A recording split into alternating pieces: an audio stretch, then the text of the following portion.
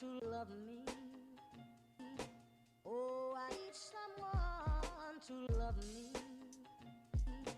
Oh, I need someone to love me. Oh, I need someone to love me when love me when love me when love me when he just love me. He just love me. Love me when I'm low. He just love me. Love me when I'm low.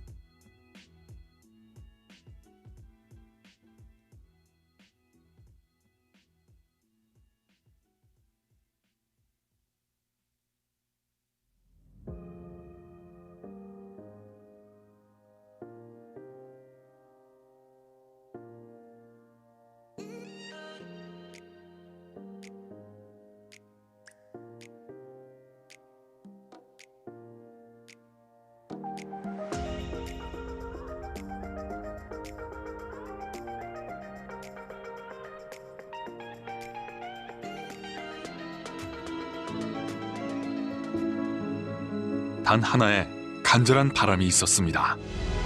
도움을 받던 나라에서 도움을 주는 나라가 되기를. 우리 문화의 바람이 세계를 감싸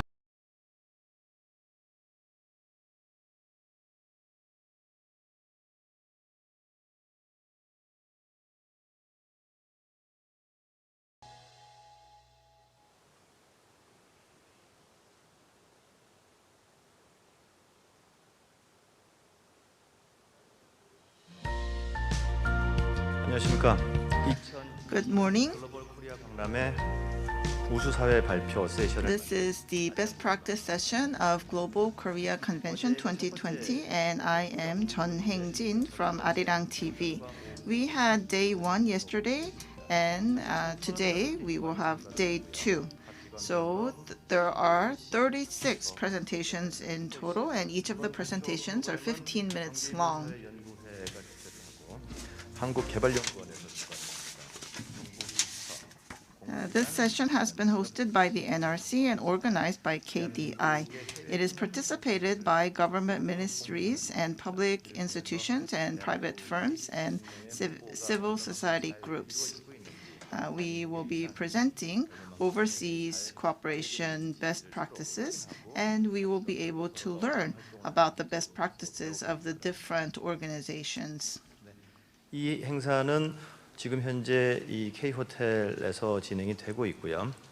This session is taking place at the K Hotel and is being broadcast online. 영어로 동시에 진행이 되고 Also, we're providing simultaneous interpretation into Korean and English. Korean is on channel number 1 and English is on channel number 2. 2020 글로벌 코리아 박람회 참가해 주신 모든 I would like to thank all of you who are participating in the Global Korea Convention 2020. So we will now have session 4. Session 4 has to do with education institutions. 한국 전문 And the 김홍길 실장님, first presentation will be made by Mr. Kim Hong-gil of the Korean Council for University College Education. And the presentation will be on global practical training programs. 예, 안녕하십니까. 전문대학 글로벌 Good morning. 우수 사례 발표를 맡은 한국 전문대학 교육협의 My name is Kim Hong-gil, and I am from the Korean Council for University College Education. 목차입니다. 먼저 This is my table of contents. I would like to introduce KCCE to you and talk about the global practical training program that we have. 국제협력사업 참여와 Most of the other institutions probably talked about international cooperation programs that they initiate and carry out. However, it is a little bit different for us 사업에 대해서 because I will be talking about the Global Practical Training Program where we train students. This is an introduction of the KCCE. 사립전문대학 134개 대학 총장협의체 The KCCE's members are the chairpersons of the 134 junior colleges in Korea. 받은 사항에 대해서 직업교육정책 And on the slide, you can see a list of the KCCE. KCCE is in charge of coordinating the different roles of the different junior colleges. This is the organizational chart. You can see that we have an auditor and the BOD and the chairperson and the secretary general. 차별 규제 개선을 통한 입학 자원 확보 그리고 국내 정주 여건 개선을 위해 노력하고 있으며 We try to better the environment for junior colleges in Korea, and we try to do away with discrimination against students from overseas. Also, we try to support our students when they go overseas to get further training. 저희 협의에서 적극 지원하도록 하겠습니다. 전문대학의 비전과 목표와 추진 방향 Here on this slide, I talk about the vision and goal and direction of junior colleges. 사례에 대해서 And next, I would like to talk about the Global Practical Training Program, which is part 2 of my presentation. So this program has been in place for about 16 years, and in total, 8,000 students have participated. 연계한 글로벌 현장 학습을 통해서 Through this program, students are able to enhance their language skills and also foster major-related work skills. 지원하는 대표적인 By doing this, the students are able to better their probability of getting decent jobs.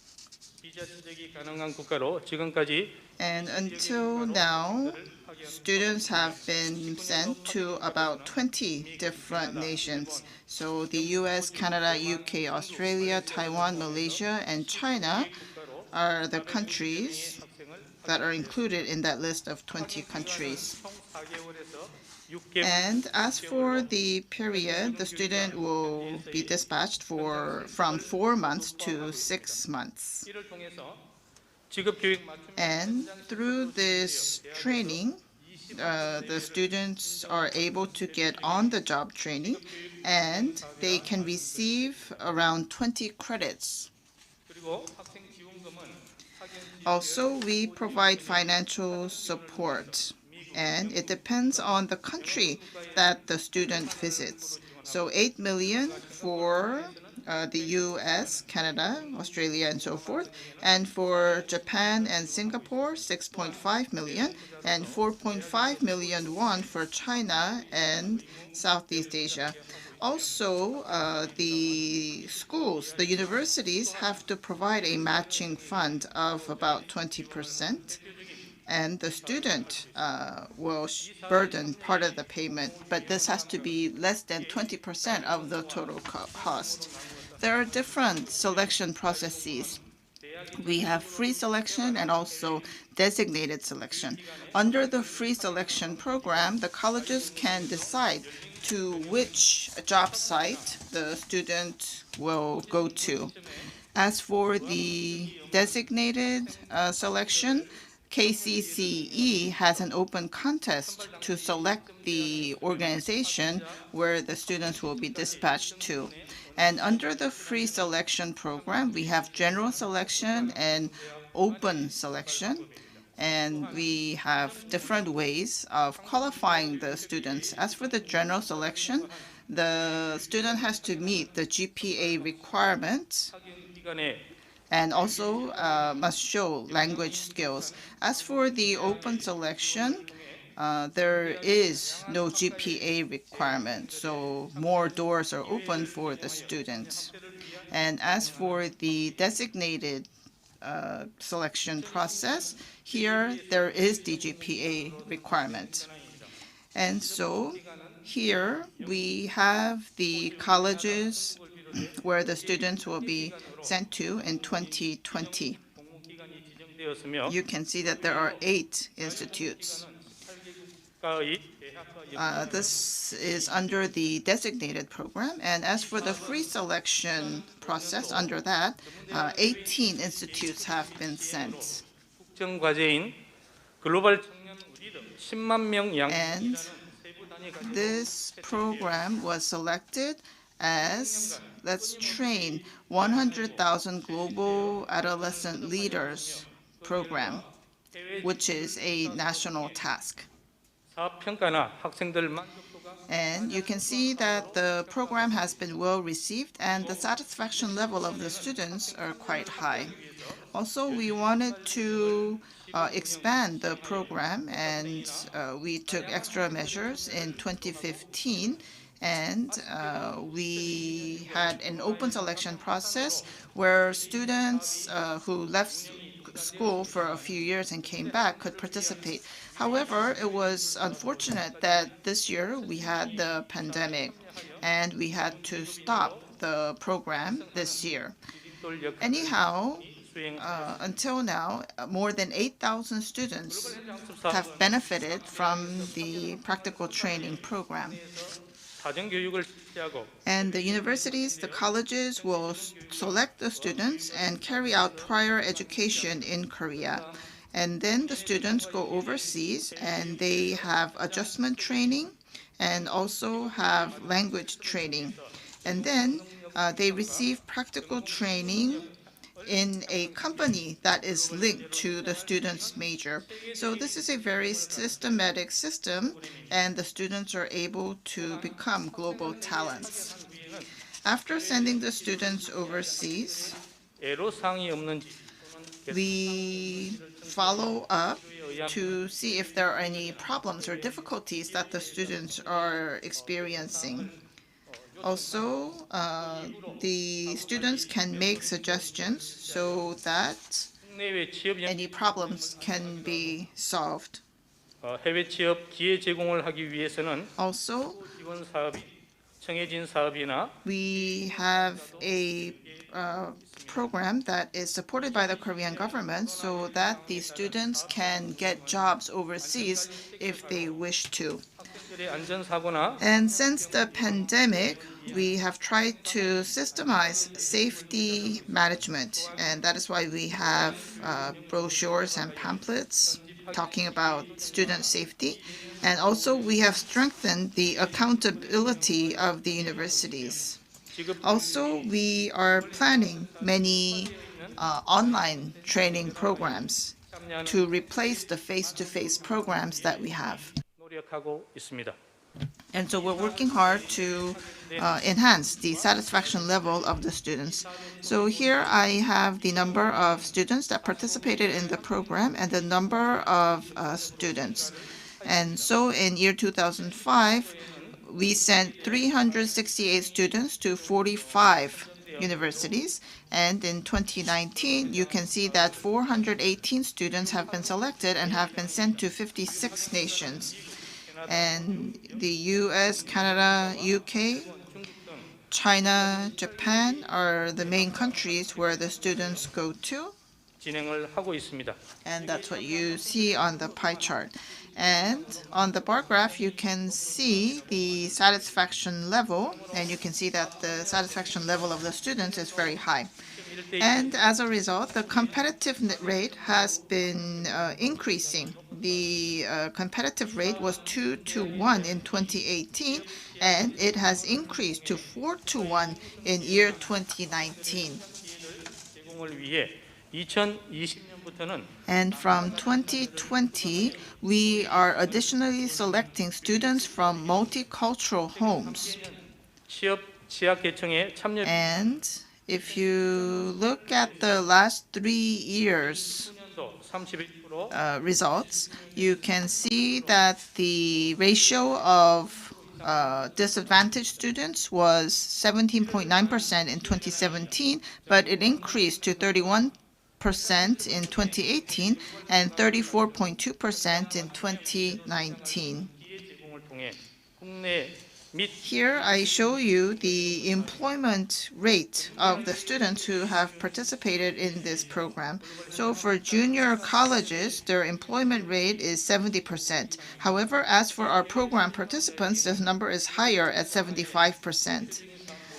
해외 취업 Also, this program is very beneficial to students who wish to get jobs overseas. 글로벌 헬스 학습 사업을 통해 학생들의 해외 취업 도전이 And on this map, you can see the 사업이라고 말씀. number of students who were able to 호주, who were able to participate in this program and get jobs overseas. 되고 있습니다. And you can see that we're diversifying the countries where we send the students.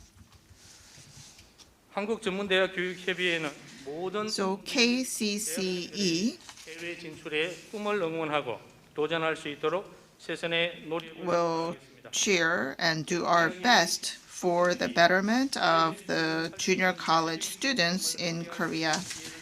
And I would like to thank you for this opportunity so that I could introduce the Global Practical Training Program to you. 하면서 저의 발표를 We have a short video in English for those of you who are joining in from overseas or listening to the English channel. And on that note, I would like to conclude my presentation. The Global Practical Training Program for University College students is a representative state-funded training program to cultivate professional workers suitable for the globalized business environment and helps university college students develop global competence and employability skills in the age of globalization. The Global Practical Training Program for University College Students is hosted by the Ministry of Education and conducted by the Korean Council of University College Education. It provides students in university colleges with various opportunities to take practical training courses abroad so that they can develop a global mindset, practical skills for their majors, and employability skills. Students selected as trainees take preliminary training courses in Korea and are dispatched to other countries where they take preparatory training courses on language, culture, and academic majors, and practical training at companies related to their majors. After that, post-management service is provided, such as mentoring. As such, this is a systematic training program to cultivate university college students into global talents. The Global Practical Training Program for University College Students is the only overseas dispatch program for students in university colleges that has been conducted since 2005. Thus far, over 8,000 students have taken part in this program and have successfully grown into professional workers suitable for the globalized business environment by acquiring work experience and employability skills abroad. The Global Practical Training Program for University College Students is implemented every year for the capacity building of students and university colleges. Students are dispatched to various countries, including the US, UK, Canada, Australia, Japan, China, and Singapore for 4 to 6 months. The student satisfaction rate is high, and so is the competition rate among applicants. In addition, the number of students who find jobs abroad after this program has been steadily increasing. The budget for this program is funded by government subsidies, matching grants by university colleges, and fees paid by students. The amount of the government subsidies differs by country. Students who apply for this program are required to be enrolled in a university college. They must have completed at least 2 semesters with a cumulative GPA of 3.0 or above and meet the standards of foreign language qualification. In addition, underprivileged students are preferentially selected.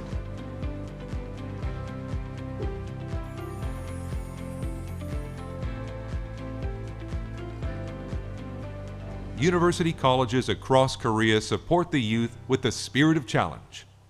Korea Council for University College Education. 예, 끝까지 경청해 주셔서 Thank you very much for your attention. I would now like to finish my presentation. Thank you. 한국전문대학교 교육협의회 Yes, that was the KCCE, Mr. Kim Hong-gil, and the presentation was on Global Practical Training Program. 이사장님 앞으로 Next, I would like to invite President Kang Hyun-hwa from King Sejong Institute Foundation 한국어 세계화나 한국 in terms of globalization of the Korean language as well as the Korean culture. King Sejong Institute Foundation is very well known for its wonderful achievements. So please, your presentation. Very nice to meet you all. I am President Kang Hyun-hwa of King Sejong Institute Foundation. Let me begin my presentation.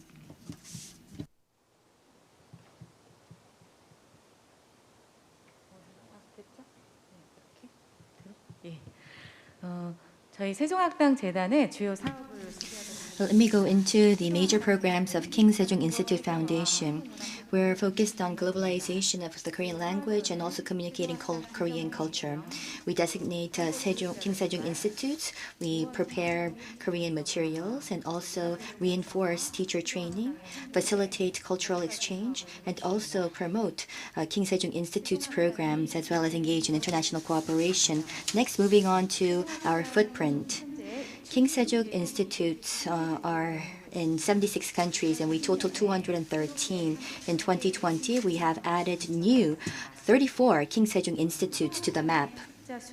The number of students or learners amount to 72,000. 저희 재단이 하고 Next is on our major programs. And I would like to also introduce you to an example of international cooperation. First, we want to diversify designation of King Sejong Institutes. In the past, it was focused on our partnership with local universities, but with local governments, private sector, and public institutions, we would like to expand our footprint and diversify the designations. Second is to enhance promoting public good. we have underprivileged, and we want to also support them in their efforts to learn. And not only that, even after the education and training, we want to offer them with employment and growth opportunities. 다음으로는 Next is on the online program. 긍정적 사회하고 As we are moving into a contactless, untapped world, we of course have to make use of fourth industrial revolution technologies. And of course, we are an offline network. So in order to overcome the limitations, what we want to do is put in place a platform to expand the materials and our training online. We want to create an online King Sejong Institute platform, and we want to offer this in 10 languages so that students can learn the Korean language in an online format. Next is on the Nuri Sejong King Sejong Institute cultural portal. We have 47 types of cultural contents and amount to 4,633 contents. So we want to offer information on the Korean culture as well. And here at this cultural portal, we also offer contents for teacher training. 학습자들이 자가학습을 Next is to enable self-study of the learners. We want to make it as efficient as possible and also make the Korean materials accessible. So we have a mobile study app for our learners. 그 비대면 온라인 사업 Next is, as we engage in the online programs, we have AI technologies tapped into this to help them practice speaking. And not only that, with big data accumulation, we're sharing this with the academia and the private sector, and also with the universities, both home and abroad, and relevant institutions. We put together materials, and we're sharing this information on this online platform. Next, we dispatch Korean language teachers. We have 180 teachers and 502 local teachers. A total of 732 Korean teachers are currently working at the King Sejong Institute. Fifth is on enhancing the capabilities of local teachers of King Sejong Institute. We want to build a candidate pool, and not only that, enable the local teachers to get certified. Online and offline retraining courses are offered to the teachers, and 4 times a year, we also engage in regional teaching and training workshops. Sixth is the King Sejong Cultural Academy.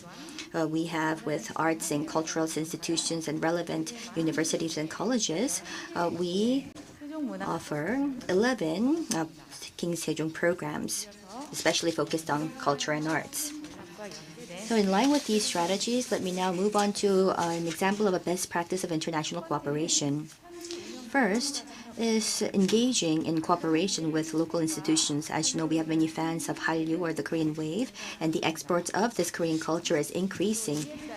대한민국 정부에 And the Korean government also has been trying to expand the King Sejong Institute for this endeavor. In 2020, 222, the goal is to expand the institute to 270 institutes. So in 2020, 3개소의 세종학 we now have 213 institutes been running. But just in 2020 alone, we have added 34 institutes. And with this, we were able to exceed number 200. And in the designations, we had 101 institutions that made submissions from 55 countries. So it was probably the highest number of submissions in history. And the 34 institutes that were designated include non-designated, new countries, including Ethiopia, Algeria, and Estonia. And we also have Sweden and Denmark that have launched their very first institute. And in our partnership with the local institutions, in addition to the universities both home and abroad, we've been working with the consulates as well as the various overseas missions. For instance, we have ITCA School and the SEM Education of Vietnam. So we have the private sector that were our partners, and we also worked with the local partners.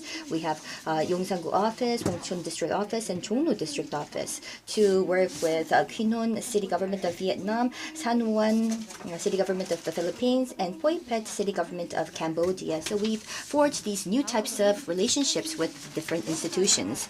Next is on the partnership with the local community. 저희 세종학당 재단은 The King Sejong Institute Foundation also have various programs, specialization programs, as well as lectures on the go. Specialization programs have to do with customizing, in other words, catering to the needs of the local community.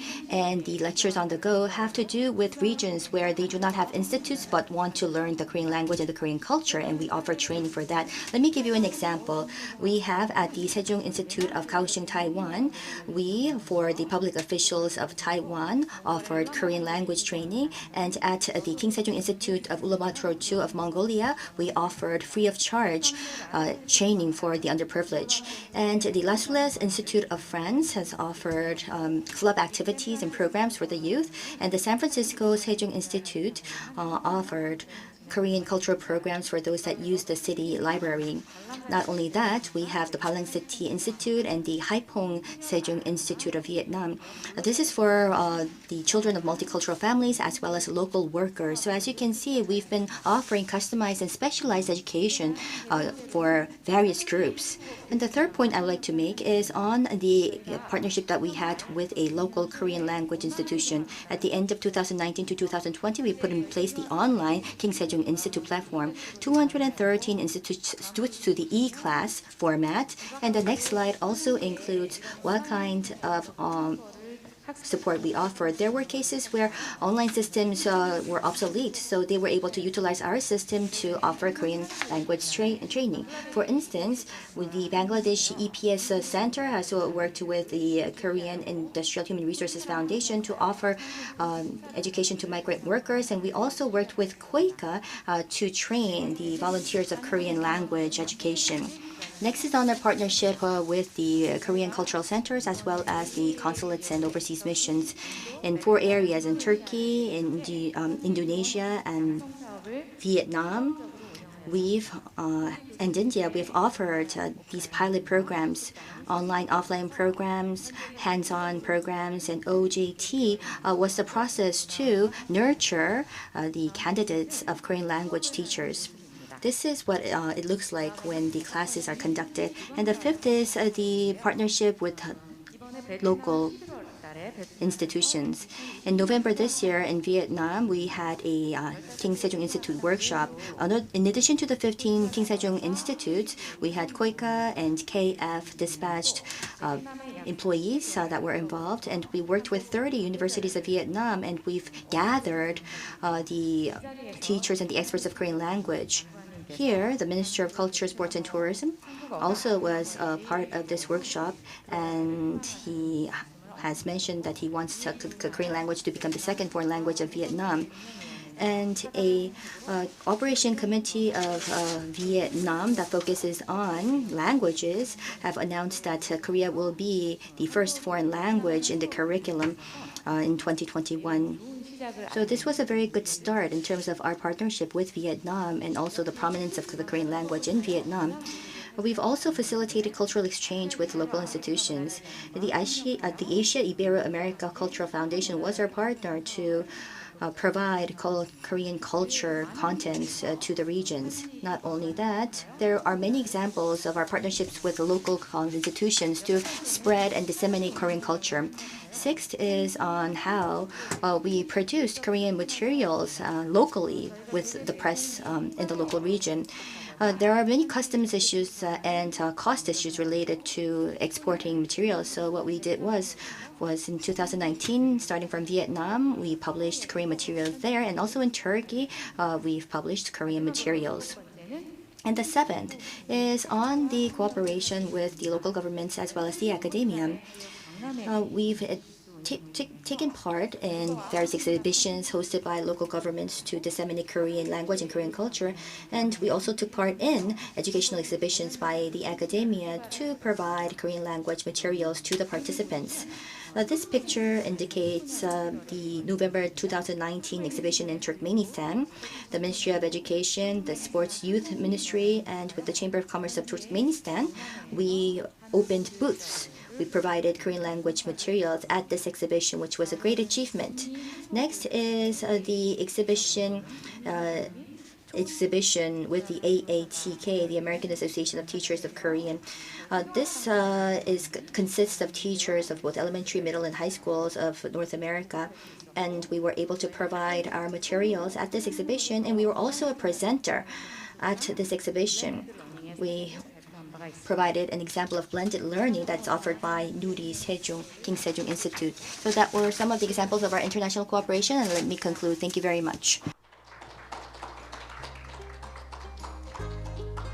네, 세종학당재단의 강현아. Yes, President Kang Hyun-na from King Sejong Institute Foundation has given us a presentation on the many best practices of international cooperation. Thank you very much. Next, I would like to invite Mr. Park Young-sang from COSAF, Korea Student Aid Fund, and he will talk about COSAF's international cooperation best practices.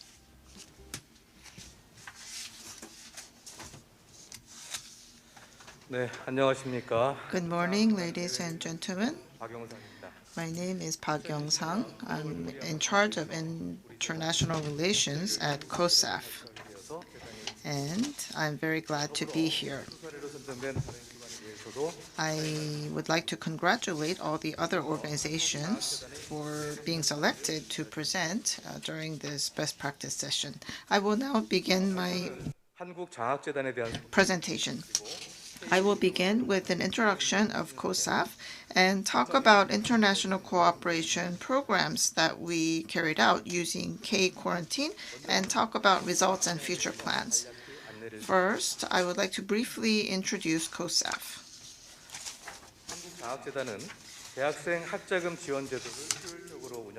COSAF carries out student loans so that regardless of financial situation, everyone can have higher education. As for our foundation, we have four major projects.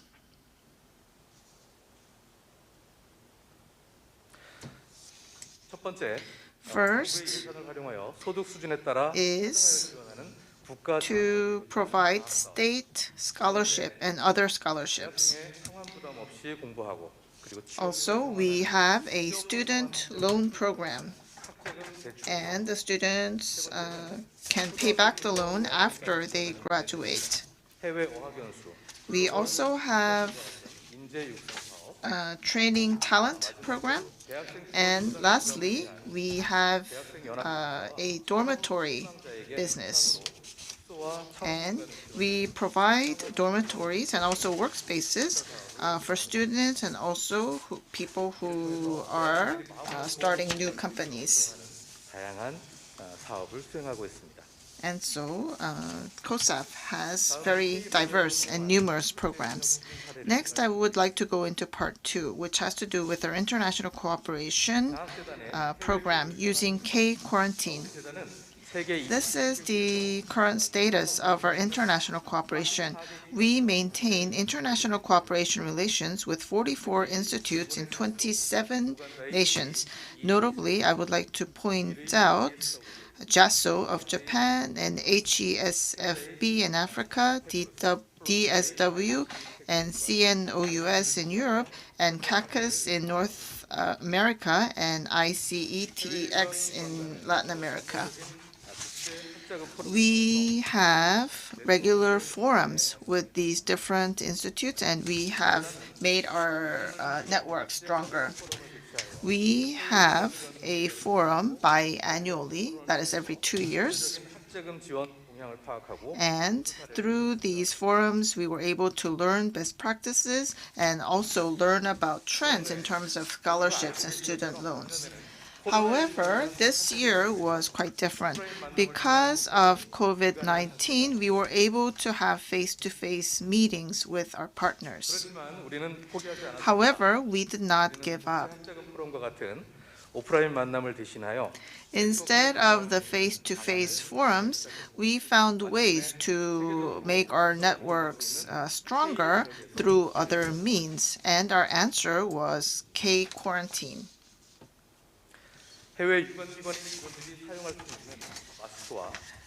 We wanted to provide masks to our partners. And by sending these masks and a letter to the heads of these different institutes, we were able to strengthen our relationship. Of course, we could not send the masks to all the institutes. And that is why we chose 11 institutes in 9 nations.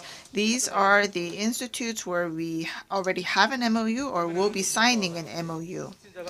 And 최대 수량인 1,000장을 보내고 we sent different numbers of masks to the countries depending on how serious the pandemic was, and the maximum number was 1,000 masks. And of course, earlier this year, it was difficult to get masks, even in Korea. And of course, the situation was even more serious overseas, and the masks that we sent were much appreciated. 과정이 순탄치는 않았습니다. However, sending the masks was not easy. 구매 수량이 Now, as for the disposable masks, there was a limit to making bulk purchases in Korea, and it was not allowed to send these masks overseas. And that is why we had to find ways to overcome these issues. And that is why we 기관에서 공식적인 purchased cotton masks. 그에 더해서 And we carried out a performance test, and we had our employees test out the mask by wearing the masks themselves and also boiling the masks in hot water, and seeing whether they were effective. And also, we went to the factories to secure the masks. However, they were not happy with the volume that we wanted and the cost that we were discussing. However, we had in-depth discussions with these factories, and we were able to secure the masks that we needed. However, it was difficult to actually send the masks overseas, and we had to use a specific courier service, Company F. Now, as for Uganda, 우간다는 we ran into obstacles. Even this courier company F was unable to send masks to Uganda. D 업체를 이용해서 And so we used the courier company D in order to deliver the masks to Uganda. However, we ran into custom clearance issues because the Uganda government shut down the custom clearance for quarantine reasons. And that is why we had to work together with HESFB of Uganda, and we found a solution. 마침내 We all worked with the Uganda government, and ultimately we were able to deliver the deliver the masks that we sent to the staff members of HESFB. 무사히 And in the end, we were able to deliver all our masks to the 11 institutes in 9 nations. Next, I would like to talk about results and future plans. 감사 메시지가 We have received thank you messages from all over the world, and they sent us pictures, they sent us their thank you letters, 기관장들은 감사 편지를 보내기도 합니다. and the heads of institutes sent letters, and some of the letters were short, but they were handwritten, and some of these presidents sent small gifts along with the letters. That was also another moving experience. We want to fully utilize this experience, and we have some institutes where we want to further and cement our relationship. And with these institutes, we had online meetings. As a result, we were able to have discussions with DAAD in Germany and also CACUS in Canada and so forth. And we were able to discuss how we can further cooperation among one another, and we were able to sign MOUs. And the MOUs have to do with exchange of students and exchange of experience. 이런 사례는 상대국과 우리나라의 일간지에 소개되기도 하였습니다. And these projects and programs were introduced in the press of the relevant nations and, of course, in Korea. And so these are the results. We were able to strengthen solidarity with these numerous institutes. And we have made advancements so that we can sign business agreements with these different institutes. But we will not stop here. We will continue our efforts in order to expand the global network that we have, and we will work hard to establish a global consultative body in order to support students all around the world. Through this best practice case, we realize that if we are sincere, then others will realize how much we care. And we will further develop the student aid program, student support program that we have. Thank you very much.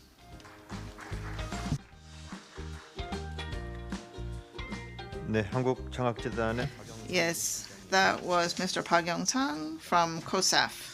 날 첫 번째 세션이었고요. So that was the first session for day 2, and we heard from 3 organizations, 정도 쉬었다가 KCCE and the KSIF and COSAF.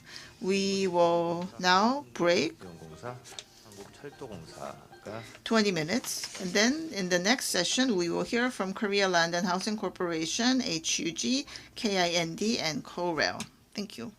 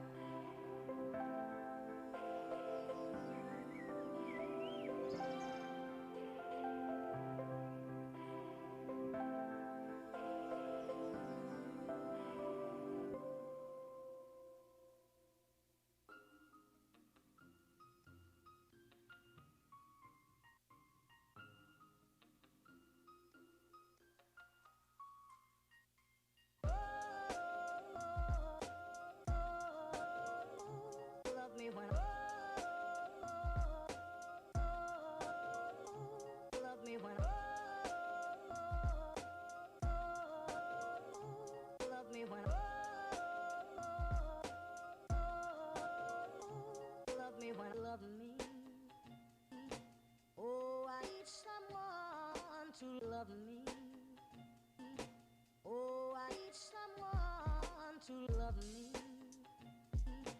Oh, I need someone to love me. Oh, I need someone to love me when love me when love me when love me when he just love me. He just love me. Love me when he just love me. Love me when I'm lonely.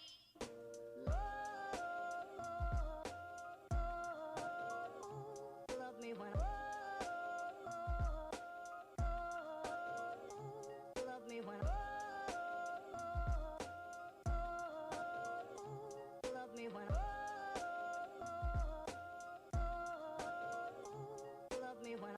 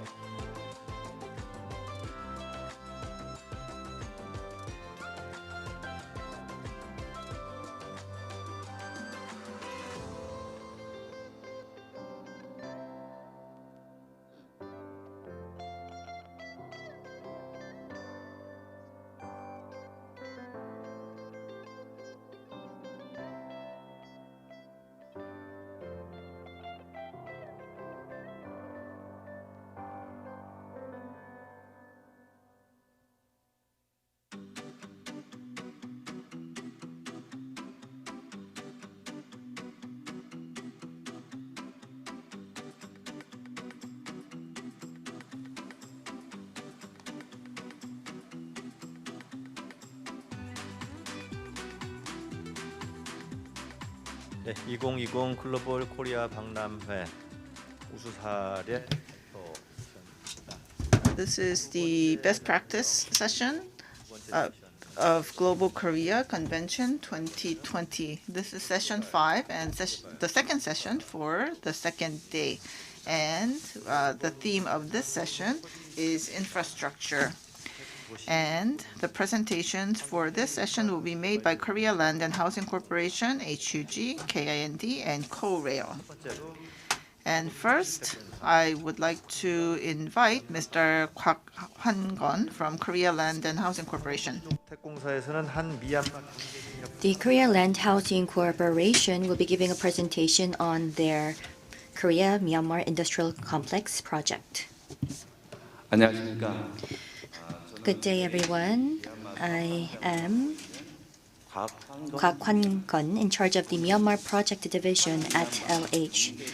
Today, I would like to introduce you to KMIC, or the Korea Myanmar Industrial Complex, as an example of our best practice of international cooperation. I will be giving you a brief introduction on LH and on the KMIC project and the vision of LH. Let me now introduce you to our organization, LH, or Korea Land Housing Corporation. Korea Land and Housing Corporation. As you're very well aware, it's a government agency financed 100% by the government, and the objective is to create stable housing and also enable efficient use of national land by engaging in acquisition, development, reservations of land, and we also are involved in urban regeneration, development, as well as offering public housing and social and rental housing to stabilize the housing situation in Korea. This is on the history of our overseas projects. In 1992, in Chonjin, Xinyang of China, we've built industrial complexes, so this was our very first endeavor. However, we did witness some recession in the overseas project market. In line with the global trends, starting from 2016, we decided to revamp our overseas program and once again began in earnest to expand our influence. LH is involved in 35 projects in 19 countries. We are in multiple stages. Some are in the preliminary stage, and we also have the domestic overseas approvals as well as development and operation. And KMIC project is a flagship project, a flagship overseas project of LH. Let me now move on to an introduction of KMIC, the project with Myanmar. KMIC, in order to cater to the demands of the local region and to enable companies to make inroads into Myanmar, it's an industrial complex to make this happen. In 2019, the government of Myanmar and LH formed a joint venture. It encompasses 668,000 pyong, and it's very close to the Yangon International Airport, 25 kilometers away from Yangon, the capital. In 2015 September, LH and the Ministry of Construction of Myanmar forged an MOU. And in February 2019, we received the investment approval of Myanmar. And in August 2019, we forged a JV contract. And in September 4th, 2019, we had a groundbreaking ceremony with President Moon Jae-in. In December 2020, we will be finishing the execution design and will be placing the order. And with the Gayageum Construction Consortium, we will be pushing forward with this construction project. And this afternoon, in industrial complex, advanced reservation of the parcels will take place. Some of the characteristics of the KMIC, it is a G2G project involving public as well as the private sector, and we utilize EDCF financing to put together the infrastructure, and MIGA backs the business to guarantee the exposure risks, and it also offers various services for the tenants. The Ministry of Construction is involved in financing the land as well as the overall infrastructure and approvals. LH is involved in the capital and devising the operation plan. Not only that, Global SEA, as the private sector, is a shareholder to KMIC. In addition to that, LH, Kotra, and Shinhan IBK Bank, as well as Kodit and Kibo, K-Shore, and the Korea Industrial HRD Development of Korea, as well as Kexim back from 2019, created a one team to offer specialized and dedicated services to the companies that will be joining the industrial complex. What you see here is the site of the industrial complex. We have flat land. The topology is quite desirable. Next is on the development plan and the land usage plan. As you can see here, the 680,000 pyong consists of phase 1 as well as phase 2. And the land usage, 70% is industrial use, and 5% multi, and land, roads, and rivers account for 25% of the total. And we want to engage in clustering to enhance productivity as well as enhance the efficiency and effectiveness of the industrial complex.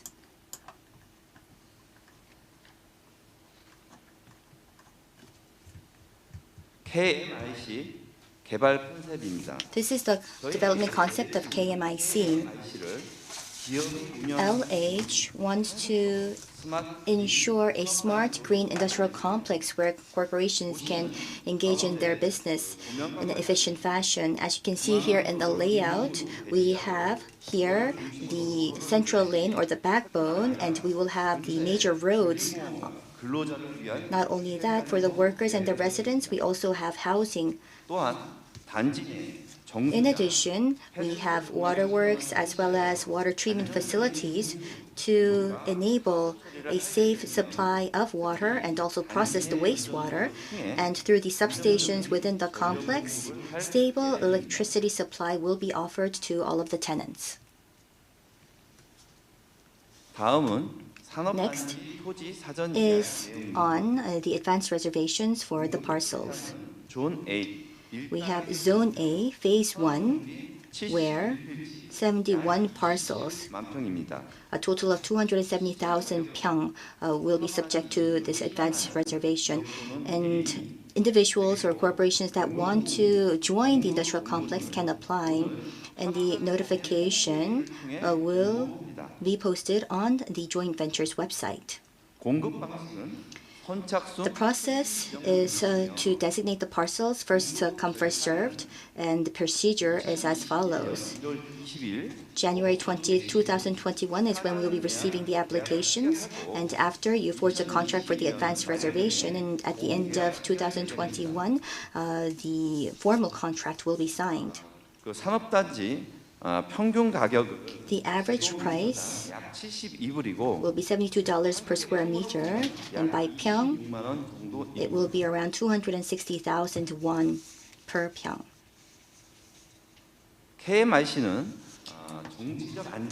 KMIC believes that it's important to hedge the risk and achieve political stability. Not only that, to acquire international prominence of the KMIC, we are backed by MIGA, which is under the UN system, and we decided to source our insurance from the MIGA guarantee facility. And this is some information on the overall infrastructure.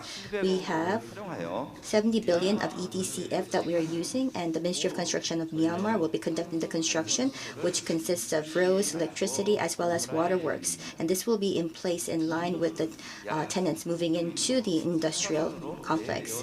We have a 9-kilometer road of 4 lanes, and electricity will be sourced 충전선로를 연결하여 from the main grid of Myanmar through an 8-kilometer transmission line. So it will offer stable supply. And the waterworks will be in the northern area at the Kalitu Dam, which is 12 kilometers away. And through the reservoir as well as the purification facilities, industrial supply and residential supply will be provided. In Myanmar, electricity as well as waterworks have always been a challenge. Therefore, we believe that these infrastructure specialized services that the tenants and the residents can enjoy. KMIC 개발에 대한 Next is on the expected results of KMIC. KMIC는 양 KMIC offers a quality 공급하며 industrial sites at low costs. And we also have an easy service center that enables convenient services for the tenants for investments as well as approvals and other administrative services. And we offer these efficient industrial services as well as tenant services to have them lower their utilities and maintenance costs in the complex. 이에 따라 미얀마 측에서는 투자 Myanmar 경제 활성화 believes that this project will enable a facilitation of foreign investments as well as facilitating their economy. They can create quality jobs and acquire know-how and economic development. And Korea will be able to make inroads into this new Myanmar market, which is the beachhead of Korea's new southern policy. And based on the G2G platform, this can offer a stable platform for Korean companies to advance into overseas markets. Next is on the vision of LH. 저희 LH는 한미얀마 경제산업단을 LH 발판 삼아 would like to utilize KMIC, the Korea-Myanmar Industrial Complex, to strengthen cooperation and to also pursue transformation with Myanmar. The Tala new city and other new cities, I think, can be a good area of partnership, and we will be able to flourish together in our partnership by joining hands in these new city projects.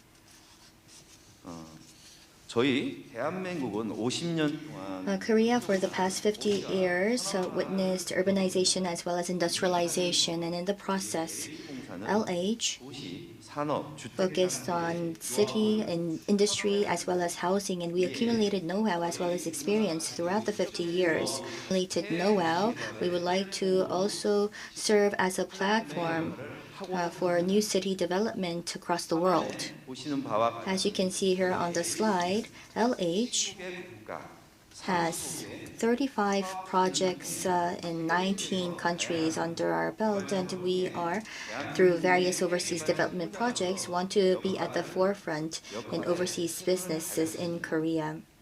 저희 봉사는 빌드 투게더 LH is all about build together and go together, and we would like to make inroads into the overseas markets based on this vision. Thank you very much. Build together, go together. Build together, go together. Yes, thank you very much for your presentation, Mr. Kwak Han-gun of LH. The Korea-Myanmar Industrial Complex was the example that he presented, and let us now move on to Ji-yeon Kim from HUG. 카자흐스탄 전파. The title of the talk is Disseminating Korea's Housing Guarantee System to Kazakhstan. Yes, my name is Kim Joo-yeon. I'm from HUG, Korea Housing and Urban Guarantee Corporation. It is an honor for me to be here. I will be presenting the projects of HUG through the online and offline platforms. First, I would like to introduce our corporation to you and then briefly explain the housing sales project guarantee system. And then my third topic is the main topic of my talk. I would like to talk about the exchange that we have with Kazakhstan and then talk about the international exchange of HUG. So first, I would like to begin with introduction of HUG. We were established in 1993. and we provide diverse house guarantee services, and we have enhanced the housing welfare of Koreans. Major shareholder would be the government, and the capital totals 5.5 trillion won, and we have a total number of 859 employees. These are our main businesses. So basically, it's twofold. First, we have PF guarantee and house sales guarantee. So that's on the corporate side. And the second side has to do with guarantees for individuals, such as guarantee for 전세 deposit. Also, we work on guarantees for urban regeneration. That is another major part of our business. Also, we have a fund that totals 182 trillion, and we operate that on behalf of the Korean government. Next, I would like to talk about the successful house-related guarantee systems that we have. We have experienced big success here. As you can see here, after the Korean War in the 1950s, we were rebuilding after the war, and we had a rapid phase of industrializing the country, and there was a lack of house supplies, and there was lack of capital in order to build the houses. The Korean government wanted to solve these problems, and that is why we came up with a apartment application system and the pre-construction sales system, and also a guarantee system for house purchasing. Now, as for the pre-construction sales system, I'm sure you understand this if you have experienced this before. Before the apartment is constructed, people decide to buy an apartment unit, and they have to pay a deposit, and also they have to make the middle payment. By utilizing this system, the supply of houses were greatly enhanced, and you can see that the house supply rate now exceeds 100%. And this is the process that is used in order for individuals to move into a house. And during the process, the individuals have to get a certificate from our corporation in terms of the house sales guarantee. This is because there are big losses to individuals if the construction company goes bankrupt. The individuals can lose their deposits or their middle payments. And HUG provides house sales guarantee in order to protect individuals against the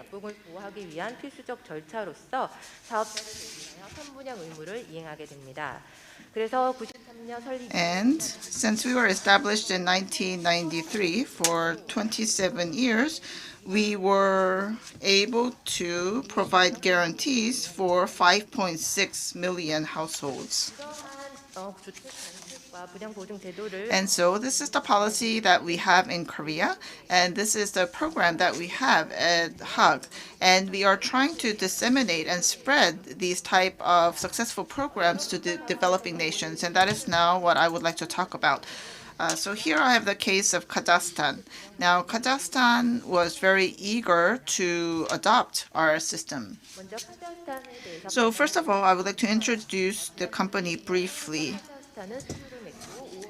We had diplomatic ties with Kazakhstan in 1992, and the current Korean government has a new northern policy, and Kazakhstan has the 누룰리졸 policy, and we are furthering our cooperation. And also, Kazakhstan has natural resources such as crude oil and gas. And the country is very rich in natural resources, and they have almost all the elements in the periodic table. So first, I would like to show you the milestones in terms of our exchange with Kazakhstan. Now, we had the financial crisis in the year 2000, and there were bankruptcies of the major construction companies in Kazakhstan. And at that time, Kazakhstan decided to study the house sales guarantee system of Korea. And so as a result, there was a request by the Kazakhstan government for us to disseminate this guarantees program. And as a result, this led to MOU signed in 2014. And there were some relevant laws that were revised in Kazakhstan so that our program could be adopted. And HGF was established in Kazakhstan. And after that, there were many working level meetings and there was knowledge sharing of our program. And from 2019 December to October of this year, we carried out KSP. And in November of this year, a major agenda was adopted in the Economic Joint Committee of Korea and Kazakhstan. And because of this, I am sure that the KSP related to the house sales guarantee will have more impetus in the future. And as a result, we are seeing many results. And so in the first year, when HGF was established, there were only 2 guarantees. However, in the second half of year 2018, there were 16 cases of guarantees being issued. And in 2019, there were 23 guarantees. And so we can see that this program is taking root in Kazakhstan. Next, I would like to show you some pictures regarding our adventure. And so here, the first picture that you see is the MOU that was signed for the first time among HUG and the Regional Development Department and by TEREC. That was in June of 2014. Also, the MOU was signed once again in year 2018, and there were some OJT programs, and we invited officials from Kazakhstan to Korea. Also, we had Koreans visit Kazakhstan, and there were presentations on how to update the houses in Kazakhstan. So we explained the house sales guarantee program, and we had an opportunity to introduce the Korean housing models to Kazakhstan. And the next picture is a meeting that we had. In the beginning of this year, these meetings were face-to-face. However, because of the pandemic, starting from the second half of this year, we carried out online meetings and online training. Some more pictures. These are the areas where the Kazakhstan party issued the guarantee. So we were able to visit and check out the sites. And in 2019 and 2020, we carried out KSP project, and I would like to go into some more details there. So the house sales guarantee system was adopted and introduced successfully in Kazakhstan. And since then, the Kazakhstan government has asked us to share more knowledge regarding guarantee review and management of guarantee accidents and also credit management and so forth. And so we will continue our cooperation so that we can provide suggestions that are right for the Kazakhstan situation. And lastly, I would like to mention in my last slide the other international exchange activities that we are involved in. And so we are disseminating our program to many developing countries. So we signed an MOU with Vietnam and we carry on our relations. And Indonesia is moving its capital, and accordingly, they have to supply many houses in the new capital. And so the Indonesian government is very much interested in HUG's programs and systems.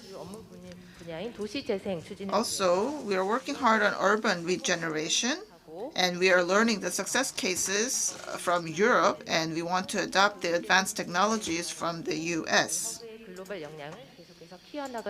And so we are enhancing our capabilities through such international cooperation. And so we have developed the Korean Housing Capital System, and we will continue our efforts to disseminate these success cases in developing nations. We will, of course, continue to work on networking with these nations, and I look forward to your unwavering support for HUG. Thank you. 네, 허그. Yes, HUG. I like the name. 도시보증공사의 발표였습니다. And thank you very much for that presentation. The presenter talked about Korea's housing guarantee system. Next, Division Head Kim So-eung will be giving us a presentation. He's from Korea Overseas Infrastructure and Urban Development Corporation. He will be particularly focused on the G2G cooperation platform. Yes, very nice to meet you all. I am Kim So-eung from KIND, Korea Overseas Infrastructure and Urban Development Corporation. It's a great pleasure to be here to introduce our best practice. I have 15 minutes for my presentation, and I would like to briefly introduce you to the organization and then move on to the best practice. As you can see here, G2G, or government to government, cooperation platform is the subtitle that I have in this presentation, and this may not be a familiar terminology, but I would like to give you some more information on that. As you can see here in the picture, we overcame COVID-19 and were able to achieve 30 billion won in overseas projects.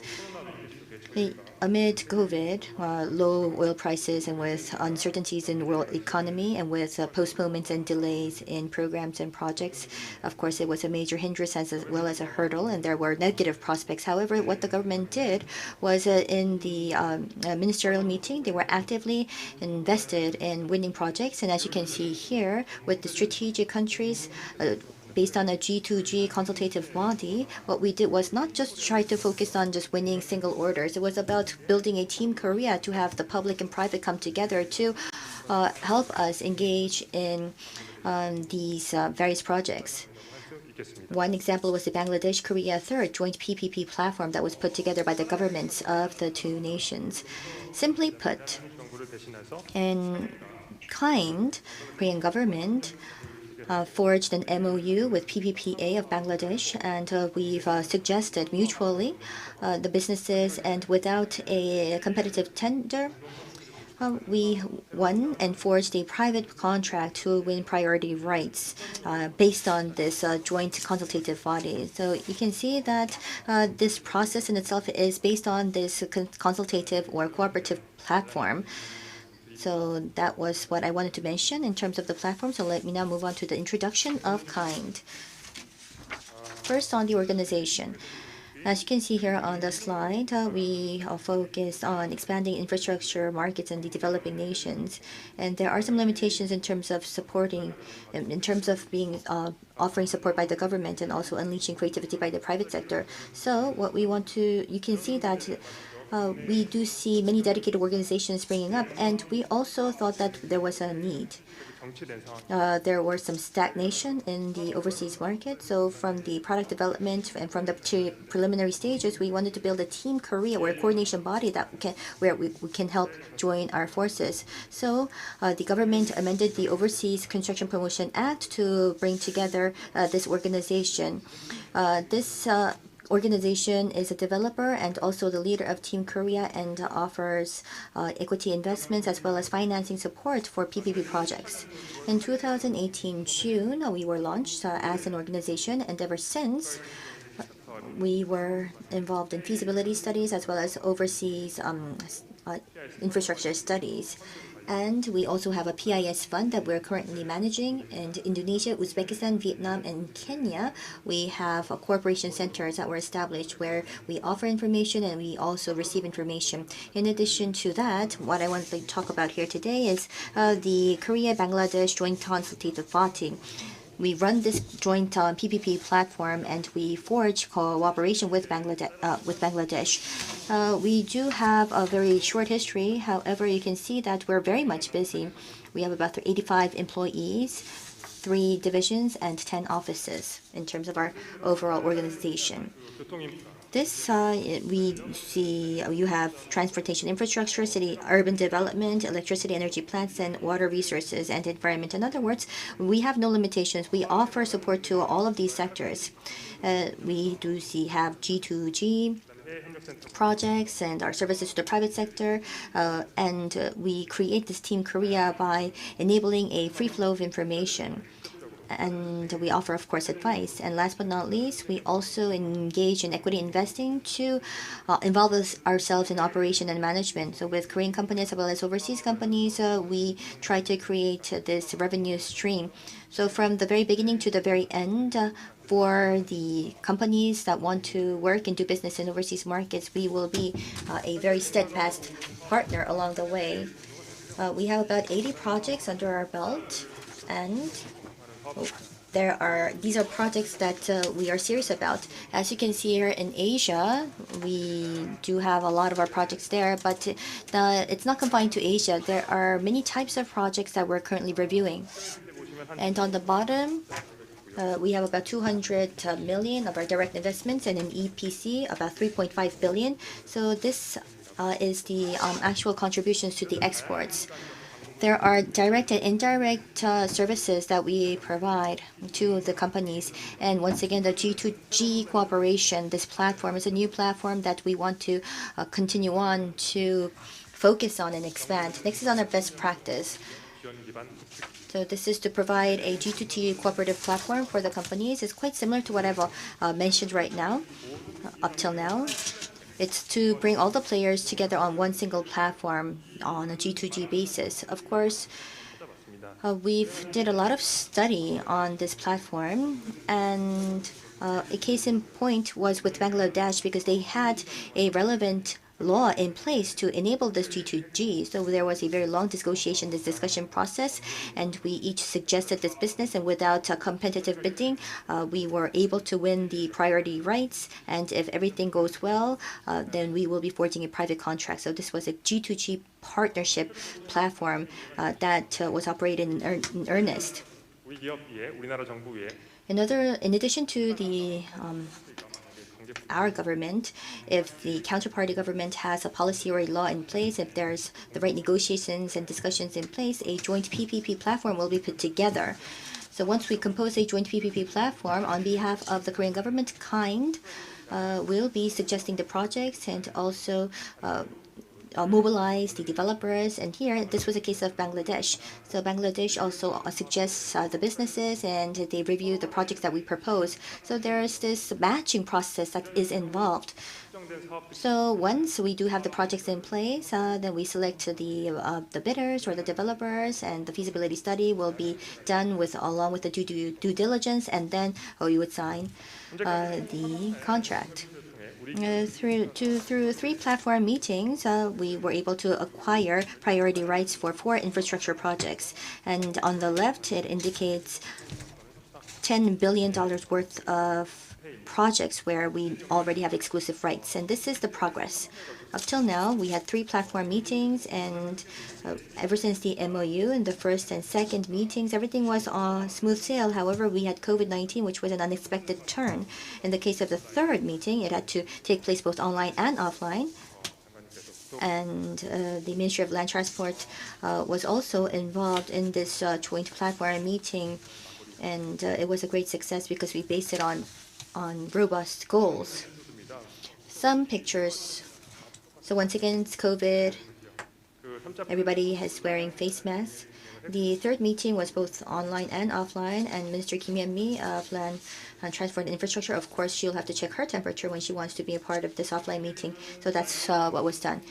In the meeting, we had this G2G meeting. So it was a ceremony to launch the G2G platform, and we also had the Prime Minister involved. In addition, the Ambassador of Bangladesh was here to deliver his congratulatory remarks. And as I mentioned in the beginning, the Patna Bridge project was what we won in terms of priority rights. And that was not all.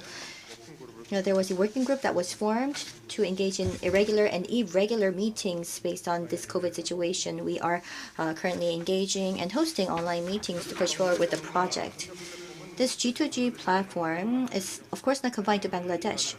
KIND is expanding this platform, and one example would be with Sri Lanka and Paraguay. In 2019, for the PV project, there was a G2G contract-based platform in place, and negotiations are underway. And for Paraguay, there was a light rail Asunción project, and we're trying to forge a private contract with the National Railway Corporation. But COVID was very serious. But with a change in paradigm, we are currently running and leading this project. And let me give you some more information on this with the next slide. The Asunción Wide Light Rail project of Paraguay. In line with COVID-19, we wanted to enhance our competitiveness despite the challenge. Asunción is the capital of Paraguay, and the 50-kilometer there was to put in place and restore a light rail system. In the 1800s, they had a railway system, and it was the very first in the Latin American region, but they weren't able to operate that rail, and there was some regeneration projects that was necessary. So here, KIND understood this need, and then we had COVID. So we weren't able to push forward with this project. But then we had this brilliant idea. If you look at the second line, it was in May of 2020. We decided to offer this business online because everybody can see this at home or at their office. We do not have to meet face to face. So we internally offered this video presentation, and they were very much moved. So the Paraguay government and FIPASA, the National Railway Corporation, decided to engage in this project. But of course, there were some major issues because of COVID-19. There were many limitations. The borders were closed. There was a travel ban, and it was very difficult to seek approval to do or go by the travel ban. But there were discussions with the government, and in order to make this a success, it was important to seek interest of all of these different ministries. The Ministry of Foreign Affairs, Land and Transport, and all of the private and public sectors were mobilized. And in August 2020, we were able to engage in this business trip to Paraguay. There were various meetings, and we also had a quarantine provider to be a part of the Team Korea, and we successfully completed the business trip. And we had two key goals. First had to do with forging a contract with the Paraguayan private sector, which was with FIPASA, the National Railway Corporation, and the other was with Paraguay's national IT university, which is FIUANA. This was also a key part to our project. So we forged or signed contracts with these two institutions. With the government of Paraguay, we are currently researching whether a feasibility study is possible, so everything is all being done according to plan. Some pictures. This is a situation of COVID in Paraguay, but despite the challenging situation, we make sure to engage in distancing as well as quarantine. Every morning we have a team strategy meeting, and we had all of these different team meetings and sub-meetings. And this is also last slide, maybe, but on this case. But this was a Latin American country, and it really takes a long time to move back and forth. We had to take land routes. We had to get on a plane, and it was a very long itinerary. But it was quite challenging. But at the end of the day, everything went well. So this is a summary of our achievement. Once again, COVID-19 was a very difficult challenge, but we put in our best efforts to achieve some great results.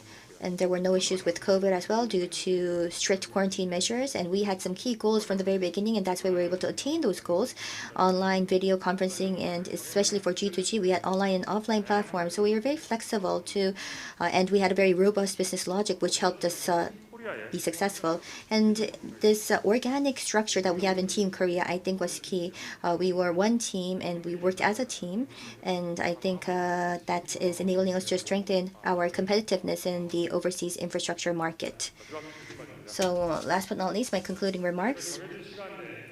Within the allotted time, and because this is a best practice, it seems as if we've been doing so many things throughout. But yes, that's not a lie. But as I have mentioned, this is not something that can be done alone.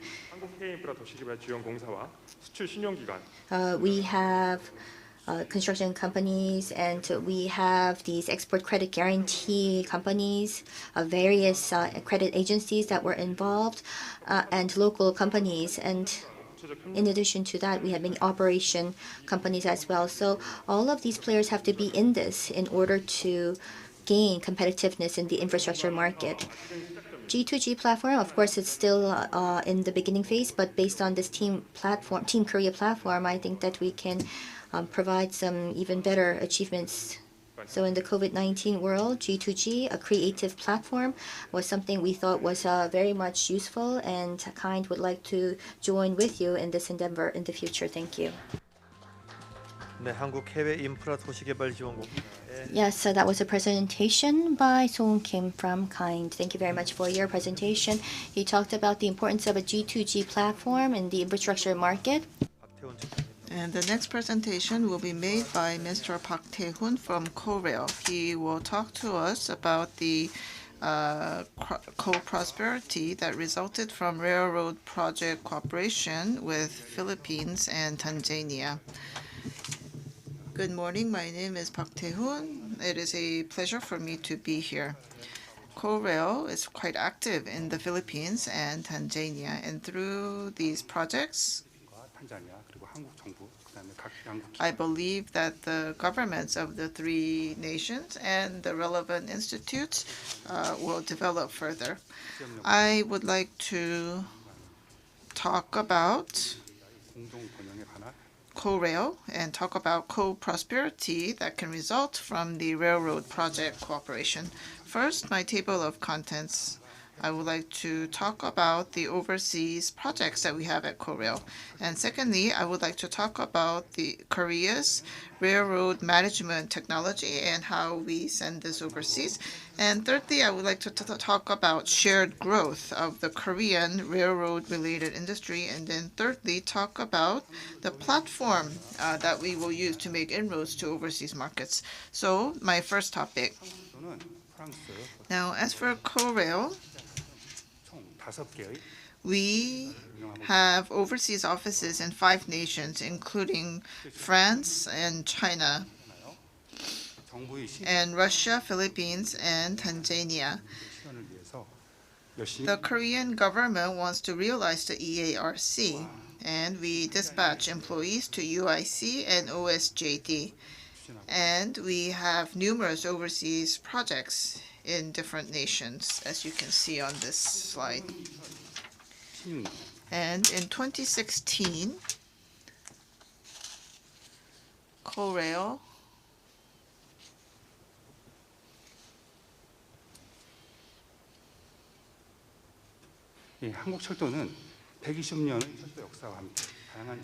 Korail has a history of 120 years. We operate the regular train, the cargo train, and also the bullet train. And so the technology that we have and the safety record that we have is at a global level. Also, we have a safety management system based on cutting-edge technology, and we have developed our railroad-related technology. Also, we carried out a feasibility study in Tanzania, and we were quite successful with that program. Also, in the Philippines, from 2016 until now, we carry out numerous projects with the local companies in the Philippines, and we were able to build trust with these companies. So in these 2 nations, we were able to win projects and business opportunities.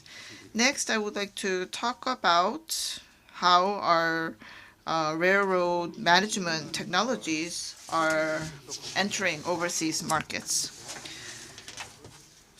And so for the first time to the Philippines, we exported our management skill know-how. And the project period is 2016 August to 2020 December.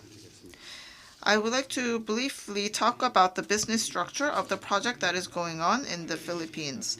The company that placed the order is San Miguel, and we have Hyundai Rotem and EEI that formed a consortium in order to win the order.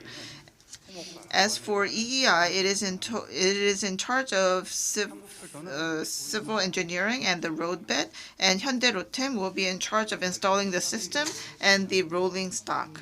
As for Korail, it is in charge of the operation and maintenance, and Korail played a vital role in winning this project. Korail will carry out operations and management and also training of the employees.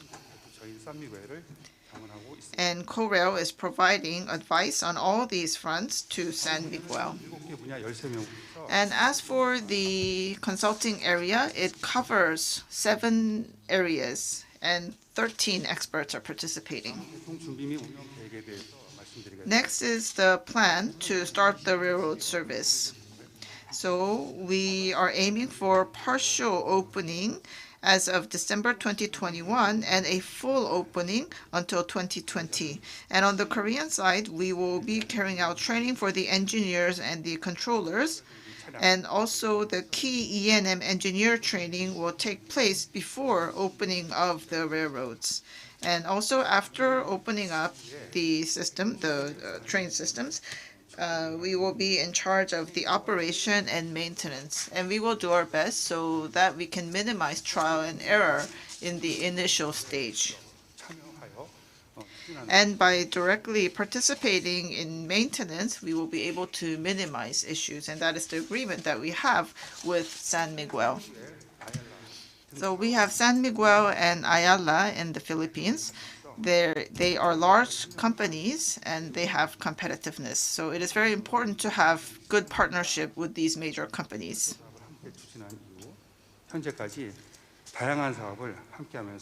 And until now, Korail has been engaged in many different types of projects. For example, in 2012, we engaged in many business activities in 2012. And so we participated in bids together and worked on the documentation for the bids. And depending on the result of such efforts, we laughed and also cried with San Miguel.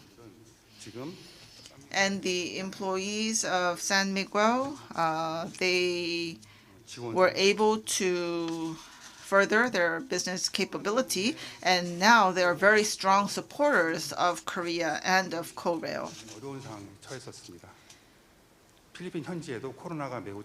And of course, this year we have the pandemic, and the situation is quite difficult in the Philippines as well. And we had to actually bring back the Korean employees that have been dispatched to the Philippines. And we had to stop the business activities in the Philippines. Amid such difficulties, San Miguel decided not to send back all the Korean employees, but to carry out COVID-19 testing and apply the same level of care that they give to the local people. And to the San Miguel office, we sent Korean masks. And San Miguel carried out the COVID-19 test for the Korean employees there free of charge. And the Koreans there in the Philippines are doing quite well and did not have to come back to Korea.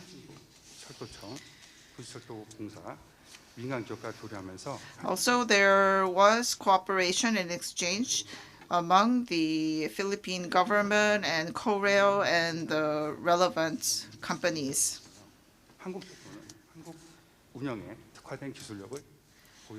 Korea has many strengths and advantages when it comes to technology, and we will work hard together in order to build trust with the local companies in the Philippines based on the business capabilities and the competitiveness that we have.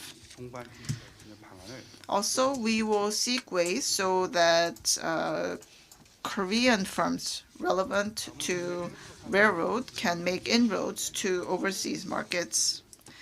So that is the topic that I would like to now talk about.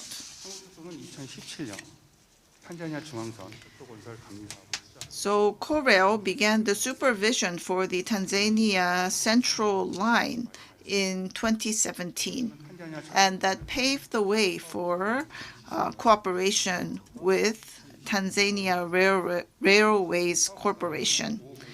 And there are 5 construction zones, and here I cite the term for Zone 1 and Zone 2. And as for Zones 3 to 5, currently the Tanzania Railways is trying to select the construction company. So here, the entity that placed the order is the Tanzania Railways Corporation, and Yapi Murzeki is in charge of design and construction for zones 1 and 2.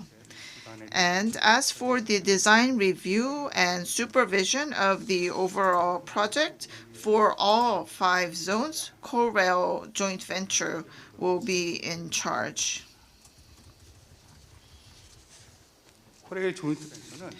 And as for the Korail joint venture, it includes Tanzania local companies and many other companies. And of course, Korean firms are involved in the joint venture as well.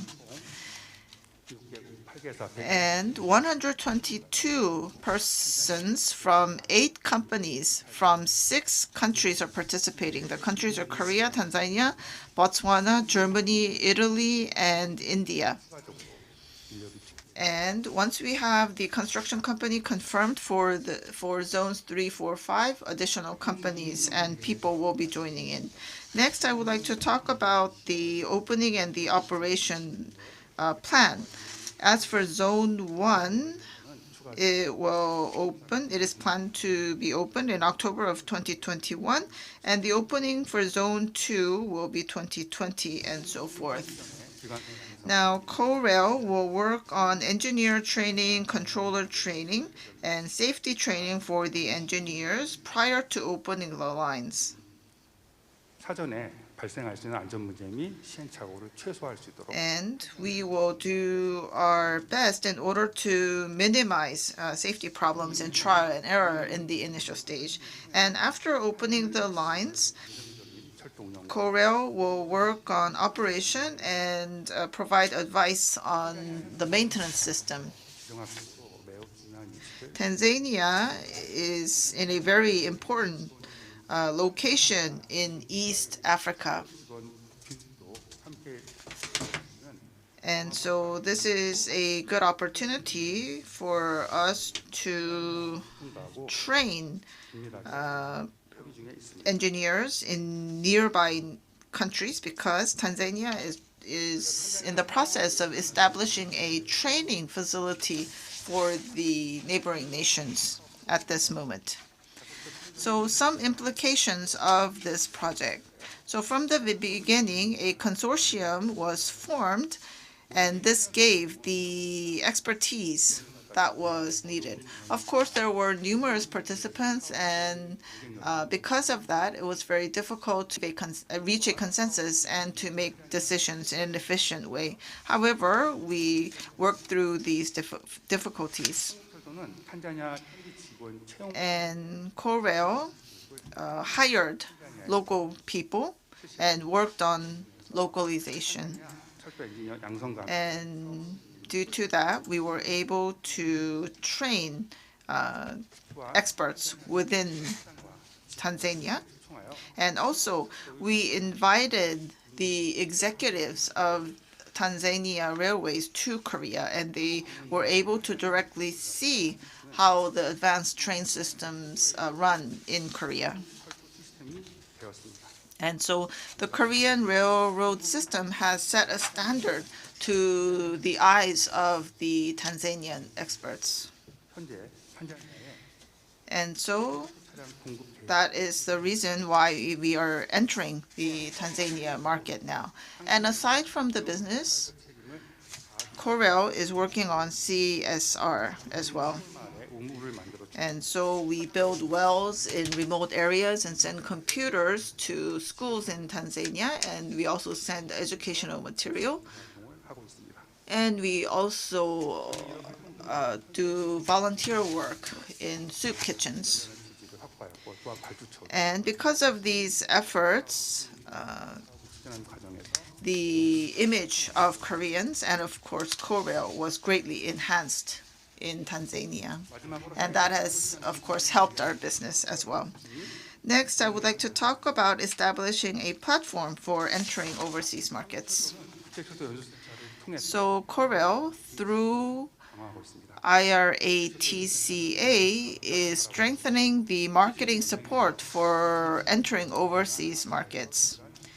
And Korail has the only railway training center that has been certified by UIC in Asia. And by doing this, strengthening our networks and finding new overseas business opportunities. And at our training facility, 1,358 people went through training. This was covered by 85 programs, and people came from 53 countries. And following the graduation, they went back to their respective countries, and they're playing a very vital role as experts, and they are supporters of Korea. So through these activities, you can see that we have roundtables and discussion sessions, 10 of them a year. And we have about 30 Korean companies participating at these roundtables. And as for international cooperation, we are working with the Philippines, Myanmar, Vietnam, Bangladesh, Egypt, and Pakistan. So Korail represents the railway industry in Korea. And we will do our best so that Korean firms can enter overseas markets. Thank you very much for your attention. Yes, that was Korail, Mr. Park Tae-hoon, and he talked about the international cooperation projects that Korea has with the Philippines and Tanzania. So this best practice session of Global Korea Convention 2020 can be viewed at the site or through online platforms. We will now break for lunch for an hour, and we will continue in the afternoon. We will have 4 sessions in the afternoon, so there will be a total of 16 presentations in the afternoon. I will see you back here at 12:50. Thank you.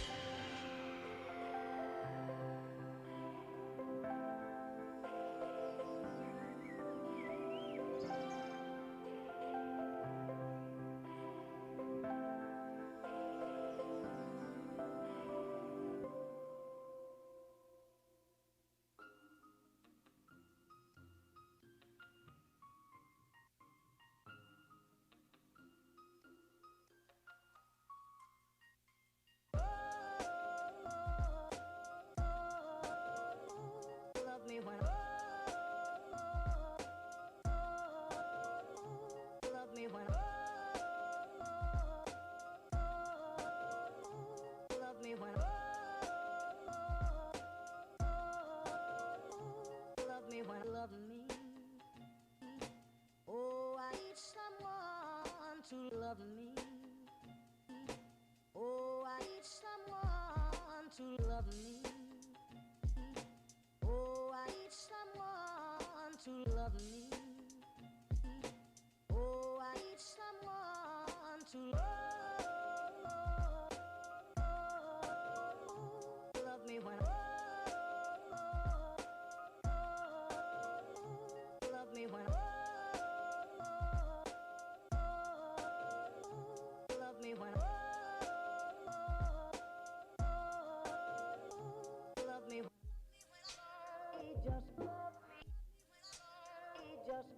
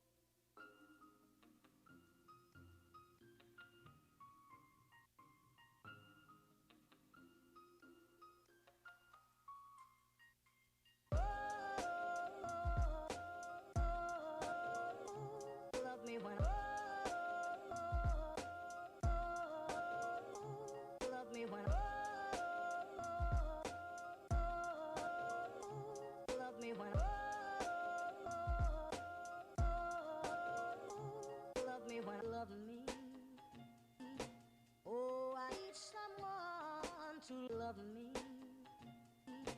Oh, I need someone to love me. Oh, I need someone to love me.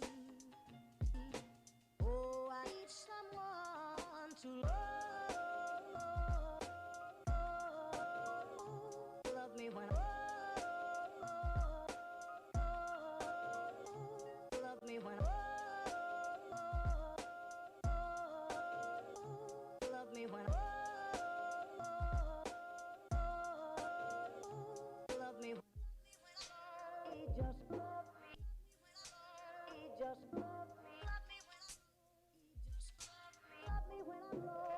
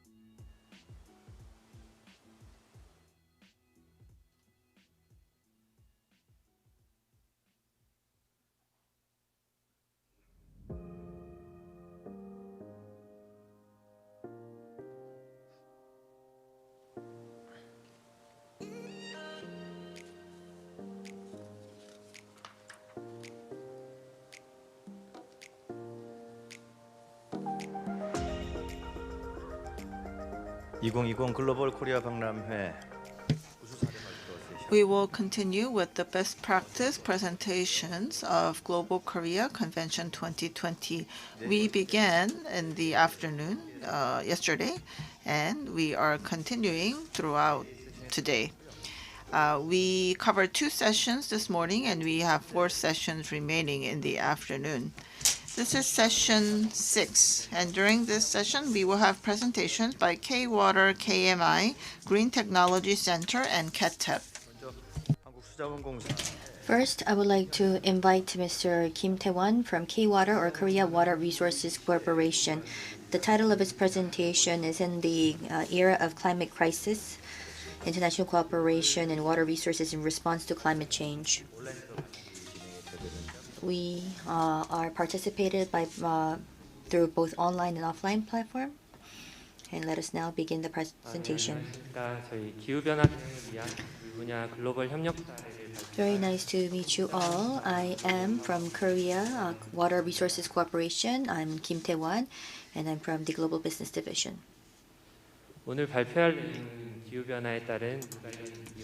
Today, I would like to talk about the water crisis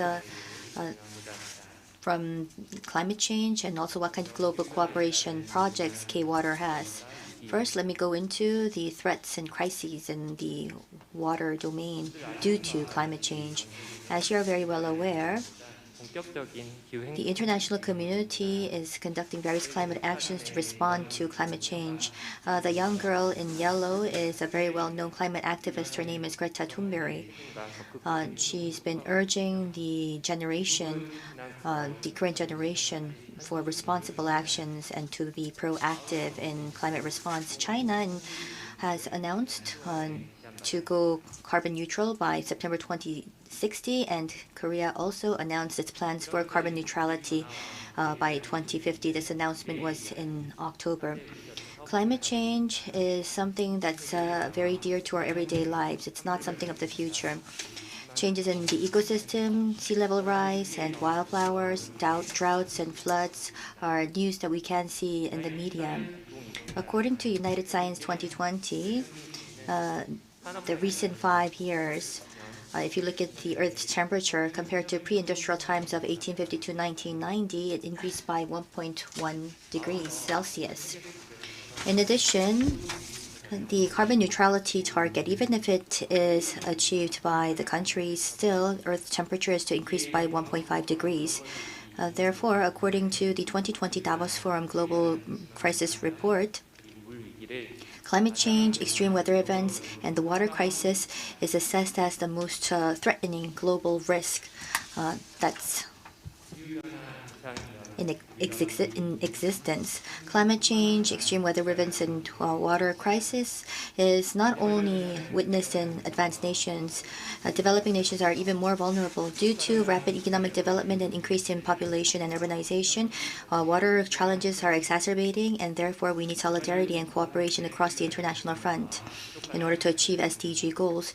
It's important that we engage in active cooperation to enable developing nations to strengthen their climate response and to achieve sustainable development. So let us now go into the case of K-Water on how we respond to water issues based on international cooperation.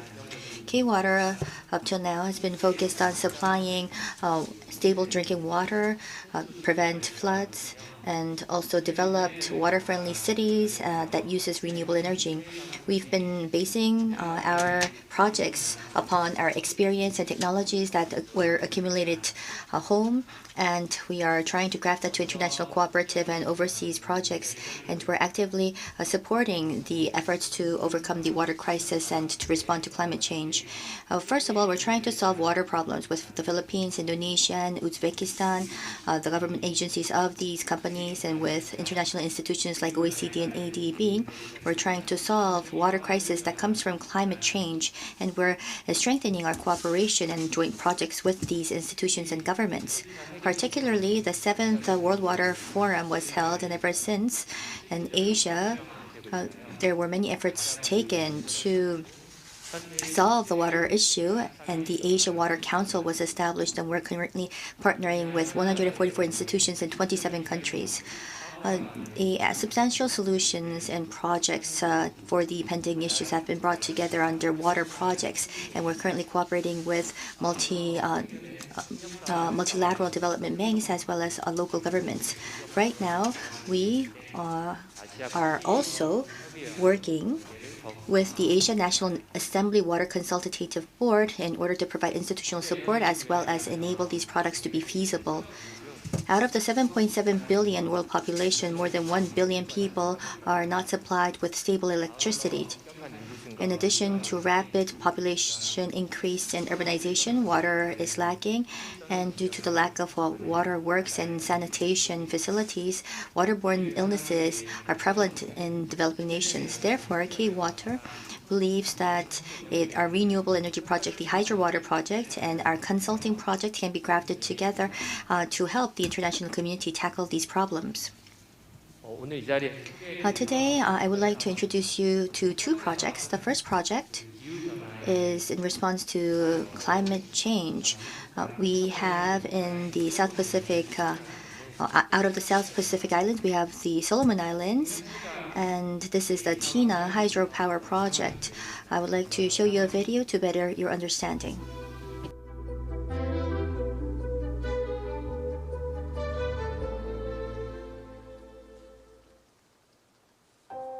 Everything in the Solomons, relies on fuel. And fuel is not made here, it's made overseas. Get it over to Solomon Power, which is the only power supplier, and they put on their overheads. On top of it, they pass it on to us. So you find that the biggest overhead in running a service station is electricity. My name is Toata Malaya. I'm the managing director of Dida Service Station. The best thing about this job is that you serve people. When you have people smiling and they get what they wanted, that's a pleasing thing.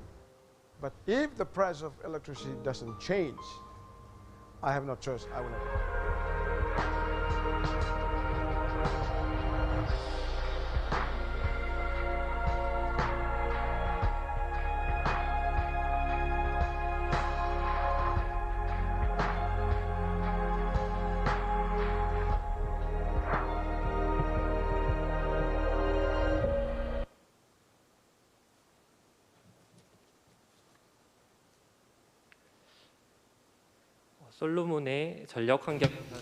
In order to improve the electricity situation in the Solomon Islands, we've embarked upon this Tina hydropower project. K-Water, Korean construction companies, and EDCF financing was involved, so it was a Team Korea project. World Bank, GCF, and Asia Development Bank was also a part of this. They offered their financing, and it's a 15-megawatt project. $212 million is the necessary investments, and the overall period will be 34.75 years. And currently, the execution design is currently being done. Through this project, we wanted to have them switch from the diesel-based to hydro-based, and we believe that it will also help them reduce their tariffs. Right now, it's 64 cents per kilowatt hour, and we will be able to reduce this to 26 cents. Once this is done, these people of the Solomon Islands will be able to enjoy stable energy supply and also reduce greenhouse gases. Next is on the Smart Water Management Technical Assistance project towards South Asian countries. With the 7th World Water Forum held in Korea in 2015, we were able to promote our smart water management technologies all around the world. We also signed a partnership agreement with Asia Development Bank in 2016 to help South Asian countries improve their waterworks efficiency and operation, and we're currently engaging in a technology consulting project to help them with their water crisis. Dhaka of Bangladesh is a part of this project, so we have a total of 6 cities from 5 countries, and it involves engaging in a technical diagnosis pilot program and enhancing operational efficiency. We started in 2016, and it's a $2.7 million project. Asia Development Bank and Korea's ADB Trust Fund is a part of this project. It's not only about improving water flow rate, but it also enables us to improve water quality in the waterworks and also save energy. This will solve not only energy problems, but also sanitation and environmental related issues. And through the pilot of smart facilities and equipment of SMEs of Korea, this has served as a gateway for the companies to make inroads into overseas markets. K-Water will continue on to utilize its water management technology, experience, experts, and a network to support the solutions to the world's water crisis, and we want to be the platform in this effort. Thank you very much. 네, 한국수자원공사의 Thank you very much, Mr. Kim Tae-won from K-Water, who talked about what kind of international cooperation was underway in response to the water crisis coming from climate change. The next presentation will be made by Mr. Park Young-gil from KMI. And he will talk to us about the Yosu Academy of the Law of the Sea. Good afternoon. My name is Park Young-gil. I'm from KMI. I work at the Maritime Law of the Sea Research Center. And I would like to talk about Yosu Academy. And this is a project that began in 2014, and we had 6 sessions up until last year. And we have a promotional video, so I would like to show that to you before I begin my talk. Yosu Academy of the Law of the Sea. The Ieyasu Academy of the Law of the Sea is an initiative, as a part of the Ieyasu project that inherited the spirit of the Expo 2012 Ieyasu Korea, as well as the Ieyasu Declaration, which aims to provide education and training related to ocean affairs in developing countries, enabling them to cope with a diverse array of maritime challenges. As the central gateway to Korea, Ieyasu is not only an international maritime city but also an ocean city benefited by its clean oceans and variety of fishery facilities. The Ieyasu project is an international cooperation program designed to strengthen the capability of developing countries to meet challenges related to the ocean and the environment. It has been developed as a practical element that translates the spirit of the Ieyasu Declaration and the theme of the Expo 2012 Ieyasu Korea into action. The cadre of lecturers of the Ieyasu Academy consists of top-tier professors and experts in the fields of maritime law and maritime policy, including a judge from the International Tribunal for the Law of the Sea, and executive members of international organizations including United Nations and the International Seabed Authority. Starting in 2014, the Ieyasu Academy has produced around 250 graduates over the last 7 years. Participated by public officials, researchers, professors and students in the field of oceans and fisheries from various countries around the world.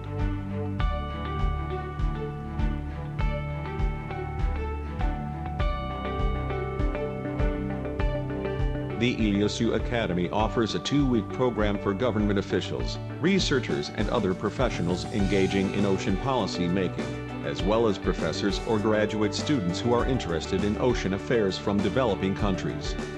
The first week provides an overview of the basic concepts of the law of the sea and principles of ocean governance.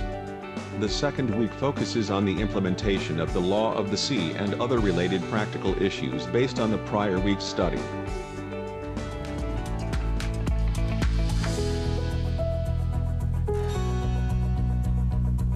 In addition, workshops and special lectures are organized in order to provide an in-depth understanding of current international and regional issues.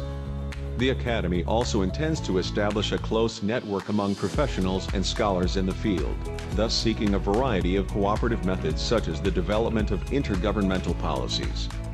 Through this program, participants are able to learn and understand the modern law of the sea as well as critical international and regional ocean-related issues.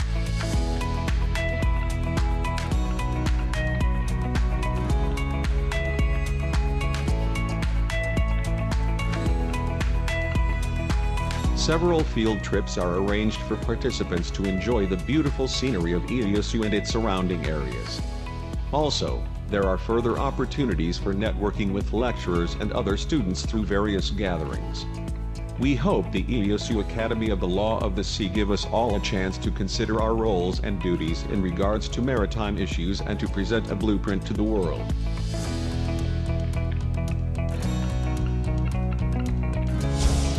Iliyosu Academy of the Law of the Sea.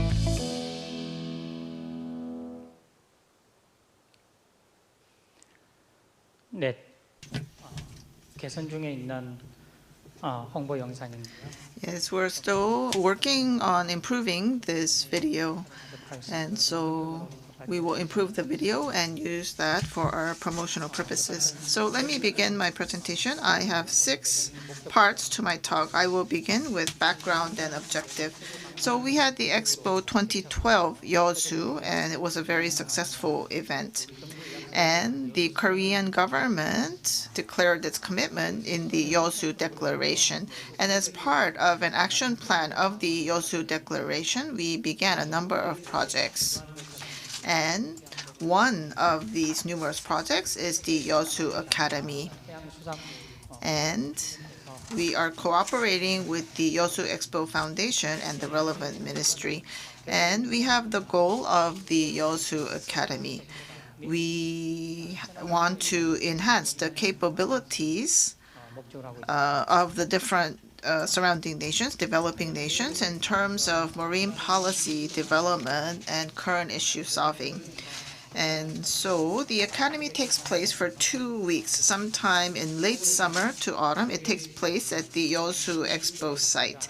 We have the opening ceremony, 26 lectures, 3 workshops, field trip, and then the graduation ceremony. We invite civil servants from developing nations, researchers, professors, graduate students, and so forth. So they are people related to the marine industry and marine field. And we have participation of Koreans, but we limit that to 5. As for the lecturers, we have judges from ITLOS and experts, global experts for each of the different areas, and also high officials of international organizations. And we have diverse means of promoting Yeosu Academy. And so we seek the cooperation of the embassies of developing nations in Korea. And we also ask for cooperation of the diplomatic overseas, the Korean diplomatic overseas that exist overseas. Also, we have a selection process of the participants. So we receive an application, letter of recommendation, and we also look at the language skills, English skills of the student to be. And we have a selection committee that makes the selections. However, we want to include as many countries as possible, and we want to provide even opportunity, and that is why we limit 3 participants per country. And until 2019, we had 277 students coming from 62 nations. And these were the applications, actually. And of these applicants, we chose 48 trainees from 29 countries. And this is the homepage of the Yeosu Academy. And this is our curriculum. So this is week 1. And here we have basic theory, and we study the concepts of territorial waters, continental shelf, international waters, navigation, islands, and so forth. And then in week 2, we go into details and we go into actual cases of solving international disputes and also maritime boundaries and so forth. So there are 26 lectures in total. And most of the lectures, of course, are left to the professors, the lecturers. But of course, most of the presenters try to have much discussion and Q&A. during the lectures. And there are 3 workshops, and this is to enhance the teamwork of the participants. And the entire group will be divided up into groups of 5 to 6 people, and each of the teams will have different tasks to carry out. And very practical problems are proposed to the students, and the students will try to work out a solution, and then this is followed by a presentation. And so on the left you can see pictures of the lectures, and on the right you see pictures from our workshops. And as for the lecturers, well, as I said before, we invite distinguished experts from around the globe by theme. And we can, of course, invite one person to lecture for the entire week, but then that will deteriorate the quality of the lecture. And that is why we have one person give up to only 3 lectures so that they can focus on quality of the lectures as well. So we have the director of DOALOS participate as presenters, and also judges from ITLOS. And we try to have new lecturers each year so that we can have diversity. So this was the lecturers in 2018. And you can see that we have diverse experts participating. And of the academy program, the field trip part is very important. The field trip is not just to have fun, but we have participation from 20 to 30 countries. And so we would like for them to network, and we would like the participants to learn to appreciate Korea. And last year, 2019, there was a field trip to the Korea Coast Guard Academy because they have excellent facilities there. And also the field trip included visit to the Gwangyang Port Authority and also the folk village in Suncheon, Nagan, and also there was a visit to City Hall of Yeosu.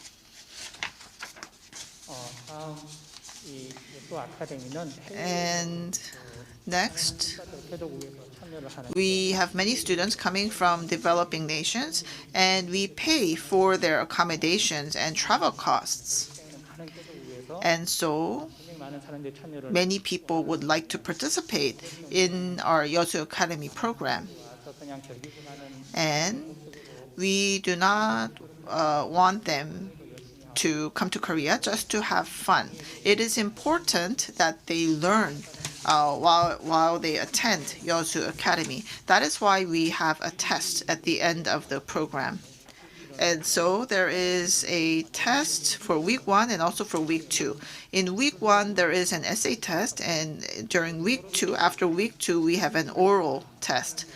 And for the top students, 3 to 5 of them, we provide awards and a scholarship prize money.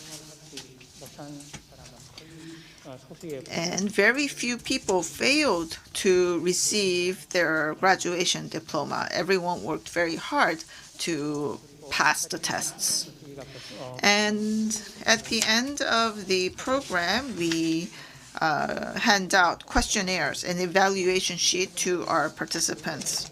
And the participants do not write their names down, so we do not identify who gave these answers. And also, we receive suggestions, and if we can reflect them to better our program, that is what we do as well. So if you look at the result of the survey, well, we asked different questions. And if you look at satisfaction rate, it's quite high. So of the 48 participants, regarding question number 1, almost all of them were satisfied with the content of the program. And so this type of feedback is very good for the organizers, and we're very proud of these results. Next, I would like to talk about our results and future tasks. And so during a relatively short time, I believe that we were able to establish an excellent global academy, and you can see that it is well recognized. And in terms of marine law, Rhodes Academy is quite well known, and it takes place in Rhodes of Greece. However, I think Yosu Academy is well known as much as Rhodes Academy nowadays. Also, the Yosu Academy is included as a best practice in the UN Secretary General report. Also, we are contributing to capacity building in the marine area of the developing nations, and we are strengthening the international cooperation network in the marine area. However, we do have room for improvement. Now, we're having more and more people graduating, and we would like for them to form a strong network. This is not easy, and of course, we did plan something from 2019, but we had to put it off because of the COVID-19. And so we want to strengthen this network and follow up on our graduates. Also, for every 5 to 6 applications we receive, we can only get one participant. And so we will have to find a way to meet this demand, as we have many applicants. And so we will continue to work hard to further improve our Yosu Academy. Thank you. Yes, so that was Mr. Park Young-gil from KMI, and he gave us a presentation on Yosu Academy of Law of the Sea. Next is Green Technology Center. We have Dr. Chun Do-gu, who is in charge of climate technology cooperation. The topic of the presentation is Post-COVID-19 Era Green Climate Technology International Cooperation.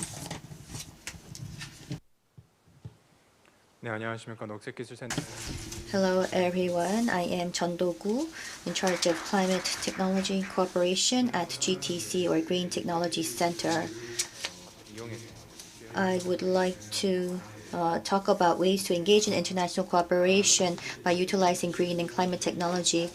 As you are very well aware, when we engage in cooperation with developing nations, there are many uncertainties, especially when it comes to green and climate technology. When I say climate technology, it's not about the meteorological technologies. It's about ways to respond to climate change. Reducing greenhouse gas emissions would be one example, or to respond to global warming. Any technologies that have to do that would be what we call climate technology. So how can we take advantage of this technology? There are many uncertainties surrounding that, so we really need to respond well, and that's why we're trying to find the right way forward. And let me introduce you to some of the efforts being taken at the center.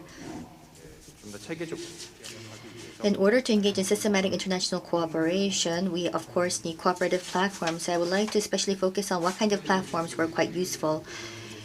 Green and climate technology, it's about having commercialized technology to, of course, apply that to the countries. But there are cases where we need to localize the technology.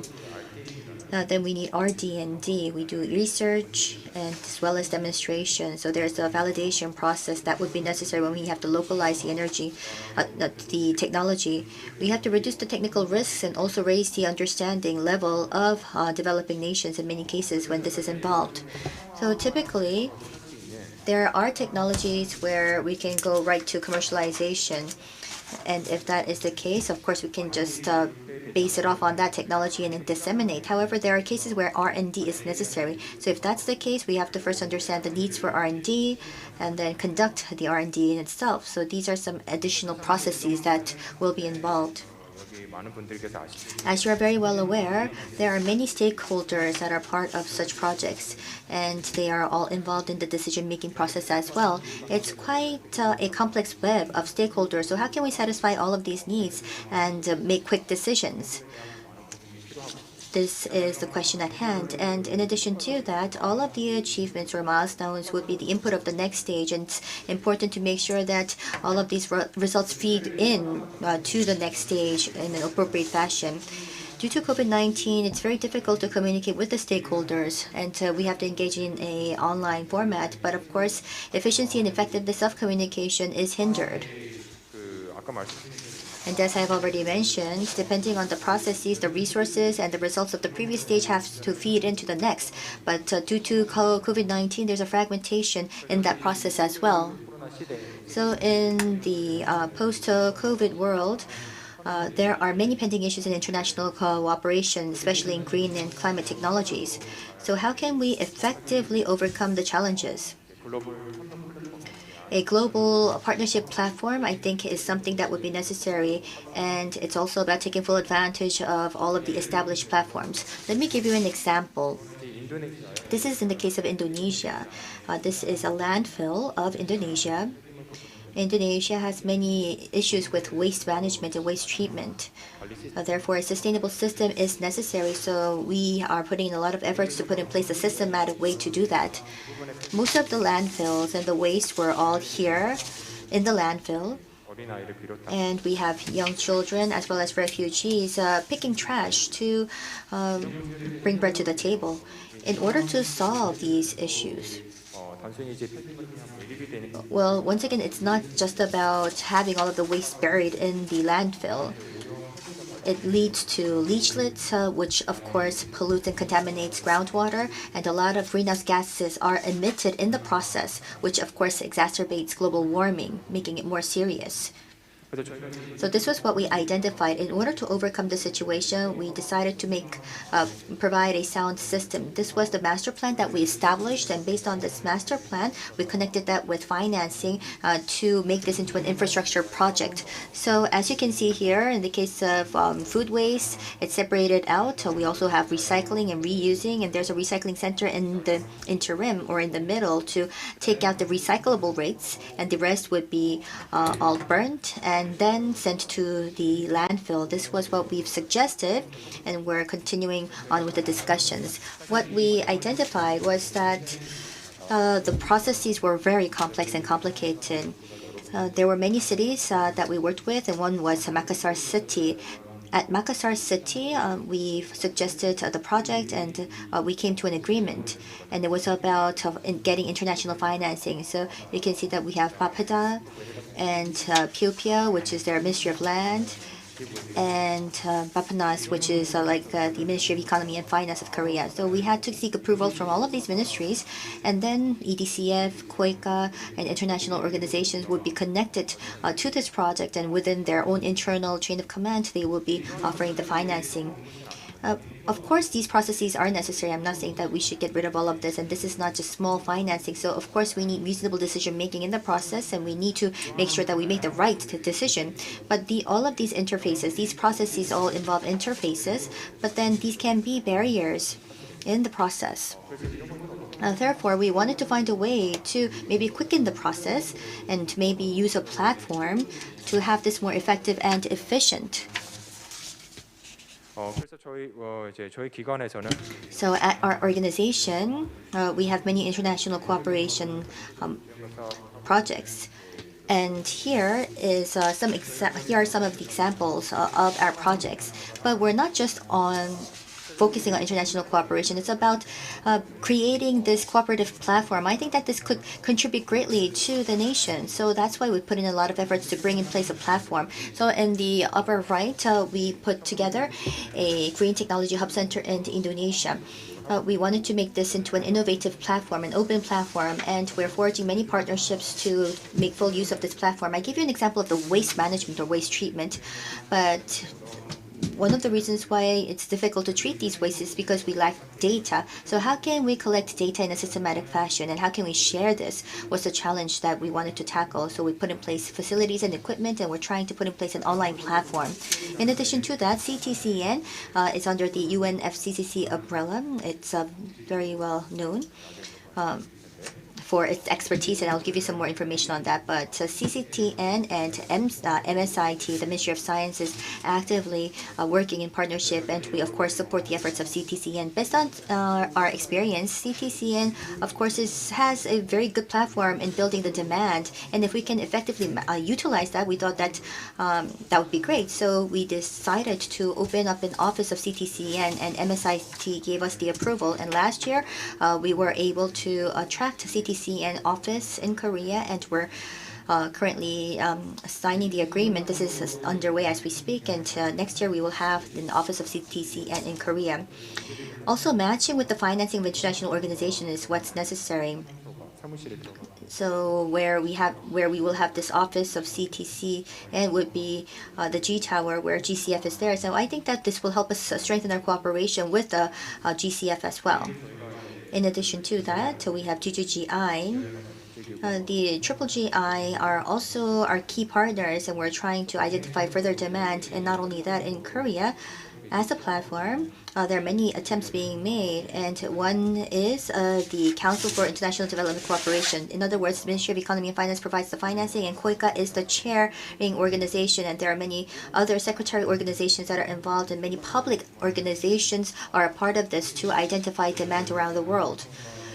Environment, climate is the group that we're a part of, because that is our expertise area. Because you hear about platform so much, you may wonder what is the definition of a platform. So there are several definitions. Regarding the platform, there are so many definitions, as you can see here, but at the end of the day, it's about enabling the stakeholders to interact and have this in a system, or create an ecosystem. Typically, the online platform, as an online platform, we have Facebook and Amazon. So it's about, we have providers that provide the platform. They're the sponsors that invest in this platform.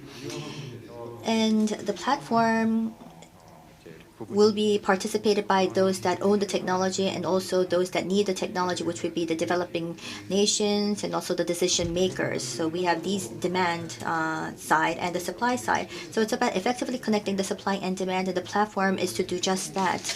And let me give you 3 examples of that. These platforms are particularly focused on identifying demand. As I have already mentioned, we have CTCN. CTCN, under the UNFCCC, is in charge of the technical mechanism. So it's an international organization. And CTCN, as you see here, it has the CTC in Denmark, and there are the network members. The network members of CTC are positioned across the world.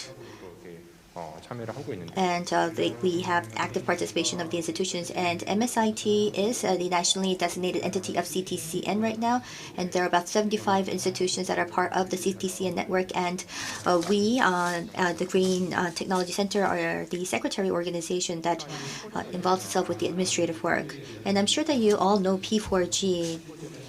P4G, as you are very well aware, was focused on areas of public-private partnership in order to achieve the SDGs, and it also enables scale-up of ideas. It's a very well-known platform, and in the first half of next year, there's going to be a summit meeting, the P4G summit meeting. And if we utilize these platforms, I think that identifying demand and also devising concept can be much easily done. And then, as I've mentioned, the Council for Overseas Development Cooperation, we're trying to find a platform to do that better. You see the diagram here where the ODA projects and EDCF, when we do that, there are many public organizations where we can create a consortium where we can go on business trips together, identify demand, find the concepts, match the supply and demand, and then make the suggestions and proposals. So this is a program that we want to put together in a system, and we've been running the system since last year. We do have a structure in place now. These platforms all have different characteristics. Their ideal is different, and the financing is, of course, different. You need to understand the key characteristics of these platforms if you really want to make full advantage of these platforms. You can see here we have the upstream and the downstream in terms of climate technology cooperation. So upstream is matching supply and demand, and then we have the scale up, and then we have the actual commercialization, which we call downstream. So in the case of CTC and the Council for Overseas Development Cooperation is in the upstream side, and the financing as well is not as big. But from P4G and onwards, it provides the role of upstream as well as downstream, and it also offers financing of about 1 billion. So we can say that they have the capacity to even go towards the downstream spectrum. All of these platforms I've mentioned is about identifying the demand, and it's about disseminating the results and outcome as well as commercialization. So these are the platforms that can do that. And to effectively operate these platforms, you need to analyze the characteristics of these platforms. And what I want to say is that when you finish with the platform and if you move on to the next platform, it's important to make sure that the outcome is fed into the next platform. Here, we are matching supply and demand, and when there's a lot of uncertainty in the matching process, we have C2CN or B4G startup and the IDCPM, where a technical assessment can come in handy. And based on the results of that, if you need R&D, then there are also platforms that support that. We have the S&T ODAs, and we can have companies invest, or you can utilize P4G scale-up. So through R&D, you can enhance the acceptance of the technology. And then, well, of course, the next stage would be a feasibility study. And once that's done, it will be much more effective when this project is actually in operation.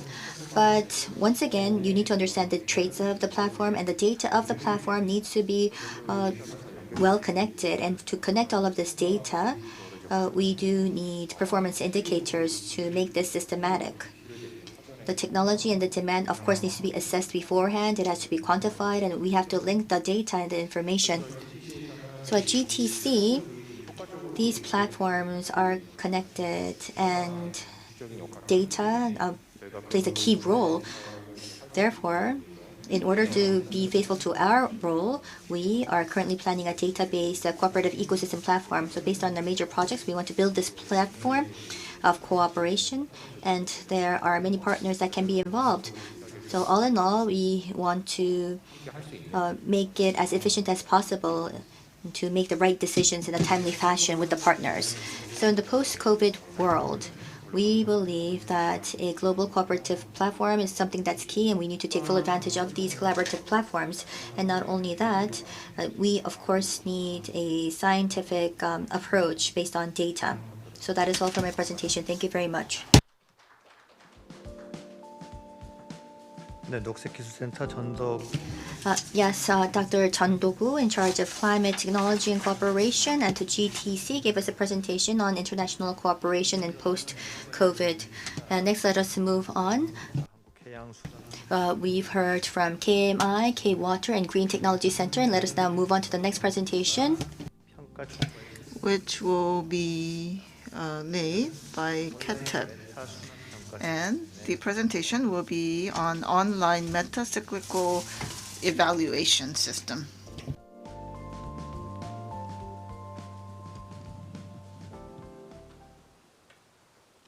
안녕하십니까? Good afternoon. 강남에서 우수사를 발표하게 된 평가원의 이소라 선임입니다. I am Isora, and I am from CATEP, Korea Institute of Energy Technology Evaluation and Planning.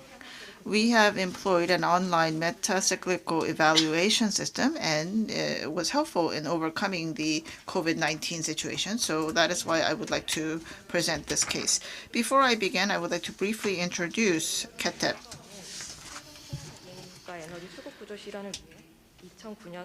We were established in year 2009, and we specialize in energy-related R&D. So with energy-related roadmaps and carry out demand research and trend analysis, and we also work on training experts in the field of energy, and we carry out life cycle management of about 40 energy-related projects, and we also engage in international cooperation. What is most important is to forecast the demand for energy in the future, and that is why we carry out a demand study and look for relevant tasks. As for energy R&D, this is related to future growth engines for the coming century. So we look at the quality of the related human resources, and we also look at the appropriateness of the project. And so we have an overall evaluation system for the different tasks. However, amid the pandemic, it was very difficult to carry out the assessment systems that we employed in the past because they were face-to-face. And that is why we brought on the online meta-cyclical evaluation. And that is what I would like to talk about. First, background. We have the pandemic situation, and we had to switch to an untaxed type of assessment. Also, the evaluator often overused one's power, and there was a lot of high-handedness, and we thought that was a problem that had to be addressed urgently. And at KETEP, we looked at two perspectives. We wanted to carry out online assessment, but we wanted the evaluation to be transparent and fair, and also we wanted to do away with the overuse of power and high-handedness of the evaluators. And as a result, we have come up with the online meta-cyclical review system. So I would like to explain this program to you. We felt that the existing assessment system had some limits in terms of expertise, fairness, and efficiency. It is very important that many experts participate as evaluators. However, there are limitations due to time and space. And once we carry out face-to-face evaluation, the evaluators had to go on site and carry out the evaluation for 8 hours. And it was very difficult for us to invite experts to commit their time. Also, the evaluations were rather unilateral or one-sided, and there was a lot of high-handedness. Also, we had to rent the venue, and we also had to print out a lot of the documents, and this was quite costly, and this was hurting the efficiency of the evaluation. And that is why we designed this online meta-cyclical evaluation. And by utilizing this system, we were able to enhance the efficiency of how we did the evaluation and reduce many costs as well. And so all in all, it is a very efficient system, and also the satisfaction level of the customers were very high as well. So this is the concept of this program. So we have 3 parties, and the 3 parties will be evaluating each other, and it is two-way evaluation. And all of the stakeholders will be participating in the evaluation process.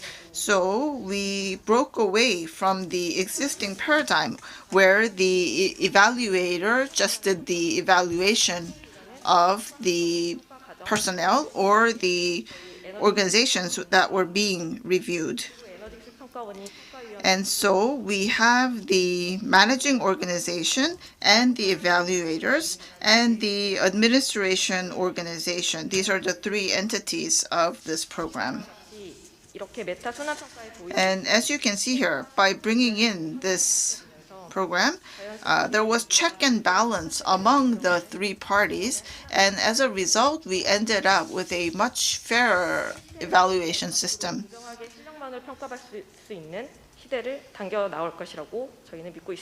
And I believe that in the future, we will have more transparent and fair evaluation as a result of bringing in this program. So we have designed this program from about a year ago, and we tried it out on a pilot basis at the end of last year. I would like to point out some differences by comparing it to the existing assessment system. Now, we have the existing online evaluation, but this was online. And of course, the evaluators were doing the evaluation online, but it happened in just one day, and it was a one-way evaluation. However, as for our meta evaluation, it is two-way. So we give prior information to the evaluators, and we collect questions from the evaluators, and we receive the feedback or the response from the people or the organization that is being evaluated. And the researcher can carefully read the questions from the evaluator and provide an answer. And the assessor will look at the answers by the researcher and once again give feedback.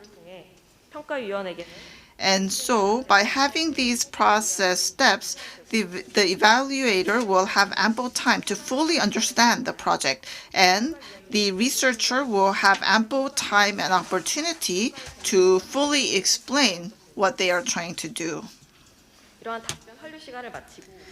And so after the feedback cycle, the evaluator will give the final scores and final evaluation. And so we carried out this meta-cyclical evaluation, and it was a 5-point scale.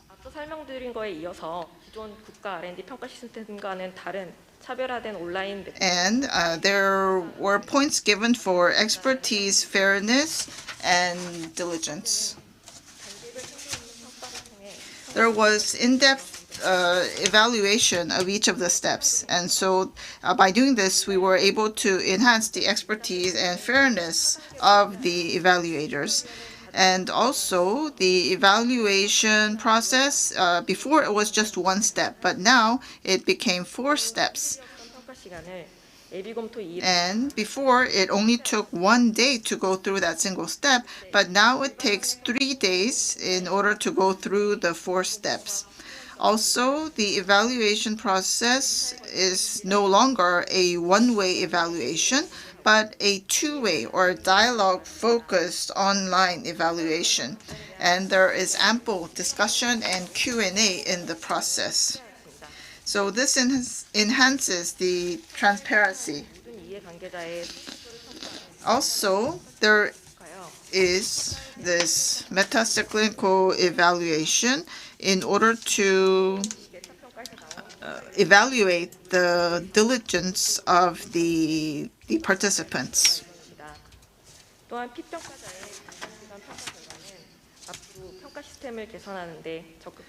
Also, the feedback that we get from the researchers who have been evaluated will be reflected to further improve our system. It is now very difficult to have face-to-face meetings because of the pandemic. However, by employing our new online meta-cyclical assessment, we were able to carry out all our assessments successfully.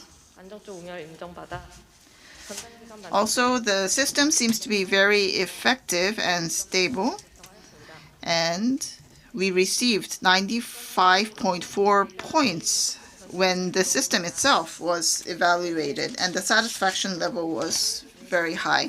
Also, we had some very real results. We were able to save a lot of costs, up to 500 million won, because we did not have to rent the venues, and we were able to save money on printing and so forth.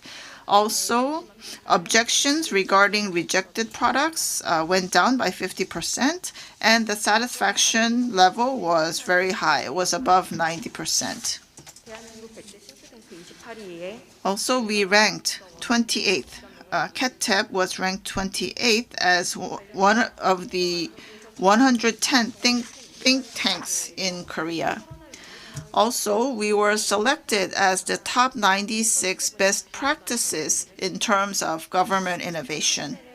This was, of course, the public sector. Our system was seen as an innovative program at the IEA as well. So energy R&D will become more and more important in the future. And at our organization, we manage 800 billion won of research funds, and we will continue to carry out fair evaluation of the projects. Yes, so that was Ms. Lee So-ra from KETAP, and she gave us a presentation about the online metacyclical evaluation system. So that was the first session for this afternoon, and in total that was the 6th session. 20분 뒤에 The next session will begin in 20 minutes, and the presentation will be made by World Vision, SEWB, Good Neighbors, and Asian Friends.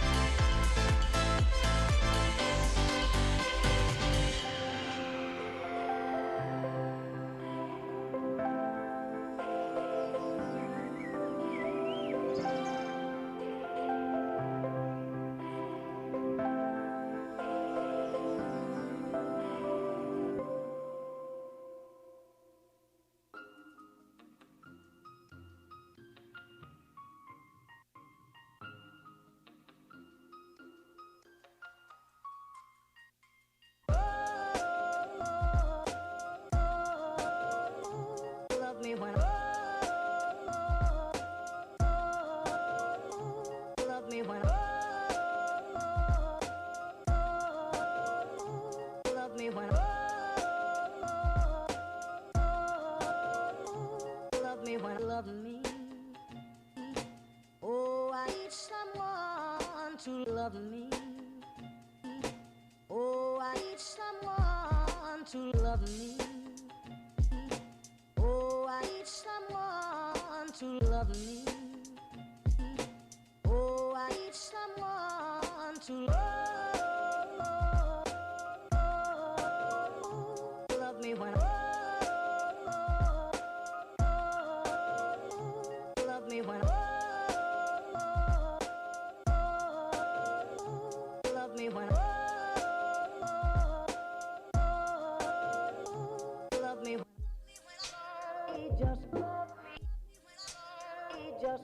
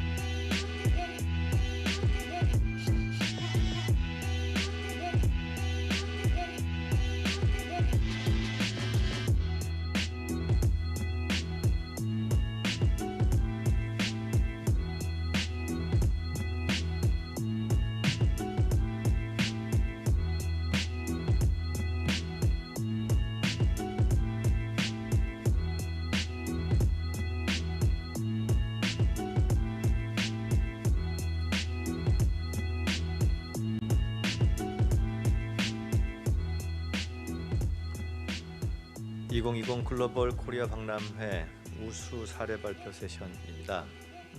We are presenting best practices as part of Global Korea Convention 2020. This is session 7 covering NGOs, and we will have presentations by World Vision, Scientists and Engineers Without Borders, Good Neighbors, and Asian Friends. Next, as our first speaker for this session, we have Son Jung-eun from World Vision. The topic of our presentation is 2020 COVID-19 Emergency Response Project in Mindanao Island, Philippines. Hello, everyone. I am Son Jung-eun from World Vision. I would like to talk about the COVID-19 Emergency Response Project in Mindanao Island, the Philippines.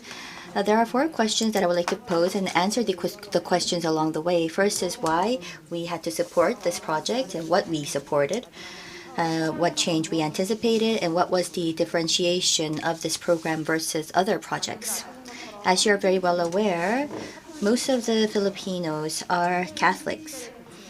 Throughout the colonial years of Spain, we've seen a conversion into Catholic, and most of the Muslims live in the south. 5% of the population are Muslims, so that amount to 5 million people. And in the southern area, there are about 1 million people living. In 2017, the Maute, who were the rebel forces, occupied Marawi city. And due to this, the government forces had to go in, and for 60 days, they proclaimed martial law. The rebel forces and the government forces for 5 months were in conflict, and more than 1,000 people died. 353,000 people were displaced.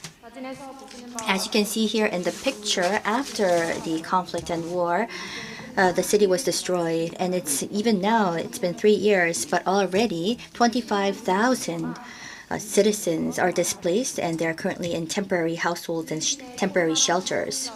The very first confirmed case was on January 30th in the Philippines, and from March we've seen it spread across the community. And it was March when we first started to plan this project. In Lilanatulo area, it was designated as a mid-risk zone. So the Marawi citizens also had that experience of this conflict and war, but in addition to that, they have so many vulnerabilities. They were isolated, there were social vulnerabilities, and the healthcare vulnerabilities also existed, and COVID-19 has amplified all of these vulnerabilities. So let us now go into what we did about the situation. Based on KOICA's financing for 6 months, we had 400 million won, and we have been targeting 15,000 households. We provided hygiene kits as well as provided emergency disaster relief funds for the households. With regard to the hygiene kits, depending on their vulnerability, we had 13 barangays that we selected, and 7,900 households were designated as beneficiaries. 1 hygiene kit was provided per household, and the items in the hygiene kit included soap, facial masks, as well as toothpaste and toothbrushes. When we distribute the hygiene kits, we also provided educational materials on COVID-19. And if they had any feedback or comments, there was also a hotline that they can utilize, which was indicated in the brochure. It was in this orange bag, the hygiene kits, when it was distributed to the households, and you can also see the children. Next is on the relief fund. Of course, you may not be familiar to this program of offering cash, but in a disaster situation, distributing cash is probably the most effective way. In order to provide cash transfers, you need the right system in place, and I will not go into the specifics on that right now. But in the case of Marawi, it was a conflicted area, and with the second wave of disaster or the cash transfer can carry on a different meaning. So let me go further into that. So there are 4 conditions where cash transfer was possible. This area was about an hour away from Iligan, where there's a lot of trade ongoing. So it was possible to seek materials. And World Vision had a very long partnership with Mindanao government. Therefore, the processes for this cash transfer was not that difficult. The financial institutions, of course, play a key role. They need expertise and they have to be professional. And when we do have such institutions, of course, this cash transfer can be done in a better fashion. Because they have a recent conflict experience, there were certain troubles or struggles. However, the new government, I think, did play a relatively satisfactory role. So we thought that it was safe enough to engage in this cash transfer. And not only that, it was also about upholding their rights and their freedom. This is also about human dignity when we provide disaster relief funds. In terms of how we provided the cash transfer, well, first we had to select the beneficiaries, and we had the LMMS, where it had to do with registering the beneficiaries. This is a mobile app that enabled us to do that, and we had to select the financial institutions. In Korea, when we receive disaster relief funds, you can use credit cards or debit cards. In the same vein, the financial institution was the intermediary between the beneficiary and World Vision. And what we do is enable those that are registered to receive the cash. So this list is provided to the institution and the transactional code will be sent to the beneficiaries. And then through the LMMS card and their transactional code, they can come to this cash transfer locations to seek their cash relief fund. This is using the barcode to record the fact that they received the funding. When the resurgence was quite serious, it was of course important to get the cash transfer, but also of course high quarantine measures need to be strictly abided. So you can see that social distancing was in place when they were queuing. Lives across the world. No one has been exempted from the risk of catching the deadly virus. Millions of households, especially the aged family members, the sickly and the strong, the children, have become the most vulnerable and at risk. Many breadwinners, from the formal workers to the daily wage earners, have faced the fear of not just losing their lives, but also losing their livelihood to meet the basic needs of their families. The future has become a blur for school-aged children whose education has been disrupted and still challenged in terms of readiness, resources, and resilience to continue learning. In the midst of despair and uncertainty, this crisis has still brought out the good, if not the best, in caring people. In the Philippines, World Vision has seen how partners from different walks of life and backgrounds, from behind the scenes, the front lines, and even online, people have come together to respond to the need of the hour. In the last 6 months, World Vision, with the help of generous donors, volunteers, and various groups from the business community, schools, the media, and the arts, and even children themselves, have reached over 5 million people affected by this pandemic. Thousands of families at risk in the poor areas received hygiene and sanitation kits to protect them and prevent the spread of the virus. In coordination with the government, World Vision also provided support to strengthen the health systems and the health workers in the front lines in the hospitals and rural health units nationwide.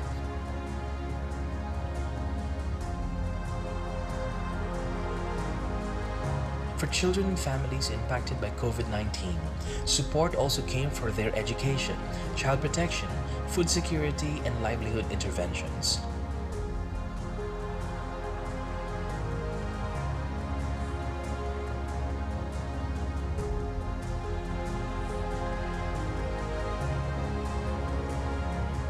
All these would not have been possible without your generous support and partnership. In the way forward, challenges remain as more families continue to suffer the brunt of this lingering crisis. Together, we can rise above this challenge. Together, we can win as one humanity. Together, we can heal as one.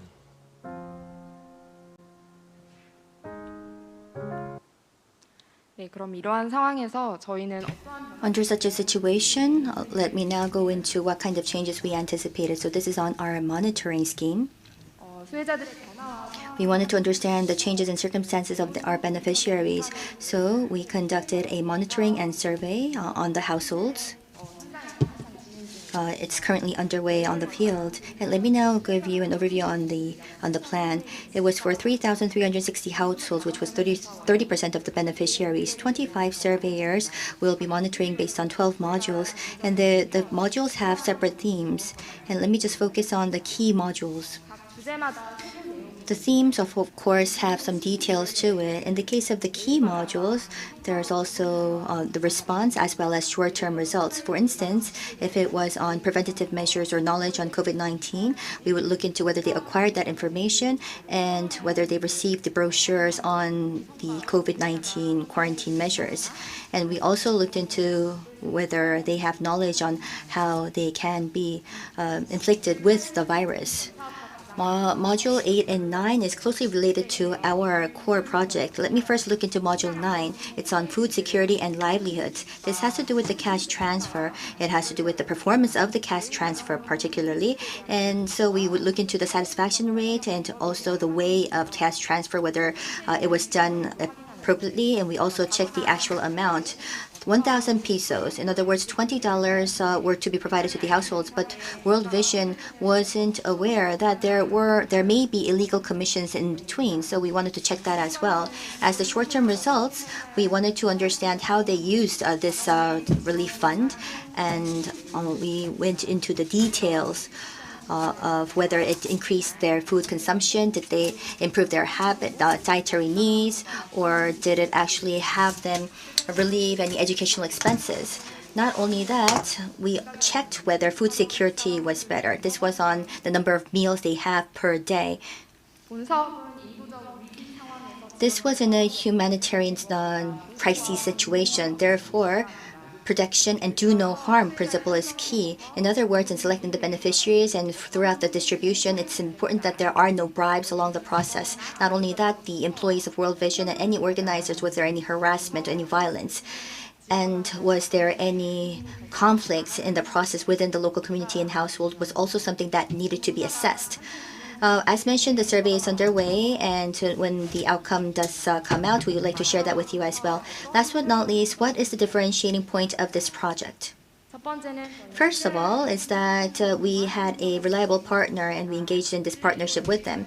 Philippines World Vision and the Mindanao region had a very long history under its belt, and during the Marawi dispute, they immediately offered humanitarian support and aid. And after the conflict, many of the institutions, when they left Marawi, they remained with the local residents to have, and they were able to become trusted by the government and the citizens. Therefore, even under this humanitarian crisis, once again with COVID-19, they were able to be to have a cool mind to involve themselves in this project.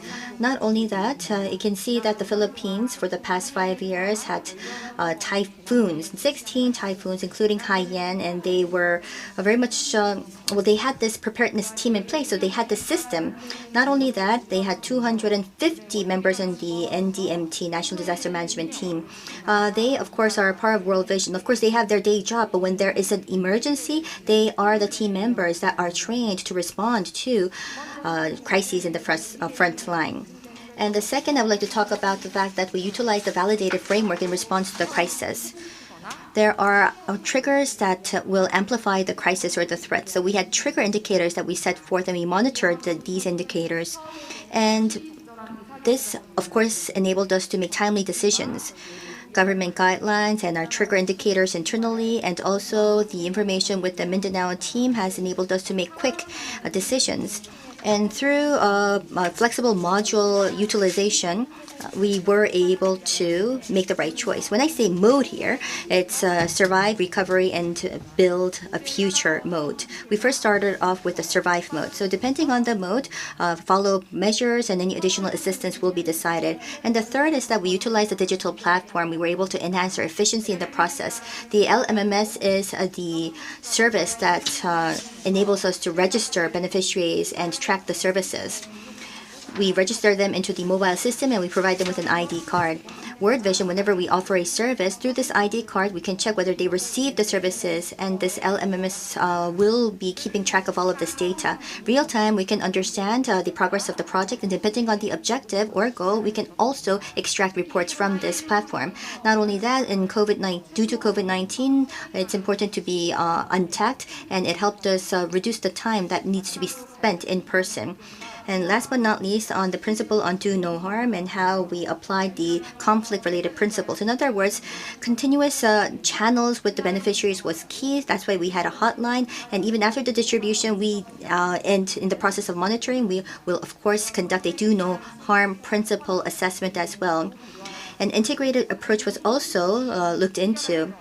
There are areas where conflicts cannot be resolved just with the cash transfer, so we utilized our own internal budget to enhance peace and protect children, and we wanted to contribute to relieving the conflicts within the local community. So that is all for my presentation. Thank you very much. 네, 월드비전의 Yes, Ms. Son Jung-un from World Vision, thank you very much for your presentation. You talked about the COVID-19 Emergency Response Project in Mindanao Island in the Philippines. Let us now move on. We have Good Neighbors. We have Lee Jae-young from Good Neighbors International, from the International Cooperation Division and the Healthcare team, and he will be giving a presentation on Good Neighbors Community Development and Healthcare Projects. Very nice to meet you all. I am Lee Jae-young. I'm in charge of the International Healthcare team of the International Business Division. I have a lot to share, so let me go right into my presentation. First, I would like to talk about the Global Disease Eradication Fund. Right now, due to COVID-19, we cannot go on business trips, we cannot engage in any travel. But when we do buy a business ticket, all of the international flights have 1,001 added to it. What is that? Well, this fund goes into the Disease Eradication Fund, a fund that's run by the Ministry of Foreign Affairs and COICA. We want to engage in activities to eradicate diseases all over the world, and these funds were also quite handy in the following project that I would like to share with you. But before I go into my presentation, let me first talk about the vicious cycle of poverty. Poverty and health. Why are the two intertwined? If you are poor, of course, there are many lost opportunities. You lose the opportunity to get educated, for instance. And when you do lose that opportunity, what happens to that child? It's highly likely that that person will be illiterate. And this child will have to go and just engage in physical labor to bring bread to the table. And such environments, in many cases, are risky and dangerous. You may lead to amputation, respiratory illnesses, as well as skin illnesses or diseases. They are exposed to various health crises. And when they do get sick, they'll have to pay high costs for their health care. And because they cannot work, of course, it would be about loss of income as well as loss of labor. So once again, there's this vicious cycle of poverty that goes with poverty as well and health. So former Secretary General Kofi Annan has said that poverty is something that needs to be eradicated to enhance health. Not only that, in the MDGs and the SDGs, it indicates that the two are closely linked and intertwined. Next, I would like to talk about the project. This project was with Tanzania. It was about enhancing maternal health as well as utilizing the local healthcare workforce. We in the Shinyanga region, Kishafu district, conducted this project. It was a 5.6 billion won project. And in the case of the key areas, well, I will go in detail as I move throughout my the slides. As you can see here, this is Tanzania, a picture, a map, and the Shinyanga region. And within this region, there is the Kishapu district. It's slightly over 4,000 square kilometers in terms of the area. It's about 7 times that of Seoul. It seems very small on this map. However, it's bigger than Seoul by 6 times. And every year, newborns amount to 10,000. In 2018, in Gangwon-do, only 9,000 babies were born. So you can see that it's a bit more or less similar to that of Gangwon-do province. We wanted to support medical facilities. That was one arm of this project, and also support the healthcare professionals. And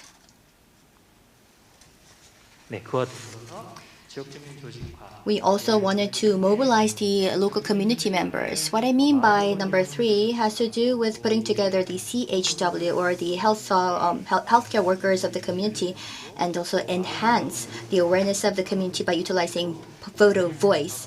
And it also had to do with putting together a committee under the name of HFGC. This is a key question to my presentation. So can we really mobilize local community members, and can that actually enhance maternal health? So I think that you need to keep this question in mind as you listen to my presentation. So first is on the CHW.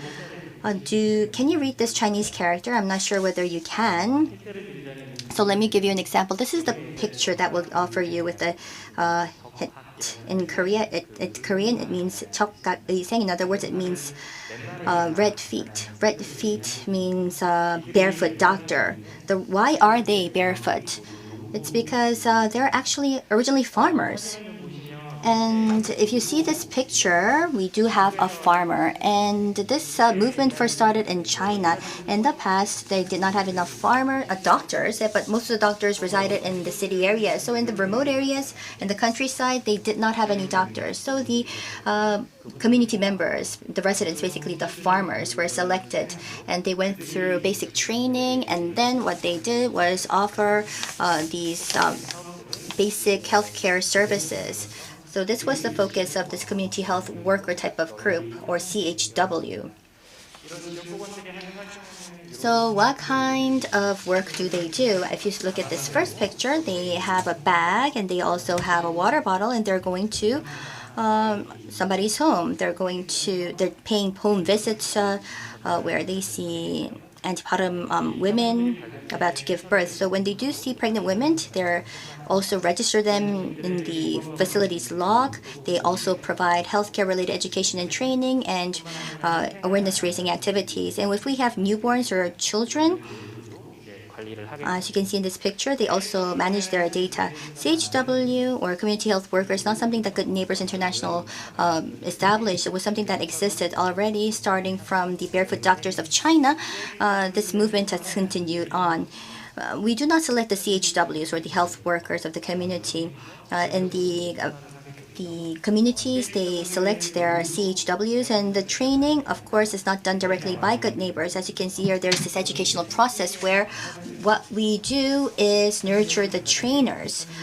We engage in the training of the trainers, and the trainers, of course, train the supervisors, and the trainers train the CHWs.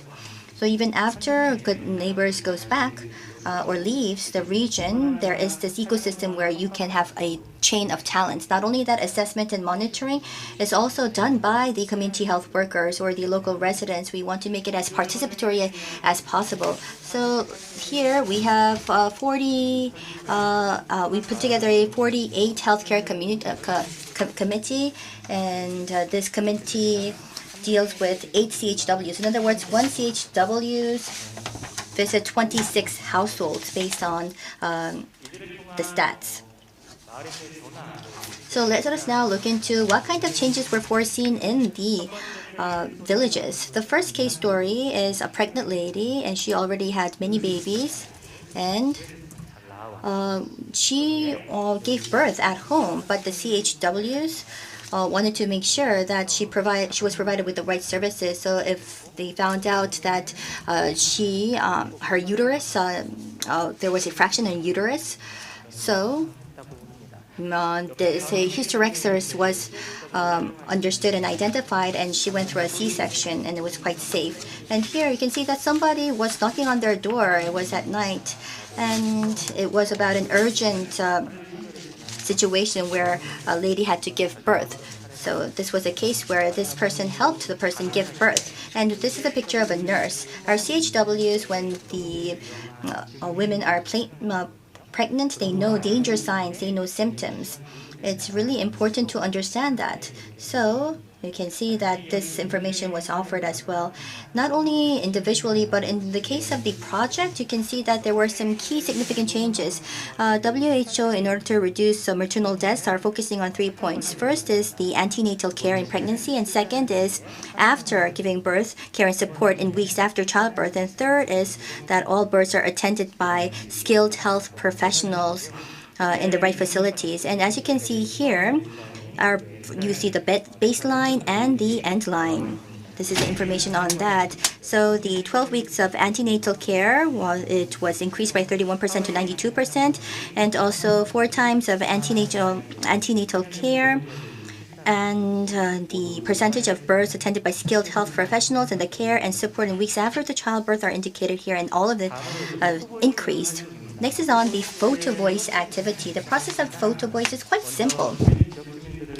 First, we select the community members and we give them cameras. And then we tell them how they can use it. And every week we will give them a theme or a topic. Is there anything that would hurt the healthcare situation of your community, or anything that a pregnant woman should avoid? So every week, the residents will go out to take pictures.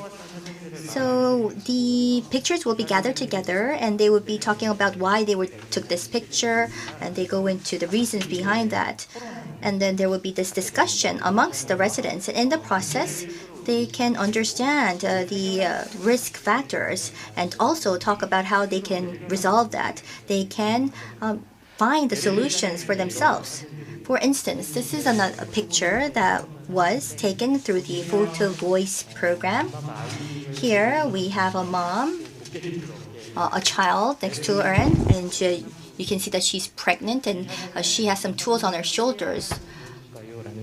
So this was under the topic of what should pregnant women avoid. So she's pregnant and she has a child to take care of, but she's also engaging in harsh physical labor. Another picture here is you see a mom with the baby on her back, and she is currently pounding this flour. But what are the men doing? They're just playing games. In the past, there was a lack of awareness of the situation, but now the residents understand that this is not something that should continue. But we also have some positive pictures, not only negative pictures. Here in the household, we see the dad. What kind of role should the dad play? How should he support the mom? And especially if your wife is pregnant, it's also about how antenatal care should be provided and how he should take his wife to the hospital. Through the photo voice activity, we wanted to check what kind of changes it brought about. And if you look at this slide, it indicates that taking the pregnant women to the hospital by using motorbikes, for instance, now is common sense now based on these awareness activities. And last but not least, I would like to talk about the HFGC. There is an educational committee in the school, and of course the community will be needing a similar committee. This indicates the assessment and the activities and the evaluation. So once again, Good Neighbors is not directly involved in this. We just provide support, and it's all done by the community residents. And the role of HFGC is, as indicated in red, is to provide help for pregnant women and also those after childbirth, and also provides assistance for the newborns. This is in a slightly different vein. Through the HFGC, as we were looking into many examples, there was this village that I visited, and I want to share this with you. As I've already mentioned, they're in the Kishaf region, Ijikilu village. These are the CHWs. And when I went there, they were engaging in some construction. They were moving, they were stacking bricks, and I asked them what you were doing. And they were saying that the health clinics were so far away, and it was very difficult for the pregnant women to go there. So they wanted to they asked the government to build another health center, but they said that they lacked the financing to do that. So with the local residents, the HFGC, this committee was building a health center for themselves. And not only that, they were cooperating with the government, where once they do have the building in place, the government said that they will be providing the medical equipment and facilities. So all of that was already set forth, and they were building this health center for the community. And what's more amazing is that in the village, in order to bring about change, they also devise their own village law. So let's say if you give, if childbirth at home, you would be suspect to a penalty. And we have midwives, or who we call traditional birth attendants, and if they help them give birth to a child at home, also they will be charged with a penalty. And if you do not get the right antenatal care, then also another penalty. So they put in place these policies to find a way to enhance maternal health within the village. So not only in this village, but the other villages also were able to find the benefits of these programs. So what's happening is in the Shinyanga region, in the Kishapu district already the laws were passed. So in the Kishapu district villages, every one of the villages now have this policy in place, and there's a consensus. And now it's moving and it's expanding across the region to have this law or policy in place to make sure that childbirth only takes place under the attendance of skilled professionals. So once again, let us go back to this key question. Mobilizing the local residents, can it really enhance maternal health? Well, I think that it is possible. The CHWs, as well as the community, the HFGC, and the local residents, as long as they're trained, I think that they can take the initiative. If they want safe water, what they would do is they would forge for a policy. There would be views of helping malnutrition patients or children, and they would be asking for support to the policymakers. So if they don't provide them with support, what would they do? They have the votes, and they will just not elect the officials again. So they know that the citizens have prowess here because they hold on to the votes for them for their next term. So I think that this really helps bring about significant change and positive change to the villages, and we have high expectations for this project. So let's bring this all together. These are the three causes behind maternal death. First is to the hospital. If it's delayed, then it can lead to death. Second is about accessibility to the hospital. And even if they came to the hospital, if there's no appropriate treatment, facilities, or equipment, or doctors, then this can, of course, be a hindrance to maternal health. What's most difficult is this delay one bottleneck, because the husbands do not want to show their wives to their children, to the doctors, and the mothers-in-law sometimes would say that you don't have to go to the hospital, you can just give birth at home. So the delay one bottleneck actually leads to high maternal deaths. And Good Neighbors International really wants to solve this, and the NGOs want to work with the local community members to stay on site to really conduct these programs and projects to raise their awareness. And these changes and these programs should not be just hollow words, and they're being monitored and assessed as well. The performance measurement or monitoring is done by Ewha Women's University and Korea University, and here at the HFGC, they are going beyond the limits of maternal health, and through the photo voice activities, they're raising awareness and as well as improving the environment. And the HFGC has led to a stronger sense of ownership, and we've seen more residents contribute to the healthcare situation of the village. And let me skip this slide, and you have time. At the end of the day, all of the results were quantified, as you can see here on the slide. But what I want to say is that there's a meaning behind the numbers. There are more outcome and achievements that we are very excited about. Good Neighbors International as an NGO really want to have a positive impact, and we really want to work with the underdeveloped villages and really work with the residents of those communities. These activities of the NGOs, I hope if we can seek your support and interest, that would be great. Thank you very much. 네, 굿네이버스의 이재영. Yes, thank you very much. That was from Good Neighbors International, Mr. Lee Jae-young, in charge of international healthcare. That was on community development and healthcare projects. Thank you. 네, 잠시 정리하는 동안 있습니다. 지금 네, 아시안 프렌즈. 네. Yes, up next is Asia Friends. We have Ms. Lee Nam-suk, who is chairwoman of ASEAN Friends, here to present. Good afternoon. My name is Lee Nam-suk, and I'm from ASEAN Friends. I think the order of the presentations have been switched around, thus the delay.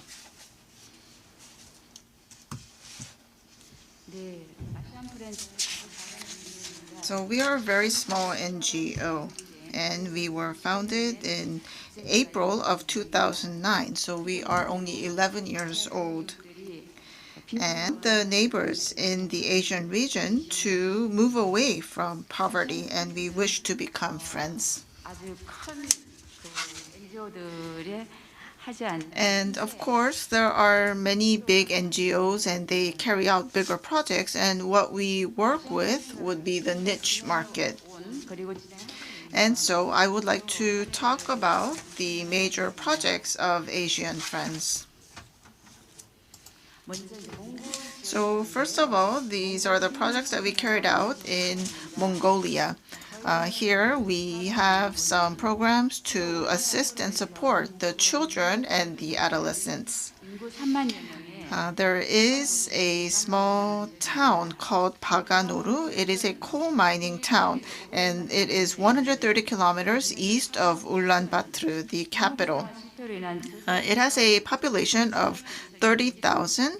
And there are many poor people here who are very vulnerable, and they have failed to live a nomad life. And to these people, we are providing necessity items. Basically, it would be school items, food, and medical goods. And also, there are events that we carry out, and we also support BHN to these homes. And as part of a KOICA project in year 2003, we were able to purchase a small apartment building, and we opened this adolescent center in Paganoru. And we have a school running in this area, and the students are divided up. Half of them go to school in the morning, half of them in the afternoon. So in the off time, we would teach English or Korean to these children. And sanitation, arts, and also character building. So these are actually supplementary lessons. And we also provide a nutritious snack to the children. And so we have 4 adolescents who attended our program, and these adolescents went on to college. Next, I would like to talk about the hairdressing vocational school in the same town. Now, in Paganoru, we have many single mom families, and we wanted to make it easier for these single moms to get jobs. And we carried out this training on hairdressing in 2017 and 2018. And we taught the practice and theory of hairdressing, and also sanitation training, skincare, and makeup. This program has been registered as a formal education program in the country. And we were able to train 110 students, and 91 of them became certified hairdressers. And 72 of them were able to secure jobs. And during the training process, the trainees received 8 workshops, and we gave them opportunities to actually visit hair salons and get practical experience. After this program was completed, up until now, we are giving sewing lessons. 그럼 제가 이제 저희가 주요 사업 현장이 그 인도인데요.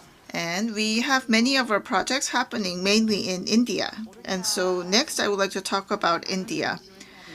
This is a project to support the student and children education in Orcha Chandbara area. 마리아프라티주 오르차라는 지역이 있어요.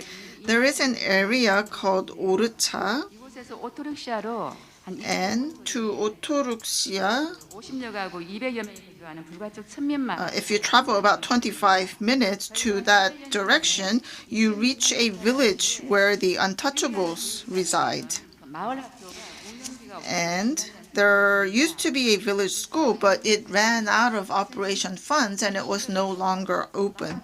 And so we started to assist the operation fee from November of 2010. And the fund is used to pay the teachers and snacks and school supplies. 정식 학교로 And the state government authorized this school as a formal school, and that was a major achievement. 받아서 교사가 And as a result, there are 2 full-time teachers, 매년 and from 2011, Asian Friends 기자재, 의류, 의약품 등을 send volunteers every winter to provide school supplies and so forth. And also we opened a new school called Rotiana. And this is a neighboring town of Chandraban and also resided by the untouchables. And this village had no school up until the year 2016, which is very hard to believe because this is the 21st century. And the Chandraban school became a formal school, and the people in Rotuana became aware of this fact. And they approached us at Asian Nations and wanted us to install a school in their town. And so we registered ourselves as a local NGO and signed an MOU so that we could set up a school. And we went through the preparation steps, and we were finally able to open the school on March 6th of 2017. 닭장 한 개를 지금 And actually, we had to repair a chicken coop in order to open this school. However, the villagers welcomed this because they were having a school in their village for the first time in 1,000 years. 약 50여 명이 So there are 50 registered students, and there is 1 teacher who teaches the 50 students throughout the day. And the school runs from 10 a.m. to 1 p.m. from Monday to Saturday, and the subjects that are taught include Hindi, English, math, and etiquette. And this is what the school looks like. We had to, as I said, repair a chicken coop to open the school. 손들어 받는 건 로티아나 빈곤 아동 지원인데요. Also, we provide assistance to children in poverty in the Chandraban town and the Rotiana town. 교육 중에서 정식 교사가 파견됨으로써 We now have a teacher who resides in Chandraban, 하루 한 끼 기초 영양 and we gave assistance so that we could give nutritious snacks 1 time a day to the 70 students in Chandraban. And the program, similar program, started in Rotiana later on. 다 합쳐서 한 And so in total, we're supporting about 130 malnutrition students. We provide biscuits, milk, bananas, oranges, and so forth. 세 번째 저희가 중요한 것은 And this is our 3rd project, which is the Vietnam Scholarship Fund. We are unable to support entire Vietnam, but we support the southern area, which are the rural areas in Vietnam.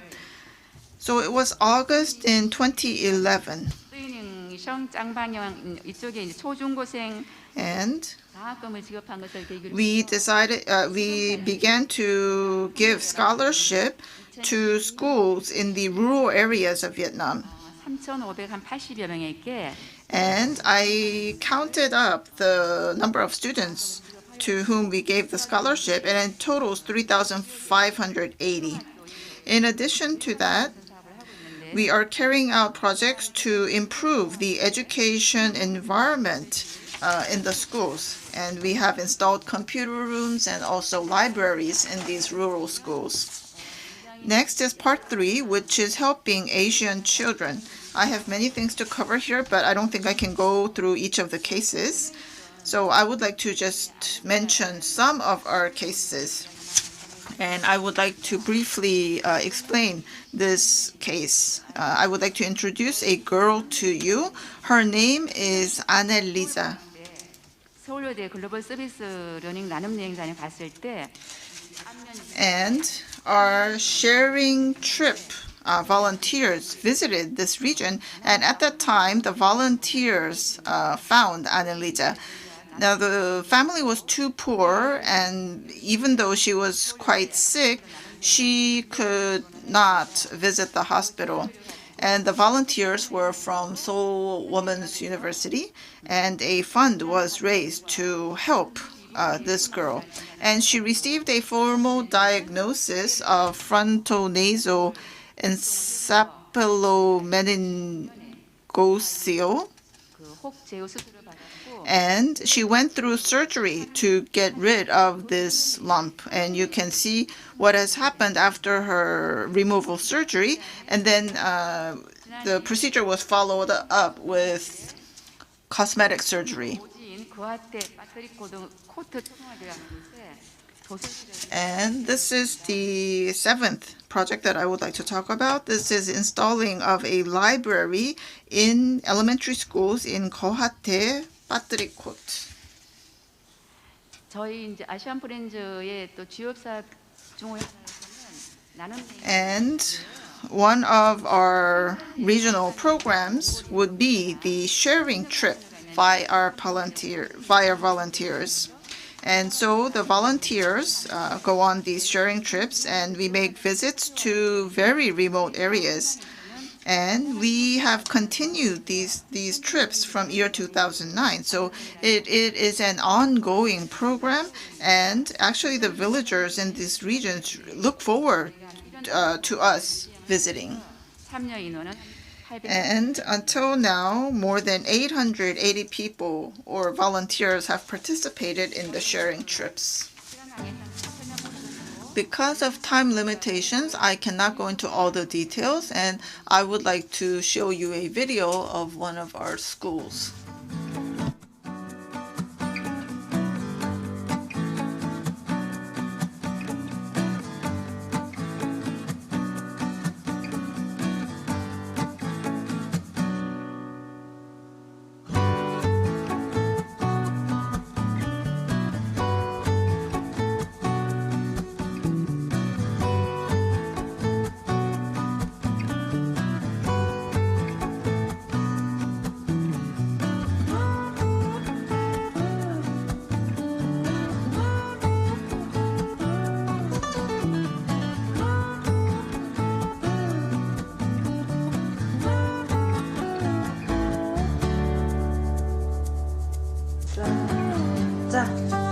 Юуны өмнө Азийн нөхөрлөл төрийн бас байгууллагын хамт олон болон ивент тэтгэгч байгууллагуудаа баярлалаа гэж хэлье. Тэгээд энэ манай Багнар дүүрэгт явагдсан энэ өрх толгойсон ээжүүдийг дэмжиж мэрэгчлэлтэй болгож 3 сарын хугацаанд дадлагжуулж бүх боломж болцоо ганц дадлага практик онл гэхгүй бүх хэрэглэх хоол хүнс олон бараа бүтээгдэхүүнээр хангаж багаж хэрэгслээр хангаж биднийг ингэж сургаж өгсөнд баярлалаа гэж хэлье. Тэгээ бүх юм би энэ сургалтыг анх сонсож ирэхдээ болохоор дам нэг ихчээсээ сонсож ирсэн л дээ. Тэгээд юу мэрэгжил боловсралгүй одоо мэрэгжлгүйгээс гадна одоо яг гэртээ дэмий сууж байгаа эцэг эхчүүдийг ингээд ээж нарыг дэмжиж мэрэгжилтэй болгоод цааш нь ажлын байраар хангаж өгч байгаад нь баяртай байна. Тэгээд энэ сургалтанд сонсноор олон хамт олонтой болсноос гадна энэ сургалтанд бүх боломж болцоод багаж хэрэгсэл болон бараа материалаар хангаж өгч ирсэнд баярлалаа. За сайн байна. За энэ сургалтанд 2018 оны 9 сарын 8-нд орж ирсэн. Тэгээд энэ сургалтыг бол ахч нараас бол сонссон. Тэгээд сонсоод ирээд бүртгүүлээд энэ сургалтанд анх суугаад ер нь бол хийх бол мэдсэн. Яг өсчин гэдэг зүйлийг бол юу гэдгийг бол мэдрэхгүй зүгээр өсчин гэдэг аюу хүмүүсийг хараад байхаас биш яг өсчин хүн яг юу хийдэг тэр бүхнийг бол мэдэж авсан их юм сурсан Төвүүгээр бол ер нь бол танил ихтэй болт юм байлаа. Тэгээ мөн яваагүй сумдуудаараа л явсан. Баян дэлгэр мөнгөн морт руу 2 удаа явсан. Баян дэлгэр лөөнийг Архус сум руу 2 удаа явсан байгаа. Тэгээд баян сумдуудаар явж дадлага хийсэн учраас болохоор ер нь илүү ихийг сурд юм байлаа. Хүн дээр дадлага хийж сурч шээ.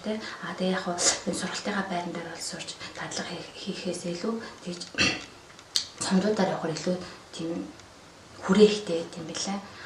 Тэгээд бидний одоо урд төгсөн төсөлтүүд маань хүмүүс тарьсан байгаа. Түүгээр бол бид хурааж авсан байгаа. Сайн дурын үйл ажиллагаа. Тэгээ ер нь бол энд 3 сарын сурсан хугацаанд бол ихийг сурч авсан мэдсэн. Тэгээ бид нар бол айгүй боломжтой хүн гэж бодож байгаа, боломжийг ашиглаж чадсан гэж бодож байгаа. Өнгөө сурна, өнгөө материалаар хангана. Энэ бүхэндийг бол бидэрт бол олдохгүй боломж. Энэ боломжинд бол бид ихийг сурч авч чадсан. Тэгээ хоёр багштай бол баярлалаа гэж хэлмээр мөн цагталтаа баярлалаа гэж хэлмээр байна. Асамын би ингээд 17-18 он нарийн олон улсын хөрөнгө оруулалттай сургалтанд багшаар ажиллалаа. Дадлагын багшаар ажиллаж байгаа хугацаанд олон хүүхэд суралцж олон айлгыг амьдралтаа залгасан гэж бодож байна. Энэ манай Багнар дүүрэгт төсөл явуулсан их олон залуучуудыг тустай амьдралаа болгох гэж бодож байна. Тэгээд загс 7 сургалт явуулсан байгаа. Тэрнээс 95 он сургалтснаас 65 он нийт Улаанбаатар болон Багнар дүүрэг хөдөө орон нутгуудаар ажиллаж байна гэж байгаа. Энэ сургалтнаас сонсоход үр дүн мэдээ сайн гарсан гэж үзэж байгаа. Одоо тэгээд цааш техник ажилд өндөр юм гэж бодож байна. 들어주셔서 감사합니다. Thank you very much for your attention. Yes, that was Chairwoman Lee Nam-suk of Asian Friends. And so, thank you very much for that presentation. I could really see what you were doing at the very front of giving and volunteering. And next, I would like to invite Professor Kim Yong-soo of Hanyang University, who is from Scientists and Engineers Without Borders. And he will talk to us about a very remote village in Cambodia. Yes, good afternoon. I am very grateful for this opportunity to introduce our story. And as was introduced by our moderator, my name is Choi Yong-soo. I'm a professor at Hanyang University. And I would like to talk about a very remote village in Cambodia and how it is now engaged in sustainable development. We gave that problem a lot of thought, and I would like to present a very real case to you. And through this case, we were able to enhance the quality of life of the residents. And we try to come up with the right technology to bring more income to the residents. Now, we have many poor countries, developing countries, and they are actually not receiving the benefits of cutting-edge technology. And so by using and adopting the right technology, we can bring about income increase, and we can help the residents become more independent. So that is what we do at SCWB, and we have many members, many scientists and engineers as members. And some companies are members as well, because they believe in what we do. Now, as for the right technology that is applied, well, I don't think I have time to go over that, but it has to do with integrated technology. Now, there are solutions to solving poverty issues. However, there are villages that are very remote. And in such cases, well, there are some structural issues that have to be overcome in order to alleviate poverty. Now, without overcoming such structural issues, we cannot enhance the quality of life or bring about more income. And so we try to solve these fundamental and structural problems. And as I said before, we try to adopt the right technology, and we want to share this case because we want to show you that sustainable development of these villages are possible. And so that is goal 1. And also we have the second goal. We want to ascertain the possibility of international development cooperation in the private sector by using technology. Now, as for advanced technology, in order to actually practice it, we need numerous organizations. We have 7.6 billion people on Earth. However, 4 billion of them do not have access to the internet. And so there are many structural issues and difficulties that are out there and that are very difficult to solve. Now, the remote village that I will be talking about is called Potbeng. And we are trying to solve the structural issues that they have. And so let me introduce the village of Potbeng to you. Now, I talked about this village and used the term remote. Now, it's not that remote. They have a city in Cambodia. This is the 3rd biggest city, called Sihanoukville.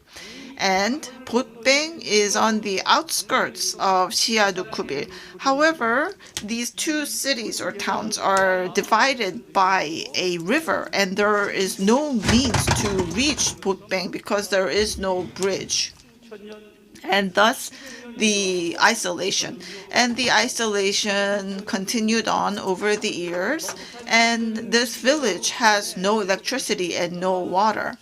And it is very difficult for the villagers to make money. So what they do is they make less than $5 a day. And basically they fish or they produce coal. And so this is what the river looks like.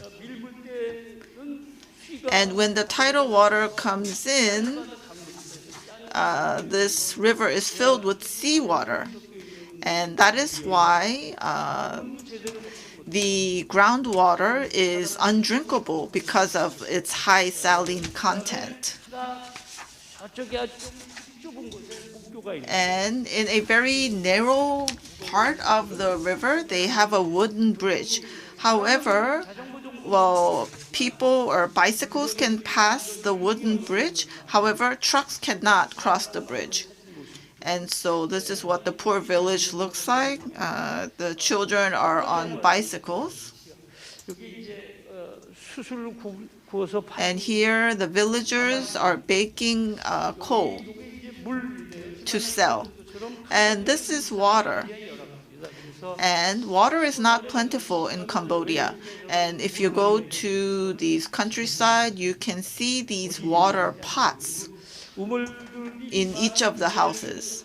And they have wells, but they do not have a running water system, and the well water often becomes contaminated. So there's lack of water and lack of high quality water. And basically they use rainwater, and they store the rainwater in those pots and boil the water to make it drinkable. There are 60 households, so about 250 people. Now, before there used to be 100 households, but people have moved away because it is difficult to live here. And in the middle, there is a school. So it is middle school plus elementary school. And the lady in the picture on right, she is single and she is very dedicated, and she works very hard to make things better in this village. And this is what the school looks like. And so we wanted to use integrated and comprehensive technology.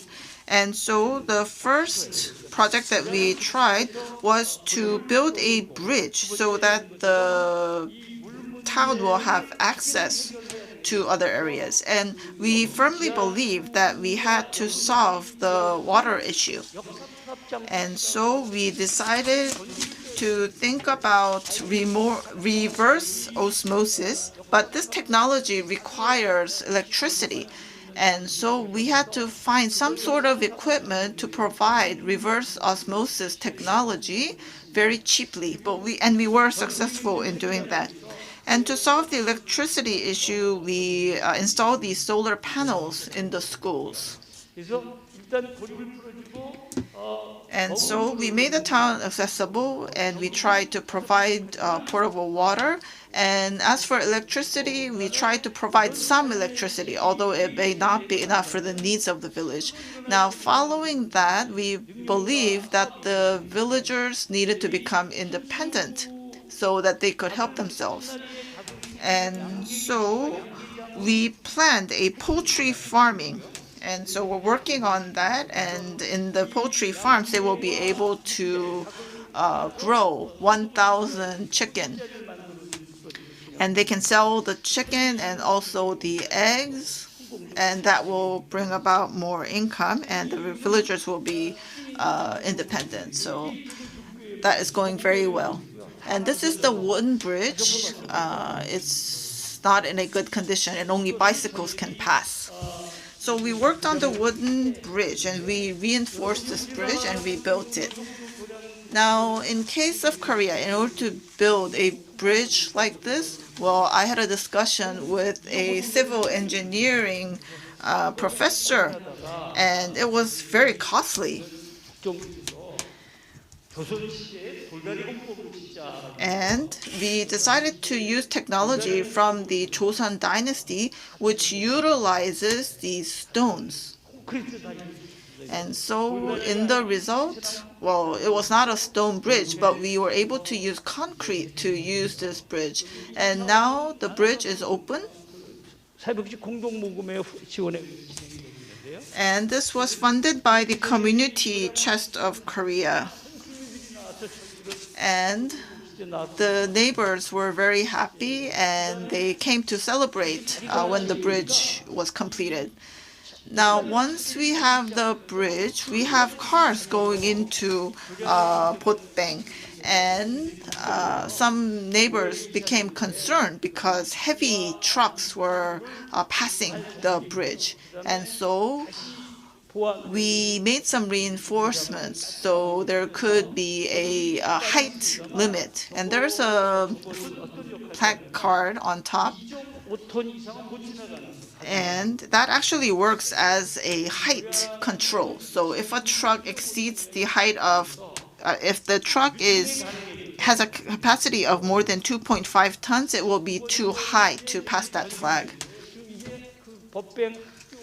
And these pictures have to do with electricity. This is before we provided electricity. The students had no school. They had no bulbs, no lights, nothing. And they had no fans, even though it got very hot during the summer.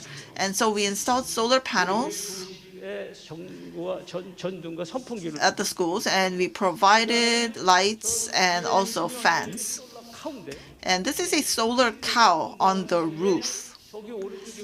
And so while the students study, well, on the right, you see batteries. These batteries are charged by the solar cows, and the students can take the batteries back home and get electricity in their homes. And so in order to use mobile phones, you need electricity. And so by using the solar cow, we can provide $5 worth of electricity to each of the students. And there was more demand for energy. And so we beefed up the facilities.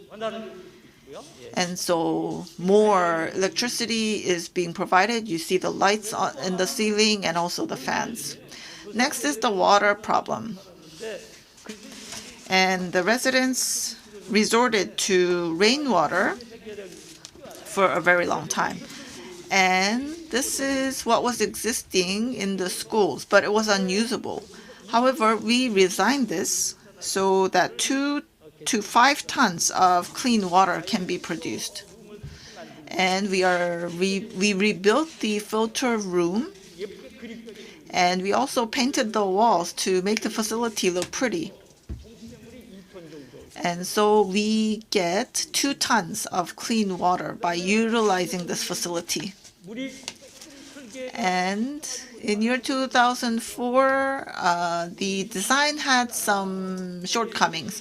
And so we did not have plenty of water at that time. And so we worked on the design, and now we have much more water.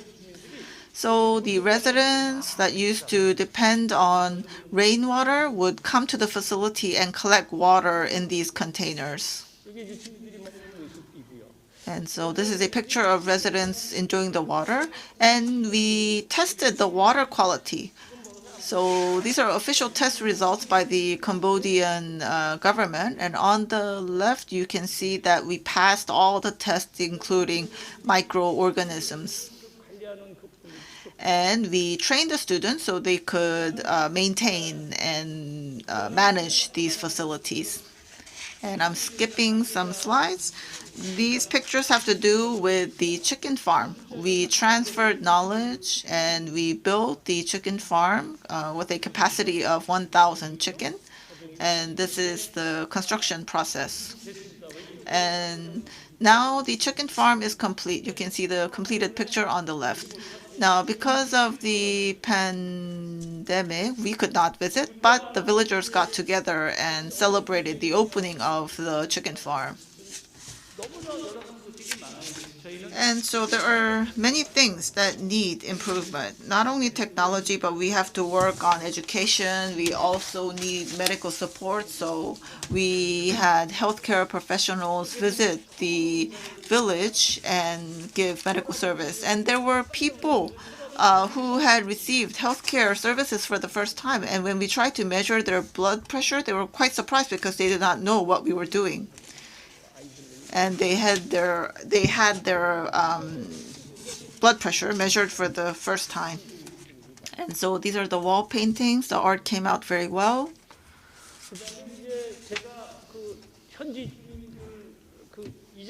And I met with the village head and the principal of the local school. I met with the people who runs the chicken farm, and I captured them on video. Of course, I could not visit them personally because of the pandemic, but we had online communication with the local people.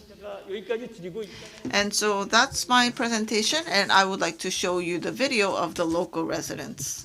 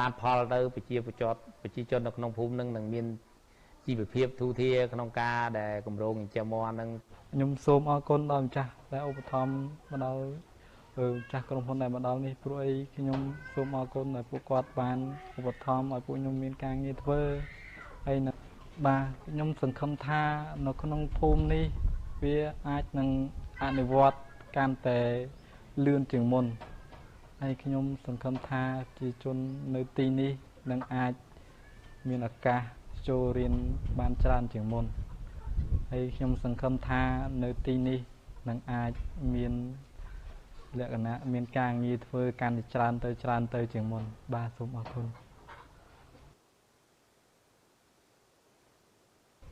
អញ្ញងហាសេអូថ្លែងអំណរគុណដល់ជ្រាលជ្រៅសម្រាប់គម្រោងដែលគាត់ជួយផ្នែកអគ្គិសនីចាបើសិនជាគិតអំពីអគ្គិសរបស់សិស្សានុសិស្សក៏ដូចជាក្នុងការស្នាក់នៅរបស់ខ្ញុំពេលដែលយើងអត់មានភ្លើងគឺយើងលំបាកមកចប់ចាសូម្បីតែការរយៈពេលរាំងភ្លៀងហ្នឹងគឺរយៈពេល 5-6 ខែហ្នឹងគឺយើងក្តៅអញ្ចឹងនៅពេលដែលម្ចាស់គម្រោងបានឧបត្ថម្ភនៅអគ្គិសនីដូចជាសូឡាអញ្ចឹងយើងធ្វើឲ្យយើងមានកម្លាំងក្នុងការជំរុញច្រានឲ្យសិស្សានុសិស្សសប្បាយចិត្តមែនទែននៅពេលយប់ក៏ភ្លឺហើយយើងនៅពេលថ្ងៃក៏យើងអាចភ្លឺបានឬក៏មានពេលភ្លៀងមេឃងងឹតហើយយើងអាចបំភ្លឺបាននៅពេលដែលយើងចាប់ផ្ដើមរៀនចាយើងឃើញថានេះហើយគឺសិស្សសប្បាយចិត្តនៅពេលដែលយើងប្រើកង្ហាហើយនៅពេលដែលយើងបានមានភ្លើងសម្រាប់បំភ្លឺនៅពេលដែលគាត់រៀននៅតាមថ្នាក់នីមួយៗហើយនៅពេលយប់យើងមានក្រុមផ្នែកមួយផ្នែកធំសម្រាប់អគ្គិសនីក៏ដូចជាសូឡាផងដែរចាអរគុណ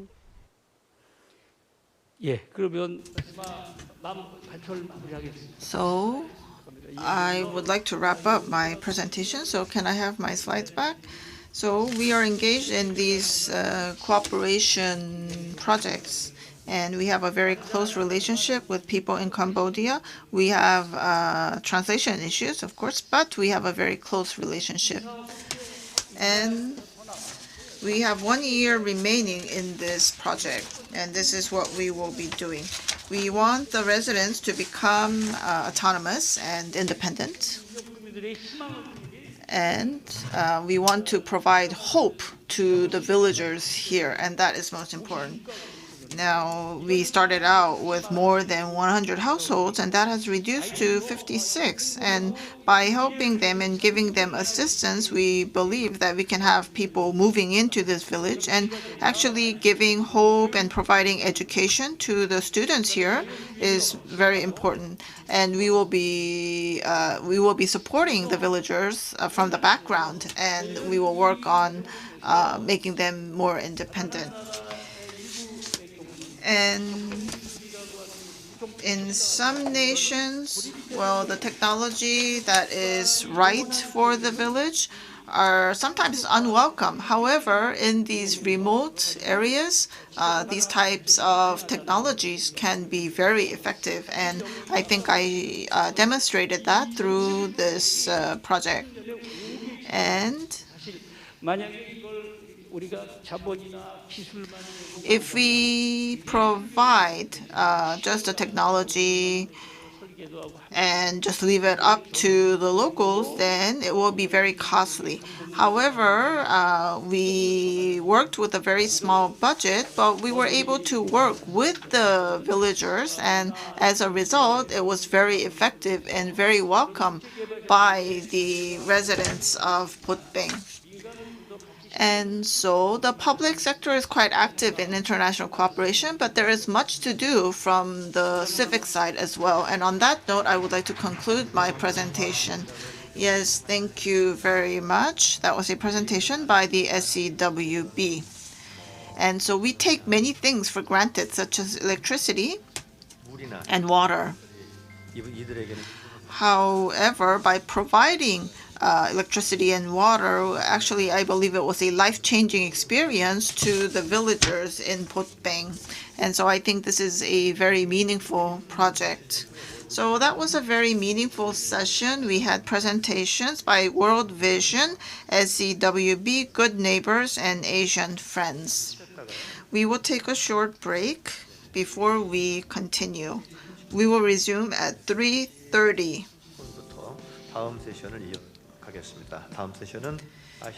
And in the next session, we will have presentations by Asia Culture Institute, Chungcheongbuk-do, Korea Consumer Agency, and Komipo. Thank you.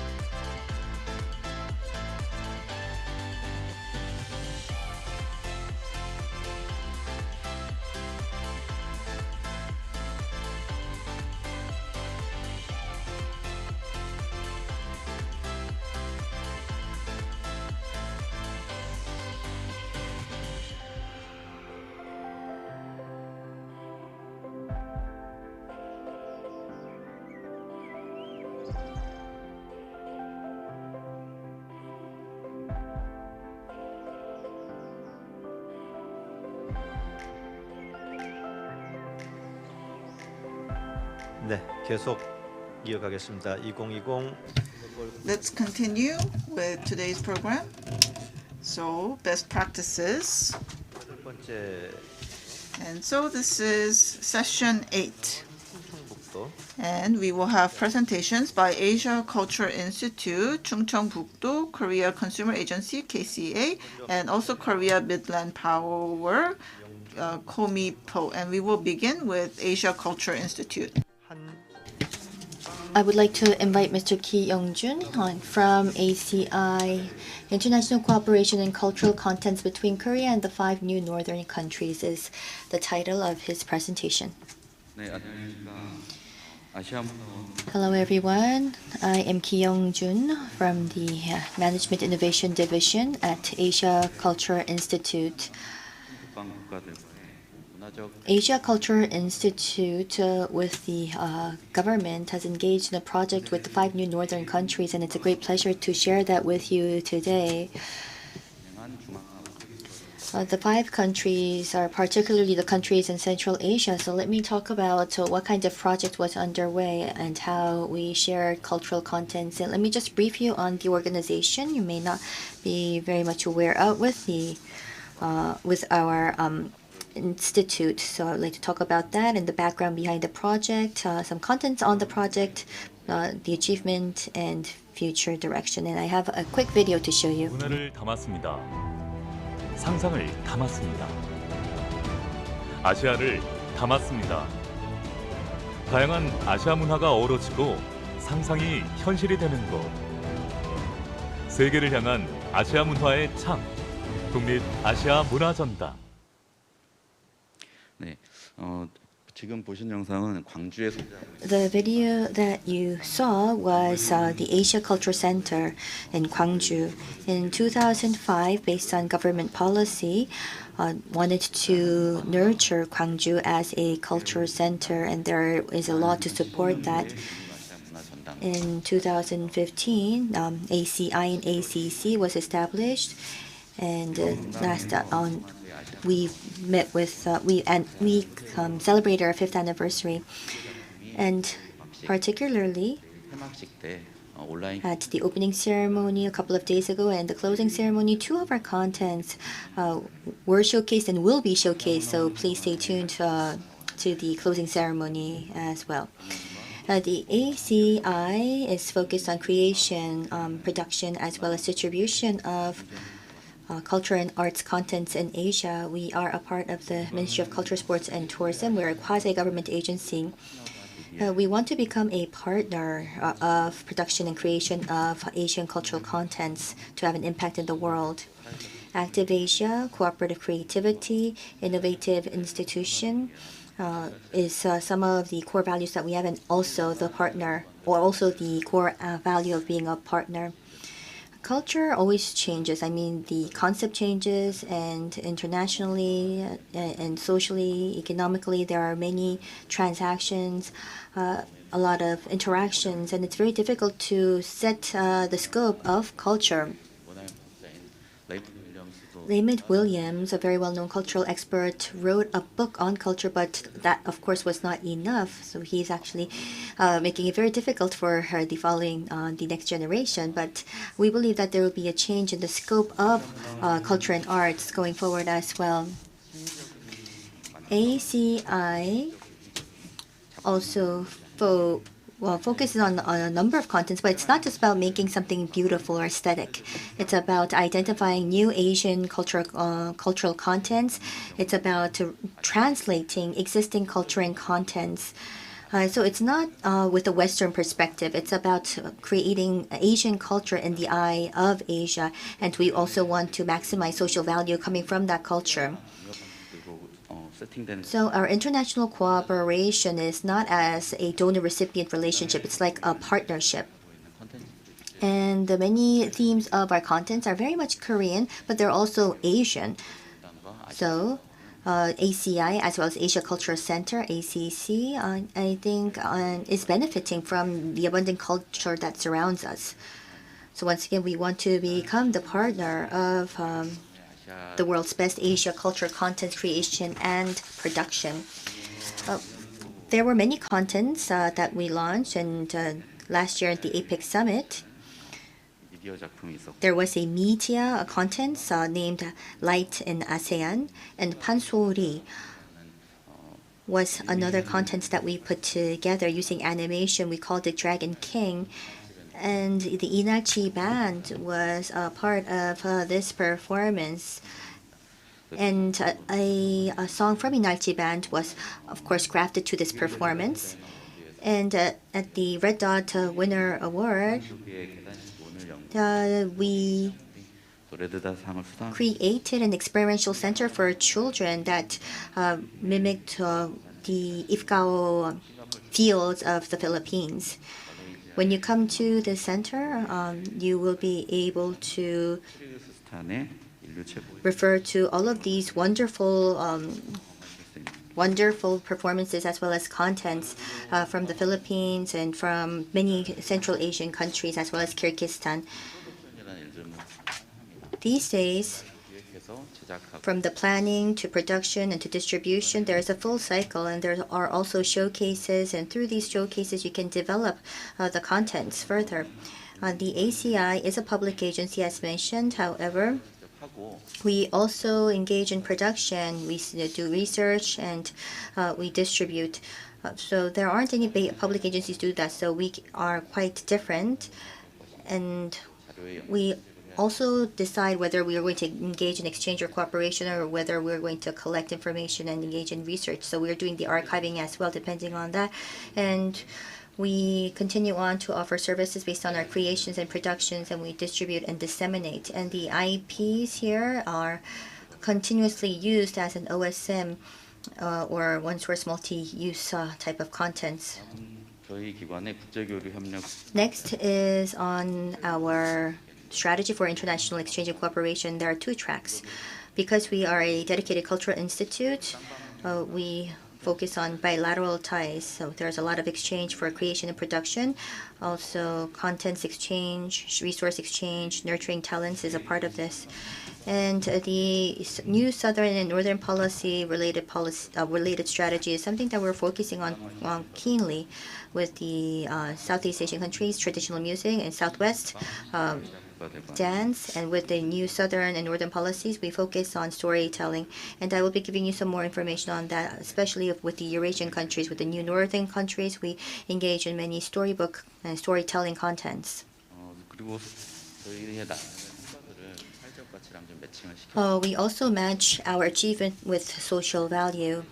And let me go into some of that for your information. We had a project that focused on Central Asia. Central Asia, like us, have many oral legends and myths, but these resources are not documented, and it has to be translated, it has to be promoted. So there are many challenges when it comes to the culture of Central Asia. However, I believe that other Asian countries all have similar challenges when sharing their cultural contents. So here, we utilize the myths and legends of Central Asia as the original source, and we started to collect information and data. In Kyrgyzstan, there is the Epic of Manas. UNESCO also recognized the Epic of Manas as a long-standing oral legend that has the longest history, basically, out of the cultural contents around the world. And this is on the symbolic meaning with Central Asia. We are in Gwangju, and there are 4,000 Korean diaspora living in Gwangju. There are about 17,000 diaspora on the Korean peninsula, and we want to make sure that we continue on with the meaning and connection with the diaspora, and they are also, in some sense, diplomats that connect us with the group. So we thought that it would be great to have them as participants. This will help them feel a sense of community, and we wanted to take them on board in our projects. Cultural contents in the Central Asian region may not be as sophisticated, and It's true that the diaspora, they are not discriminated. They are thought to be a part of the population when you look at Central Asia. And this is on some of the expected results. There are writers that are part of this program, and they are building their careers, and this serves as an opportunity for them to advance into the international stages. And not only that, that they can also generate income. And with the new northern countries, as they work with us, their Central Asian culture can be disseminated across the world. So these channels have certain advantages. And what about for Koreans? Koreans can enjoy multiple contents, and they can also use this opportunity to understand diverse cultures. The international exchange projects were mostly done through government channels, but the government channels sometimes are not sustained. Therefore, private governance can be helpful. And if we can have an expert committee as well, it would, of course, raise the visibility of the program. So we did just that. ACI and ACC host ministerial meetings and also director general meetings in the cultural domain to find ways to put our words into action. And we also have the Ministry of Foreign Affairs that are a part of this, where we are able to induce a free flow of contents and information amongst these countries. So this governance exists with ACI, the Private Expert Committee, and producers and creators.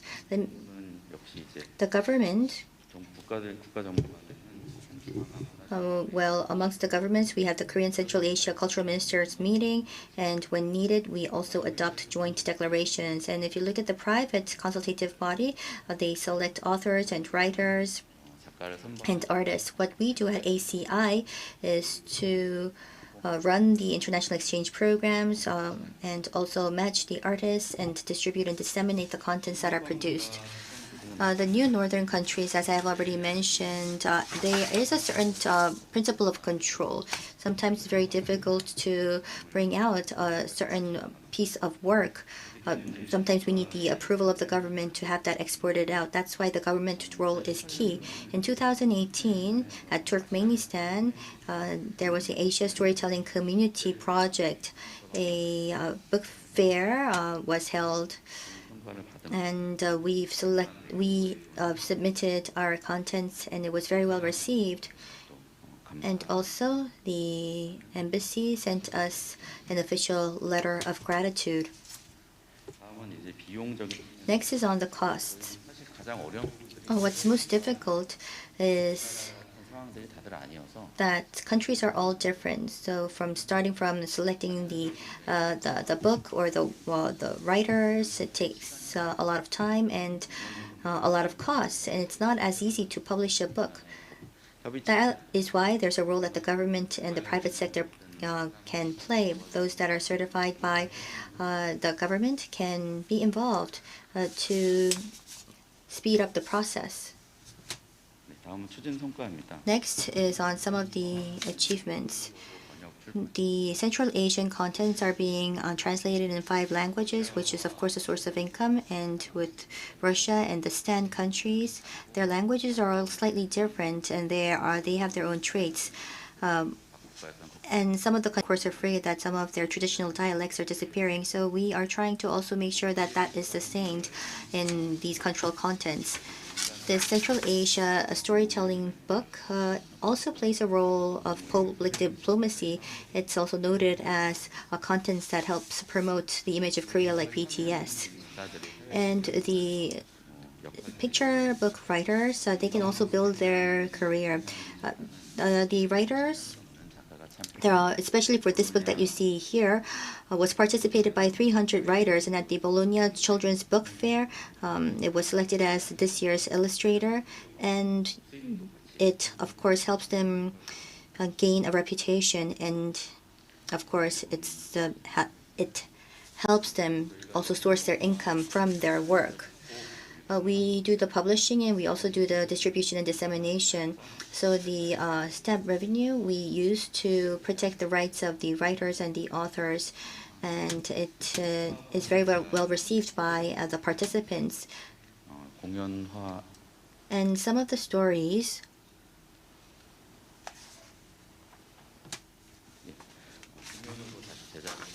are retranslated into performances. In case in point is a little musician at the Edinburgh Festival. This was very well received, and the Scotsman in local media also selected Little Musician as the best work of the year for children. Next is on expanding our educational contents. There are storybooks loved by children, so as a book it carries on meaning. But in addition to that, all of these translated versions in their respective nations are very popular. In the case of Turkmenistan,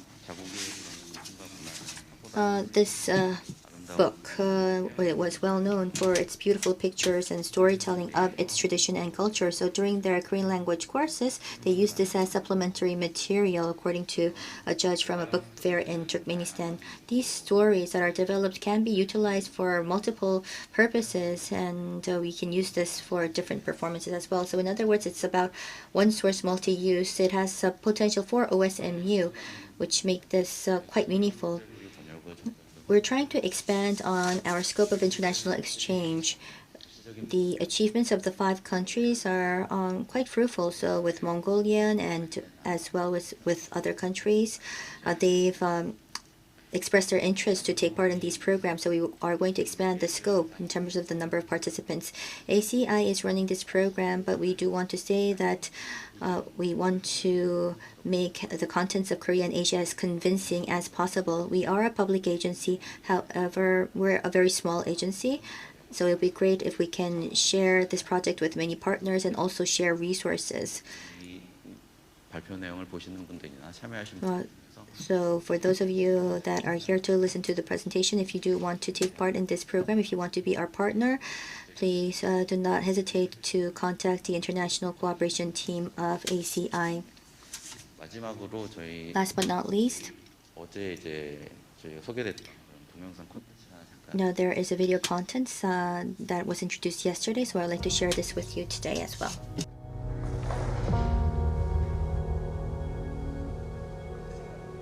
아까 소개해드린 그 정책들 중에서 신남방 정책 동남아시아 국가들 가는 So with the Southeast Asian countries, we're currently engaging in a traditional orchestra where all of the expert musicians are part of this. However, this year, due to COVID-19, we weren't able to put up this performance. So we thought, shall we postpone this program or not? But the artists had the will and determination to do something about the situation. So by using our equipment and the facilities, we tried to make this work. So it was on the online platform. We had the musicians come together to create an online orchestra, and the respective countries had the musicians come together, and this was made into an integrated content on the online platform.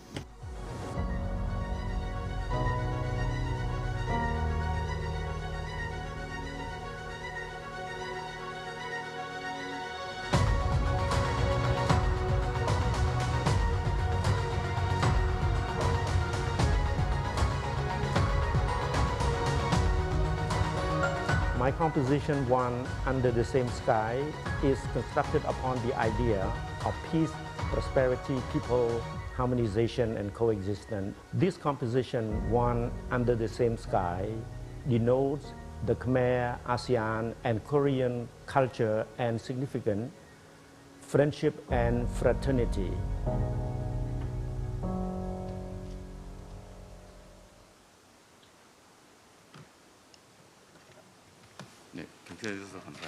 Thank you very much for your attention. 어제 개막식에서도 영상 At yesterday's opening ceremony, this Well, we did see this video and we were able to see the traditional instruments of these different Asian countries, and we were able to see how music can be so harmonious. So that was Mr. Gayageum, Head of Management Innovation Division from ACI, talked about the international cooperation and cultural contents between Korea and the 5 new northern countries. Next is Chungcheongbuk-do, and they have prepared 2 presentations. One is on the 2019 Chungju World Martial Arts Masterships outcome report, and the second one has to do with the Gaesan 2022 Gaesan International Organic Expo.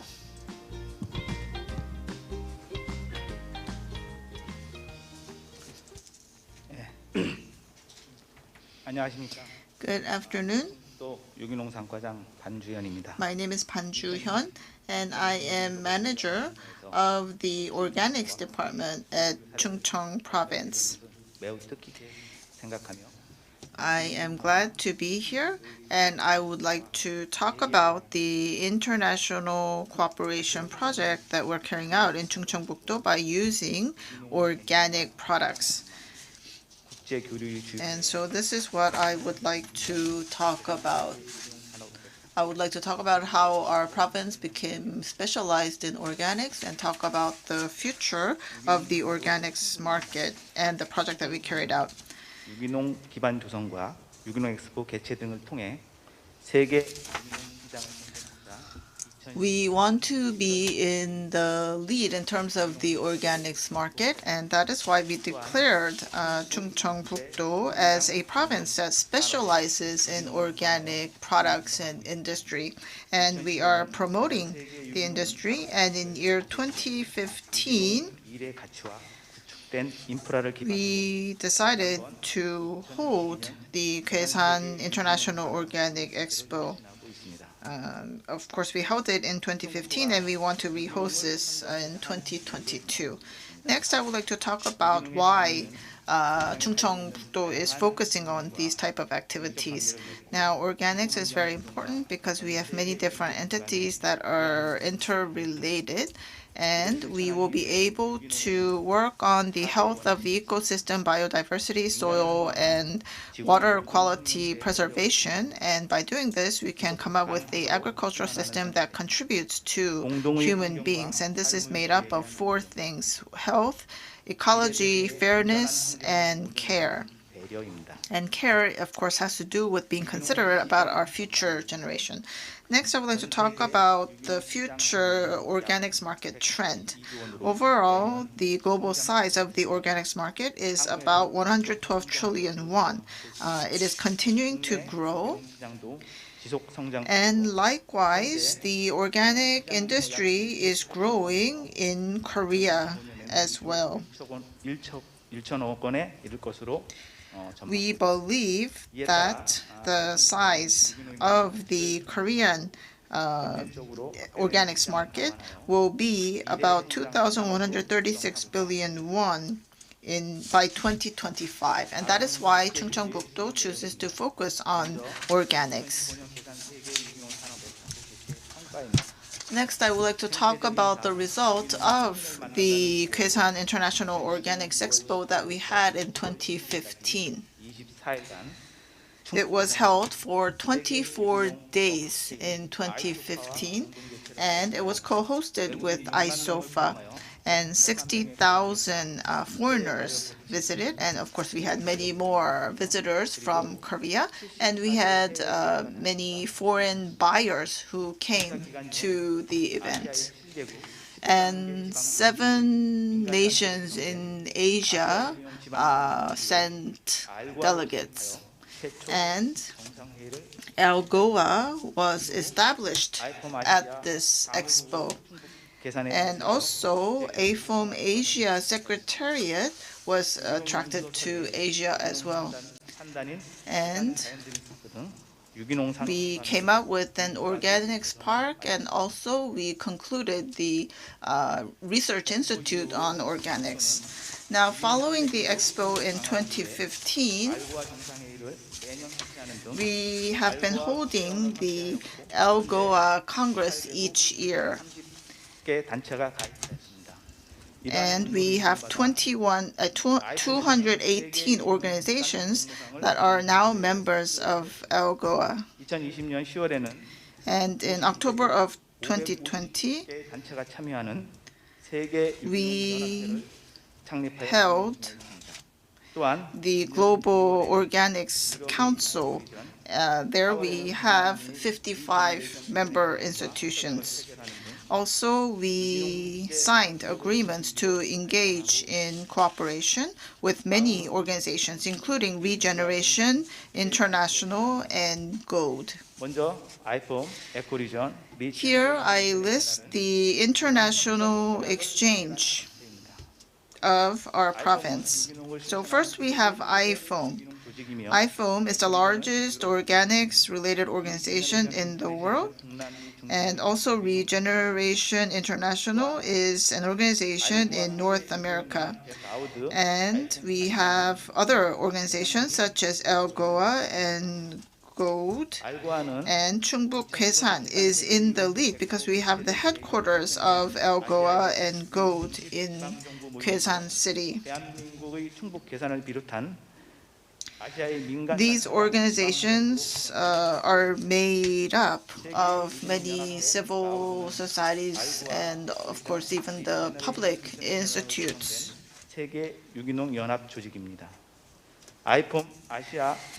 And so I mentioned these organizations, IFOAM and ALGOA. And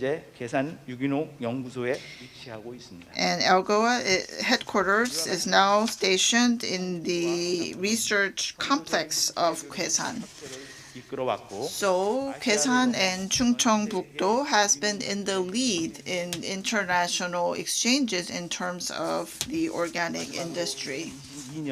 And lastly, I would like to talk about the need to host the International Organic Expo in 2022 in Kwesan.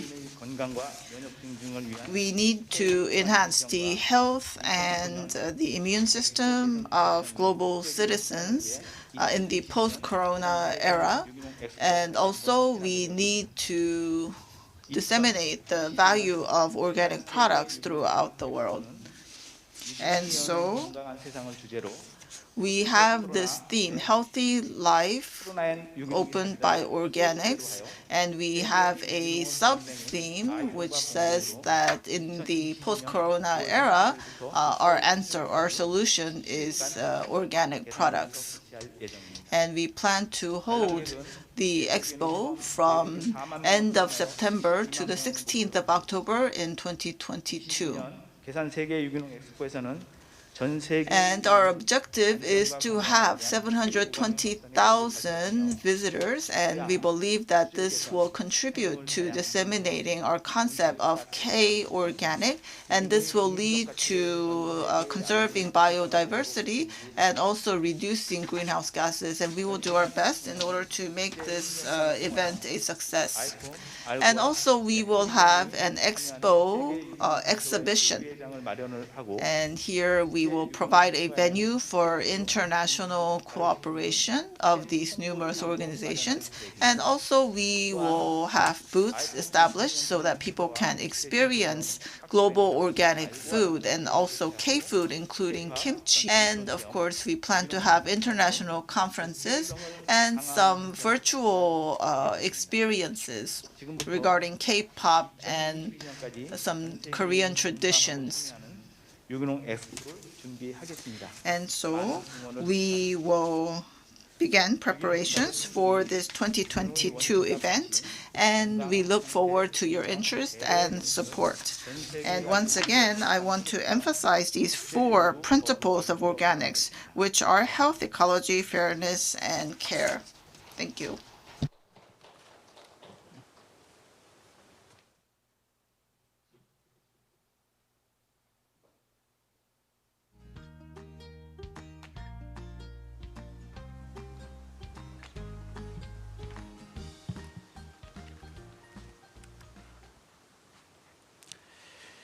안녕하십니까. Good afternoon. 과장 한충완입니다. My name is Han Jung-wan, and I head the Sports Promotion Department at Chungcheongbuk-do. I would like to give you a report on the 2019 Chungju World Martial Arts Masterships. This is the table of contents. And first, this is how we prepared. 무예 마스터십의 창건 배경입니다. So this is the background behind holding of the martial arts mastership. Now, Chungbuk is the home of martial arts because it is the home of Taekyeon, and also we have the headquarters of Global Martial Arts Union. And we have continued to hold many martial arts related festivals and competitions. And finally, in 2016, we were able to establish the World Martial Arts Mastership, and we held the first adolescent competition in 2017.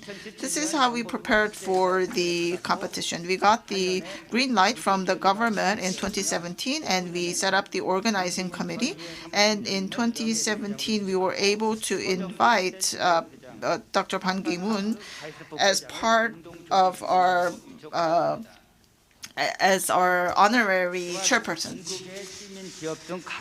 Also, we had participation from the religious circle, and also from the citizens, and also the corporations. So this is how we carried out the event. This was the opening ceremony. All eyes were on this opening ceremony because we had the chairman of IOC and chairman of Gayageum participate during the opening ceremony of the 2019 Chungju World Martial Arts Mastership. It was a very meaningful event. And all the matches were managed by the League of Nations, and the international rules were applied. And we also carried out doping tests that follow the international standard procedure outlined by WADA. Next, I would like to talk about the protocol that we had for major VIPs. So we had many important people at the competition, and we had prior research of the cars that these guests prefer, and also the food, and prepared accordingly. So we had different types of modes of transportation, and also there were athletes from the Islam countries, and we provided halal food and prayer rooms, and we did our best so that the athletes would be in their best conditions. Next have to do with safety management. We had a very comprehensive safety management system, and we had numerous scenarios, and we had 0 accidents during the competition. We also had some events that were hosted during the festival. So first of all, we had the International Martial Arts Action Movie Festival, and this was well received by the movie people, and Wesley Snipes participated during this festival. And the WMC convention was held during the masterships, and there was a lot of international exchange at this time. Next, I would like to talk about the results of the masterships. The contests were held from August 30th, 2019 until September 6th, so 8 days. And over 4,100 athletes and participants participated from 107 countries. There were more than 500 people from the media, and there were 2,969 technical staff, and also athletes and coaches, and also there were 627 VIPs that participated. As for spectators, we tallied it to be 150,000, and we believe that it was a major achievement because many people became interested in martial arts. Next, I would like to talk about our results and the assessment of the results.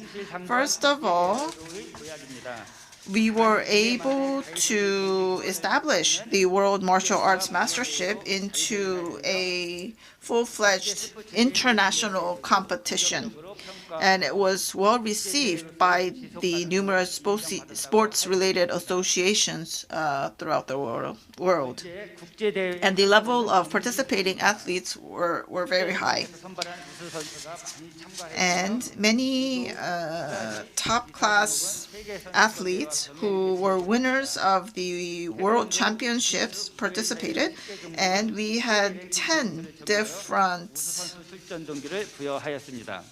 games, including Taekwondo, Jiu-Jitsu, Muay Thai, and so forth, and we applied international standards. And also, we had the honorary chairperson, Dr. Ban Ki-moon, and also we had President Seo Jung-jin, and also Mr. Stepan Parks, who were the heads of the joint committee, and they were very active in promoting the event. And fourthly, we were able to confirm that a martial arts competition can be sustainable. And actually, our budget was not huge, but still we were quite successful. We did not have to build huge stadia like the Olympic Games, which leads to debts later on. Next, I show you the results of our survey. So we had a third-party surveying company do the research, so it's objective. And of the athletes, 87% of the athletes said they were satisfied or very satisfied. Only 1.3% of the athletes were dissatisfied. And the participants were very happy about the state of the match venues. And this is the assessment of the VIPs. The VIPs that participated talked about the meaning of the competition, and they were very happy and satisfied at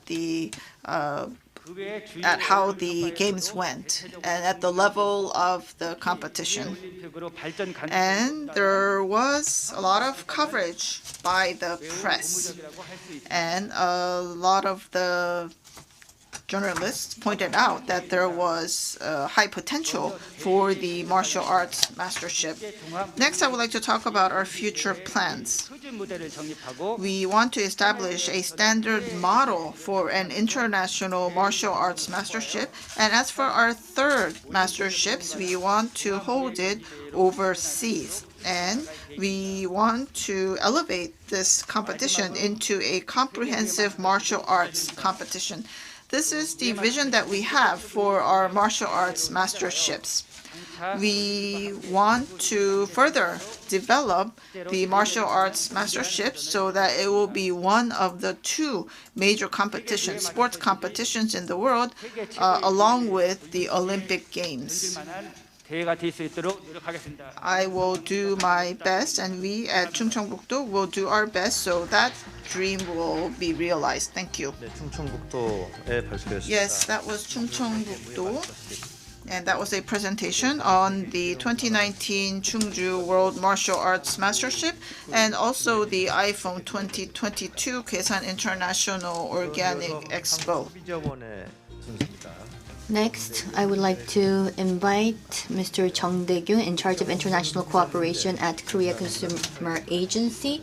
The topic of his presentation is Cross-Border Consumer Issues, Continued Social Value.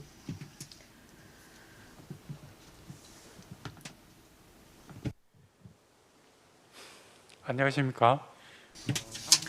Good day, ladies and gentlemen. I am Chung Dae-gyun, in charge of international cooperation at Korea Consumer Agency. Thank you very much for giving me the opportunity to share our program with all of you. As you can see in the title, it may sound a little bit grand, but I want to say that consumer-related issues are very important, and Even in this COVID situation, it's important to make sure that we continue on with our social values. And I do want to share two projects which have to do with cross-border consumer disputes and administrative support in consumer protection in developing nations. So that's why I set this title as such. The picture here was last year at the UN meeting. There is a consumer protection working group, and our president was the vice chair, and that was when this picture was taken. This is the order of my presentation. I would like to talk about how international cooperation is forged at the agency, and I also want to share with you two best practices that were selected. First, some background information. We were established in accordance with the Consumer Framework Act. It was 1987 when we were established. At that time, I'm sure that you know of us as a different name. It was the Consumer Protection Agency. And in 20 years, the act changed from Consumer Protection Act to Consumer Framework Act. And now the Fair Trade Commission has supervisory authority over our organization, so that also changed. We wanted to mention the fact that this change in the law and the name of the organization is in that consumers are no longer just the subject of protection, but they should be the active agents or proponents of consumer rights.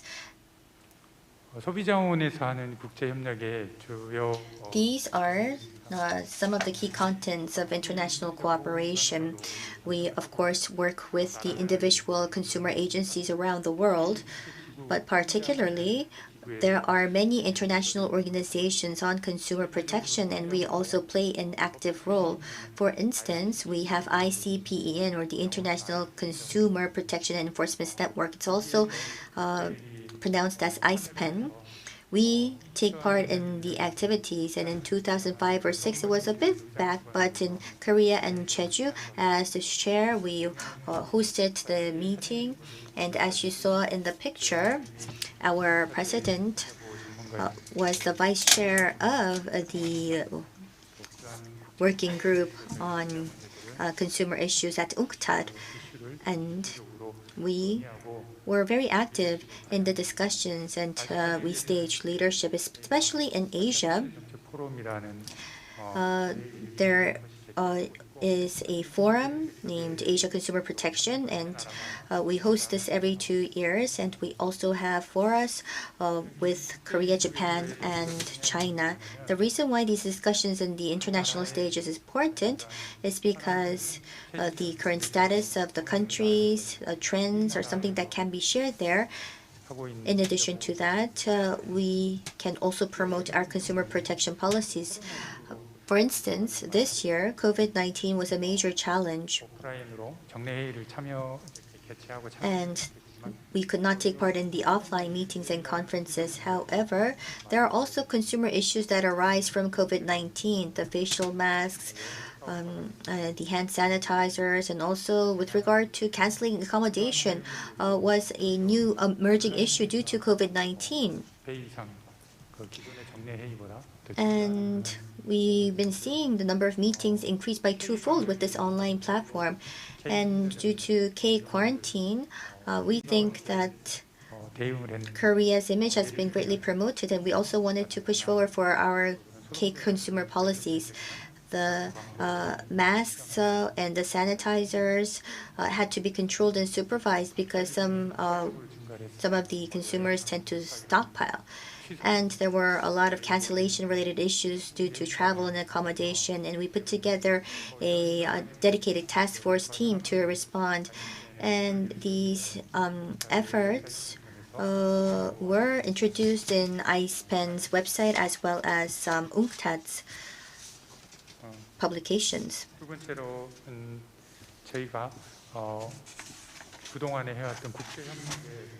Next, I would like to go into the two examples of international cooperation.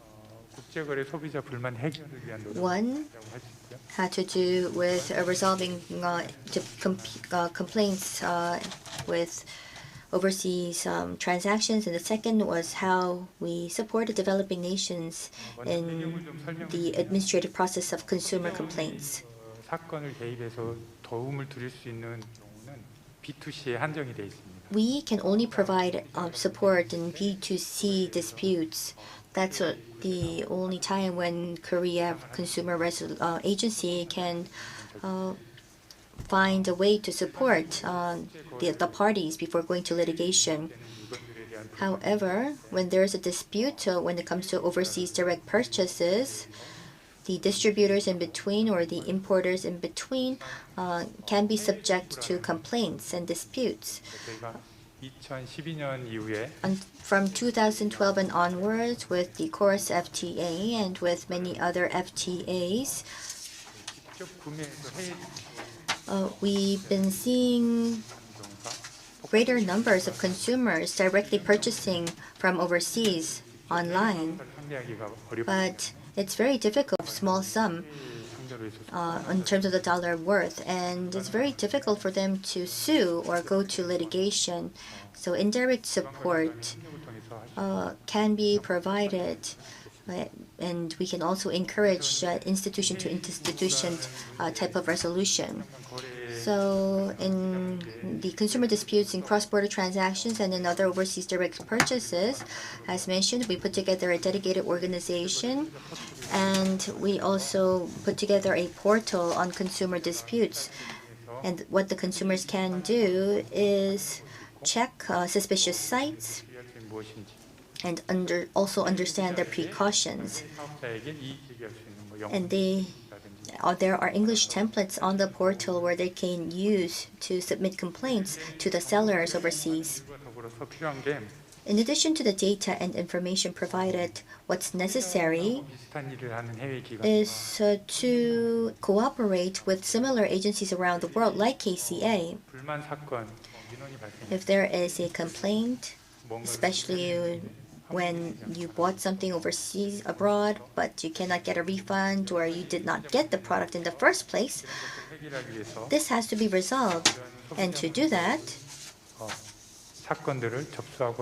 these cases from 2015, based on an agreement with relevant agencies, have been dealt with. This year, since 2015, we had agreements with 12 institutions, and it's been 5 to 6 years, and there were some pros and cons or advantages and disadvantages that needed to be reviewed. So at our team, we had the working level of the MOUs. In other words, the officials that were in charge of dealing with the dispute cases or the complaints cases. We wanted to host a workshop to talk about the many issues that would come in, but due to COVID-19, we could not have an offline gathering. So we had this online workshop. It was online with the working level officials and the officers of the MOU agencies. We were able to ask questions and change views. And I believe that it was quite successful. And especially the International Trade Support Team also found that this workshop was very useful. In order to provide support to the consumers, of course, we put in our best efforts, but it's true that we don't have that many cases where we were at the forefront in solving and resolving the issues with the counterparty. But we want to, of course, continue on to fill the gaps wherever they exist, and it's very difficult to see from your seats. But this is how dispute resolution is done.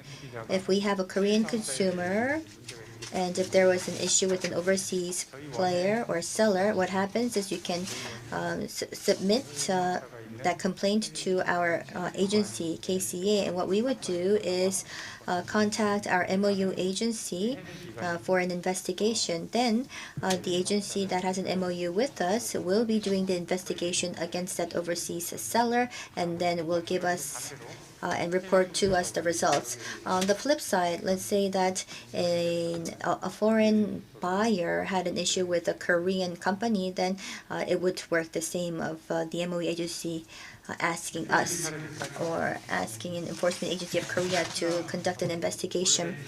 This is a case with Vietnam.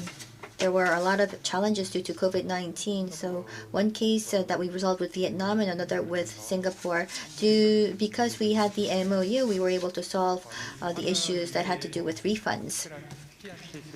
And if I may also share with you a unique case, a Korean consumer made reservations for a hotel in Pattaya, Thailand. And the consumer used Expedia, which is Singapore-based. But when they went to the hotel, the hotel was not there at the indicated address. So what happened was the consumer asked for a remedy to Expedia, but it was not resolved, so they contacted us. We have an MOU with the relevant agencies in Thailand and Singapore. So with Singapore's Consumer Association and Thailand's Office of the Consumer Protection Board, we contacted them. And Thailand did a local investigation on whether the hotel existed, and Singapore also provided support so that the consumer can get their refund from Expedia. Moving on to the next best practice. This is a project that supports the administrative process of developing nations. Along with KOICA, from 2013, we've been engaging in this program. About 20 government officials in charge of government protection from 10 countries were invited into these workshops and forums. And if you look at the topics that were covered, it includes the law and institutions of consumer protection in Korea. But in addition to that, we also share our know-how that we have accumulated at KCA. Also, the individual countries decide their plans to improve consumer protection at their respective countries. This wasn't just a 2-3 week workshop. From last year to this year, we wanted to provide pragmatic support. So our efforts do not end at these workshops.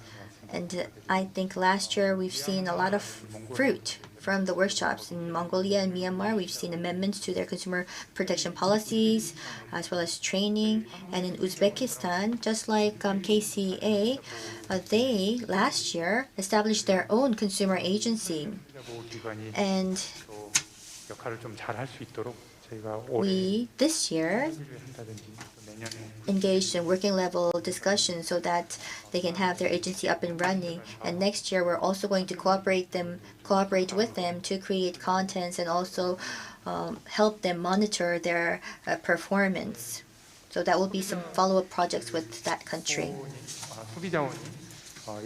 Korea Consumer Agency is involved in multiple international cooperation projects, but of course, consumer issues, whether it be governments, companies, or local government, it's true that in many cases it's at the back burner. However, due to COVID-19, and as we see more digitalization, it's important to uphold the rights of the consumers, and this actually can lead to competitiveness for the private sector and for government agencies as well. So we want to make sure that we can alleviate any frustrations.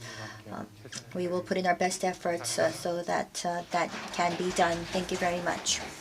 네, 한국소비자원의 정대균. Yes, Mr. Chung Dae-kyung, in charge of international cooperation from KCA, gave a presentation on cross-border consumer issues and continuous social value. There was also an institution yesterday, in a number of institutions where we get that question mark of why international cooperation is necessary, but especially for KCA, there's a lot of purchases done online overseas, which means that everything that we do right now has some form of connection with countries around the world. Up next is Komiko, and so let's hear their story, their activities. And we have Mr. Yang Yong-gol from the Overseas Business Department of Korea Midland Power, who is now going to give his talk. Good afternoon. My name is Yang Yong-gol. I work in the Overseas Business Department of Komiko. And I would like to share the overseas projects and the global CSR activities and results of Komiko, which aims to be a global energy leader that enhances life. So I would like to talk about current status of overseas business at our company, talk about our sustainable development strategy, and talk about our CSR activities in Indonesia. So first, introduction to the company and our current overseas business. So as for Komiko, we are a generation public corporation. We were established in year 2001, and we aim to provide power, electricity in a safe and stable way. And we are in charge of about 8% of the generation production in Korea. So we have capacity of about 12,000 megawatts. And from year 2005, we actually entered overseas markets, and we started building generation plants in other nations, including Lebanon, Indonesia, Thailand, the US, and Sweden. And we have been the most aggressive among the power generation companies in Korea, and we have been quite successful. We have 10 projects, and total capacity will be 6,800 megawatts overseas, and this is about 50% of the size of the business that we have in Korea. We have major activities in Indonesia, and there we have built 6 plants and currently operating them. So, of course, we run across unfamiliar environment, and the conditions are not easy overseas. However, we were able to create stable profits, and we were able to create many decent jobs. So in the last decade, we were able to already create a net profit which exceeds the amount of investments that we have made, and we are currently employing 600 qualified local engineers. Now, Komiko, through our overseas business, is actually opening doors so that Korean firms can enter overseas markets. And until now, we have entered overseas markets with 166 companies and had the export effect of 200 billion won. In order to go a long distance, we have to travel together.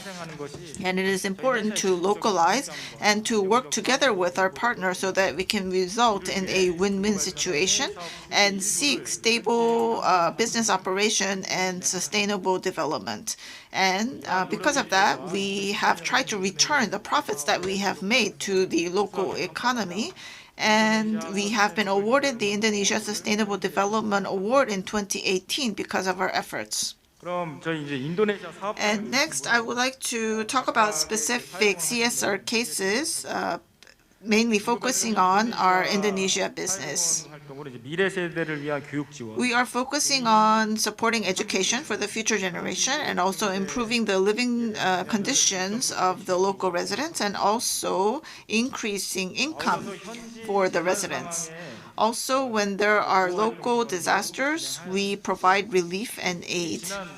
Of note, earlier this year, there were people in healthcare service working in raincoats. And so we purchased PPEs for them worth 100 million won and sent it to Indonesia. Next, I would like to talk about 9 CSR activities that we carried out in Indonesia. First is the establishment of the Komipo School. Actually, the schools in these remote areas suffer because of bad facilities. And so we have been cooperating with KOICA from 2012.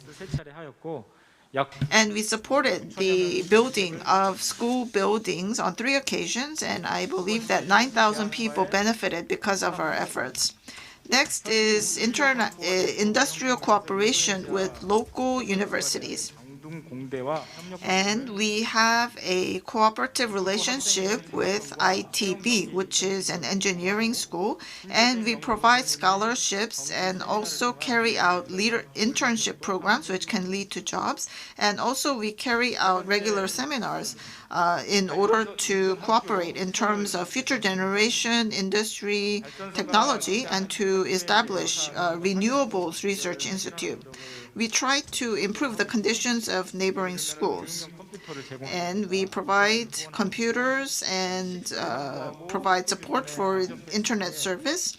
And also we work on the education infrastructure, such as working on the maintenance of the facilities, providing drinking water, and installing safe fences. Next would be to improve the environment of the surrounding villages.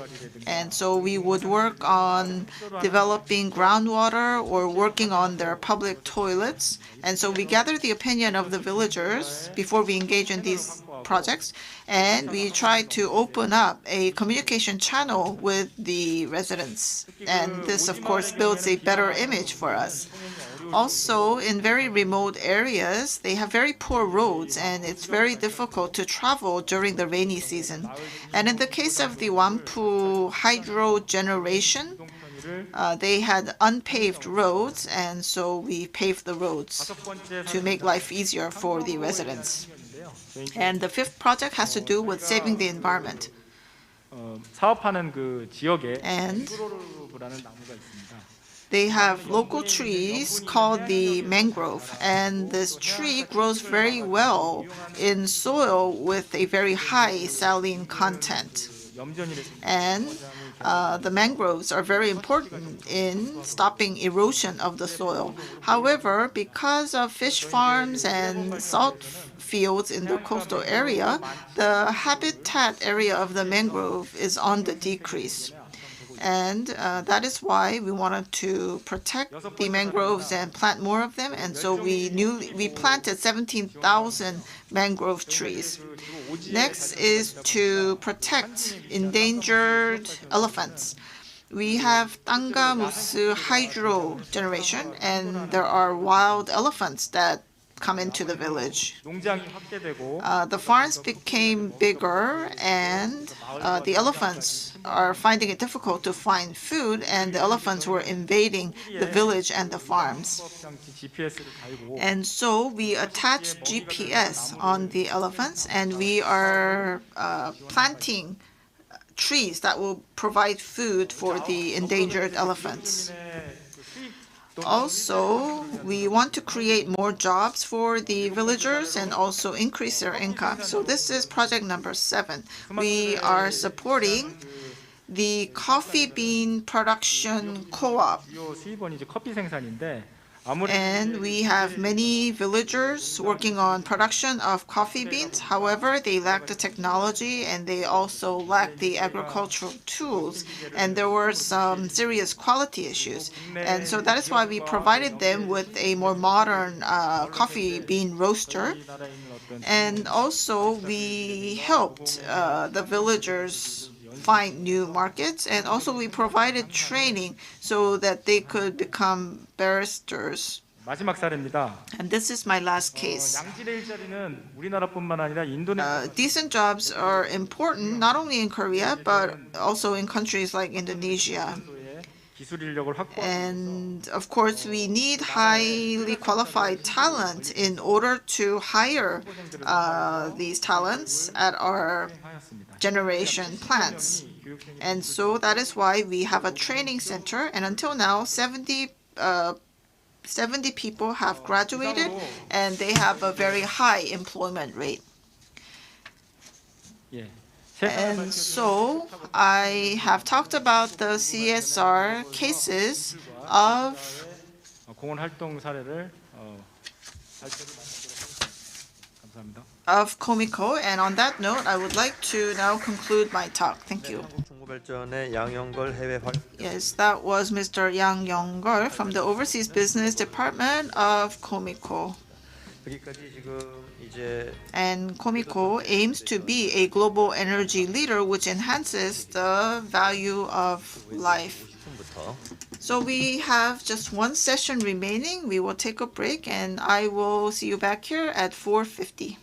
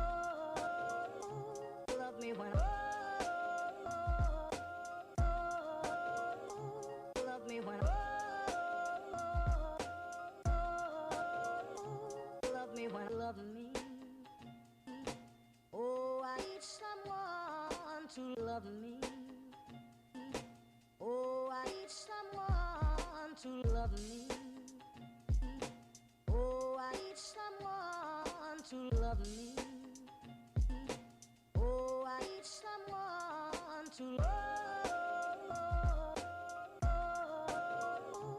love me when love me when love me when love me when he just love me he just love me love me when I'm lonely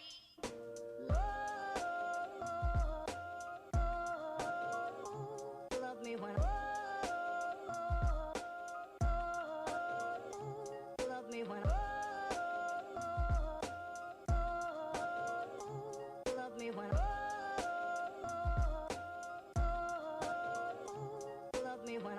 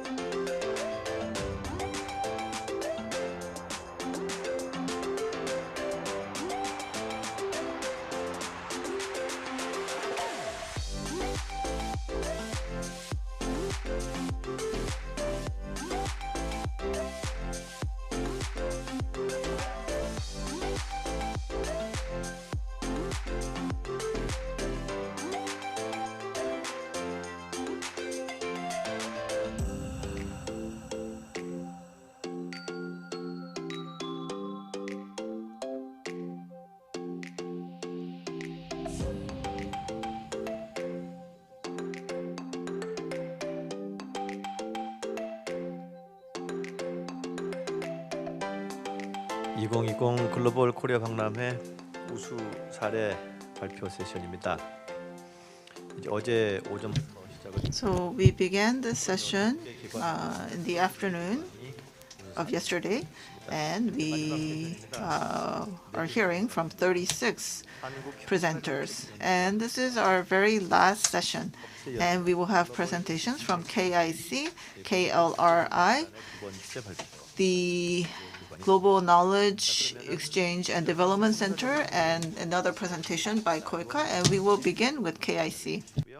한국형사정책연구원 국제협력 우수 사례. Yes, Ms. Na Ji-won will be giving a presentation under the title Best Practices of International Cooperation at KIC.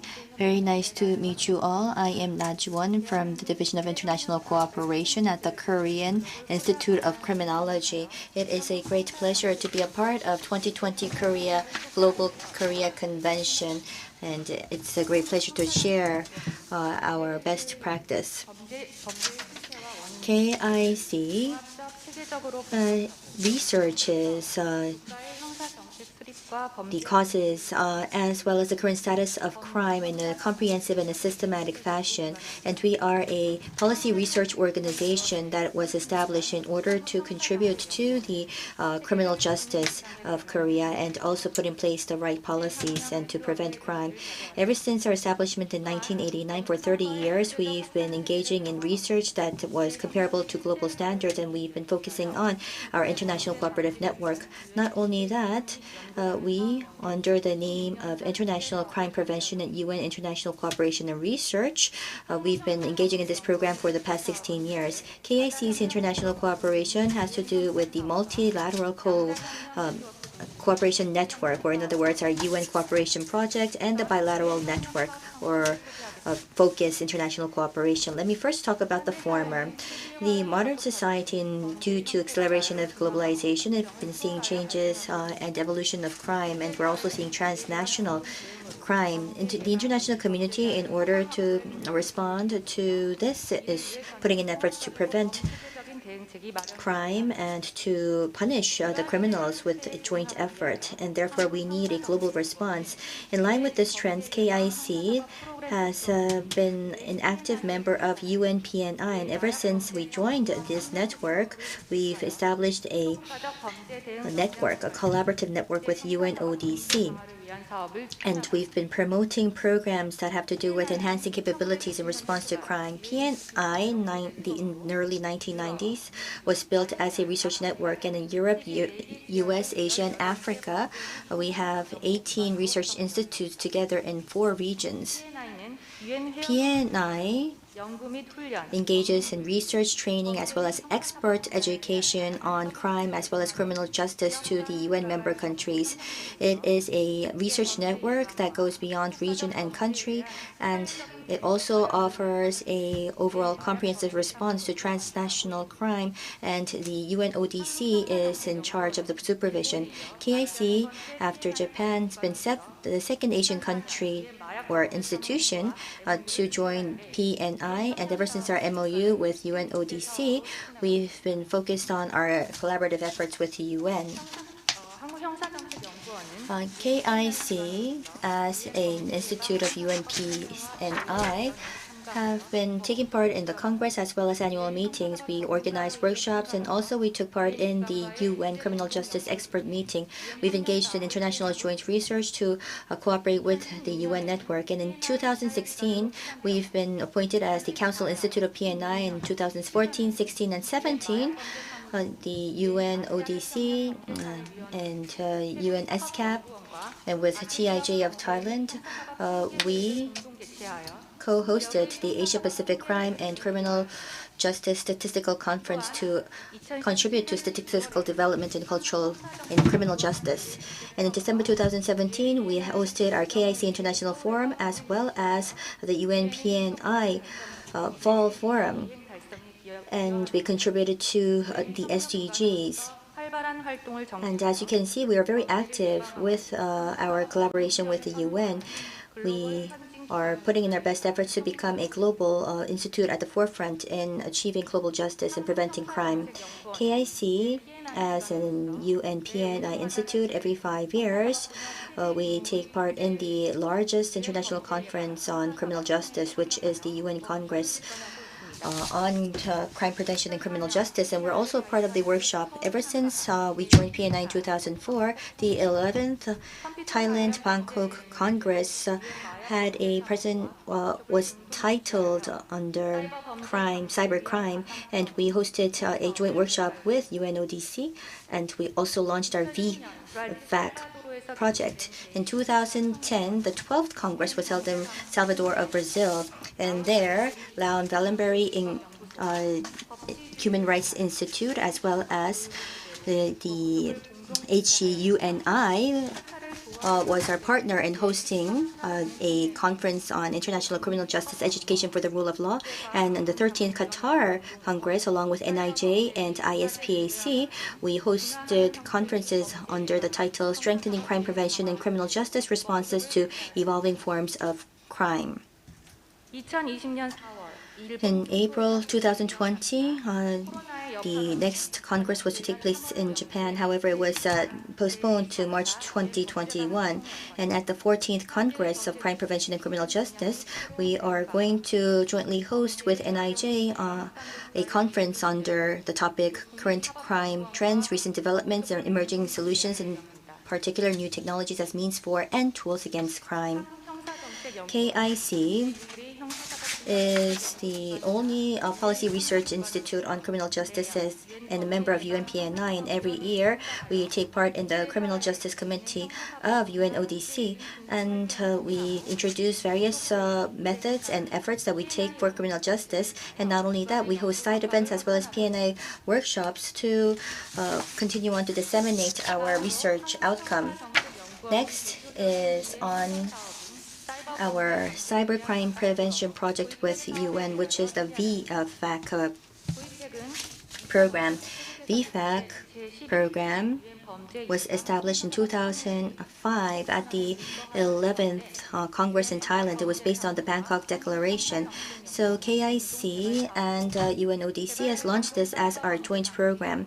It had to do with strengthening capabilities of developing nations in transnational crime and also having the developing nations develop the capabilities against cybercrime. VFAC has online programs, training programs, as well as programs for experts on cybercrime. We try to induce information sharing as well as facilitate exchange. So it is a research network. VFAC, as mentioned, have online programs and training programs and consists of 137 lectures. And from 2010 to 2013, Asia, Middle East, Africa, officials in the enforcement area were a part of the programs, and as a result, 165 officers from 16 countries enrolled in the program and completed the program. Not only that, KIC, through the VFAC project, also took part in the Cyber Crime Toolkit project by World Bank and the Prosecution Office to contribute to the capability strengthening of developing countries against cybercrime. Next, moving on to some of our outcome from international cooperation. Because we do see cross-border crime, it's important that we have collaboration in region, countries, and institutions. Therefore, KIC is focusing on the Asia-Pacific, Europe, as well as the American region to forge a sustainable collaboration network with the advanced institutes, and we're trying to expand this network. Through the midterm master plan, we've been conducting our regional cooperation network, and we signed MOUs with 46 criminal justice organizations and forged a network with 18 UN regional institutions. Not only that, we have the Northeast Asia Policy Forum, the Korea-Japan Policy Forum, and the Criminal Justice Expert Conference of Asia Pacific. So through these conferences, we're strengthening our regional network. Especially last September 4th, to be specific, the APCCJ was launched. So KIC has now a foundation to strengthen cooperation. The first APEC CCJ was the very first international conference that dealt with criminal justice in COVID-19 era. And we looked into the social economic changes and how that impacts crime. Not only that, we also looked into international cooperative ways to respond to COVID-19.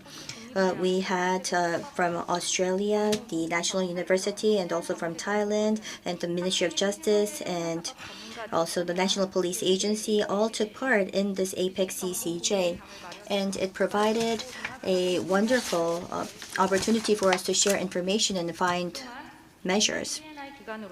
As a PNI institute, we have been engaging in international efforts, but particularly with the APEC CCJ, it has contributed to establishing an Asia-Pacific crime prevention network in the region, and we're going to expand this network. KIC also engages in joint research with overseas institutions, and depending on the necessity, we are strengthening our joint research. And as a result, with UNODC and with the CICC of National University of Australia and also with the University of Montreal, we've been hosting various programs on joint investigations, drug, as well as criminal justice and cybercrime. This was also with CICC, University of Montreal.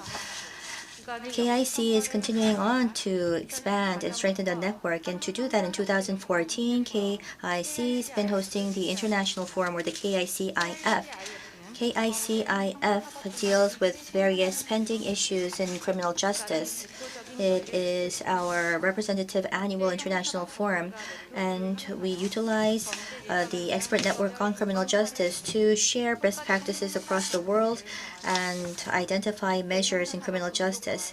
And we are contributing to a joint effort in the field of international criminal justice. The first KICIF was hosted in 2014, and the topic was anti-corruption challenges and tasks.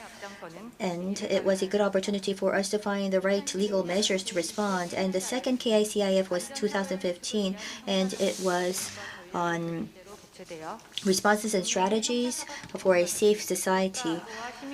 We had criminal justice experts from both home and abroad that focused on citizen safety as well as SDGs and how we can achieve that. In 2016, the third KICIF was on counterterrorism. So with the Prosecution Office and the UNODC and World Bank were the co-hosts, we looked into the effective criminal policies that will help us counter terrorism. And in 2017, the fourth KICF took place, and this was on SDG and a safe society. And along with the UNODC, we had 18 institutions from 12 countries. UNPNI member institutes were involved with 30 experts.